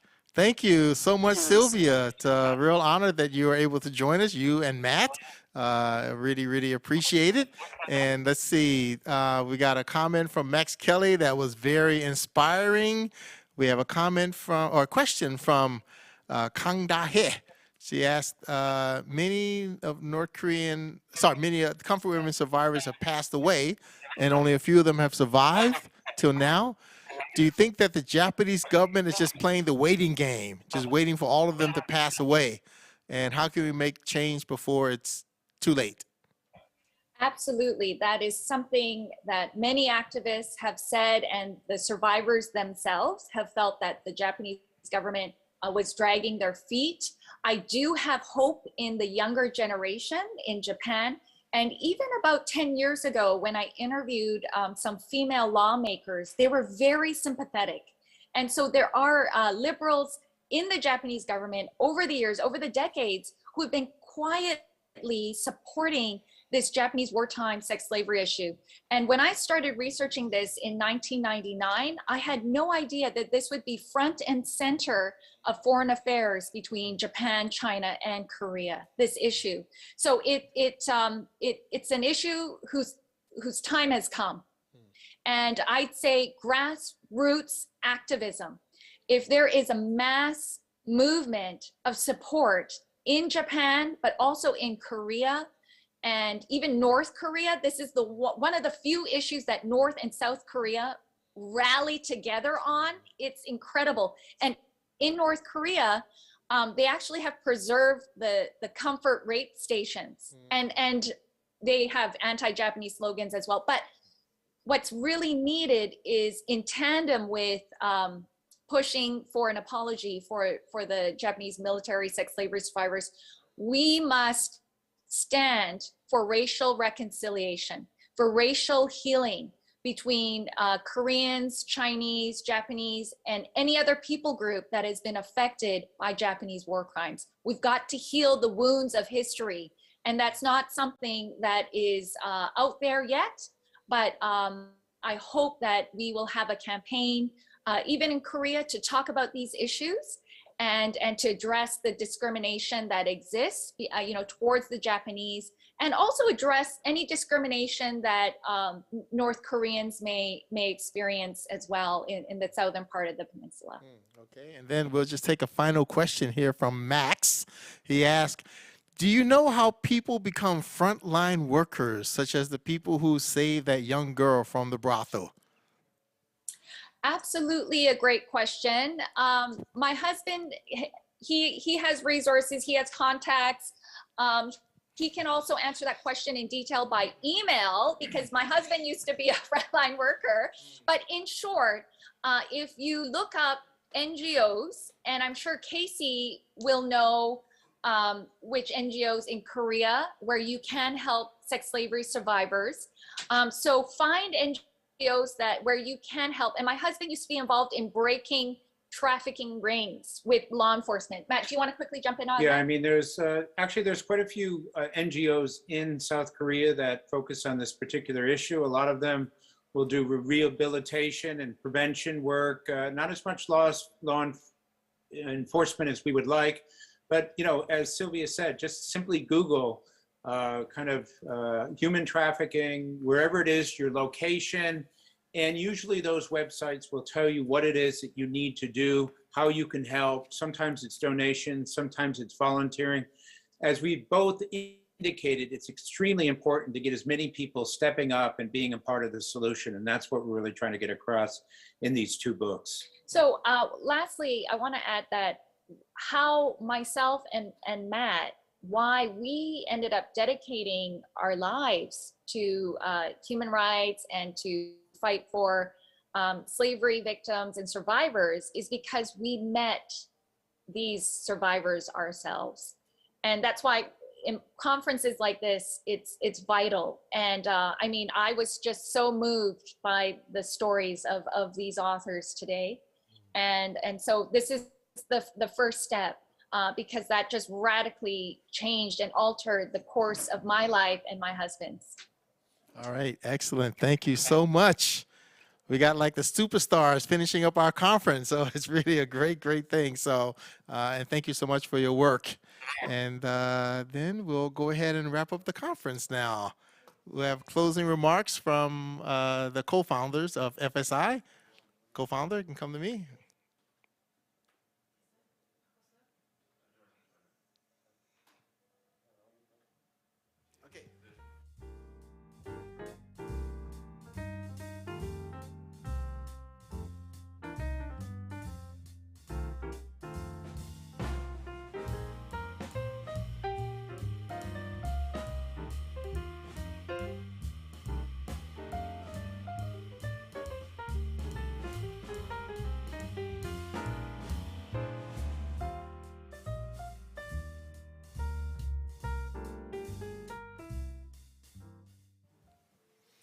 Okay, we are back. Casey Lartig, co-founder, FSI, along with Eun-gu Lee. Hi, Eun-gu Lee. I'm Eun-gu Lee. Yes, hi Casey. All right, okay. So we're at the end of the forum, and first of all, it's been conference, but it's been really great. And first of all, I wanna sorry. I wanna thanks to many people and organization. That firstly, thanks to Unification Korea, which is our sponsor for this conference, and then Atlas one of our sponsors for this conference. And I'm really appreciate. Without them, we cannot more like live YouTube streaming and invite the valuable speakers. So really appreciate our sponsors. Then also our speakers from all over the world, and then they share the messages and their stories and themes, which is we learned from their stories. So I'm really appreciate. And then our North Korean refugee speakers, of course. So I'm really appreciate all speakers and overall that the audiences. We have like more than 4 hours long conference, but still many people still staying this conference. So Let me ask, anybody been here since the beginning? Did someone say in the Yeah. chat? Have you been? Anyone been here since the beginning besides us? yeah, I Okay. mean, many people in online still. So I'm really appreciate the audiences as well. And then our staff, I mean, from preparing for this conference, promotion, flyers, and then spread this conference to the world. So I'm appreciate our staff, include Casey. Yeah, and then before we closing this conference, please take a survey, which is really helpful to have another conference. So just please give us just your feeling or opinions, and we will read and then we apply for the making a better conference for next time. So I'm just want to say that thank you everyone. Okay, all right, and same here. Of course, I have to say thank you to Eungu because she's the one who did the real hard work to make this conference happen, along with our staffer Dahe, assisting her with things. And you can see that this is FSI's future, present. Books. I mean, we got books all around us. Books by North Korean refugees. And we got international speakers who, they could be the keynote speakers. They could be the main speakers at an event. But in this case, they're willing to cede the floor, to focus on the North Korean refugees. So thank you so much for that. Tom Palmer, Mike Breen, Sylvia and Matt Friedman, thank you so much to all of you for speaking. And I think an interesting thing about the speakers, a lot of people will look at North Korean refugees, read their stories, and they'll just think, oh, they're all the same. But if you look at today, we had 3 different speakers. The first one, Songmi, my co-author, I mean, just a human interest story, a story about her and her mother. Nothing political, and when you read the book, you'll have trouble finding the names of Kim Jong-il or Kim Il-sung or Kim Jong-un. She just wasn't interested in talking about them. They were not a part of her life. Second speaker, telling her father's story, fulfilling her father's mission, and doing something really special to bring out this human rights atrocity. So that's a very important story also to hear. And then the strongest soldier of North Korea who was crying, but still he's the strongest soldier, we know that. But really great to hear from him. He has many thoughts about many things, and over the next couple of months and years, I'm sure he'll be speaking out about quite a number of issues. So thank you for that. And just as a reminder, our 3 announcements earlier today. Number 1, about the new tutoring project, which is kind of the old tutoring project, but the new tutoring project to help our speakers get prepared and to improve their English level and confidence levels. The second announcement was about the books that we're releasing. And then the third announcement was about the new speakers who are joining us. So thank you so much for all of them for being a part of what we're doing. And did I thank Jian, our MC? No, I did Oh, not. yeah, Okay, okay. thank you, Jian, also our MC, for helping out today. And then And online then- company, online all staff. You can mention them. Yeah, You so know, is detail. it the behind scene? We are more than 4 staff from the online company who conducting the live YouTube stream. I'm really appreciate as well. They came like a 7 a.m. something. Okay, so really work hard. Okay, All right, thank you so much. thank you.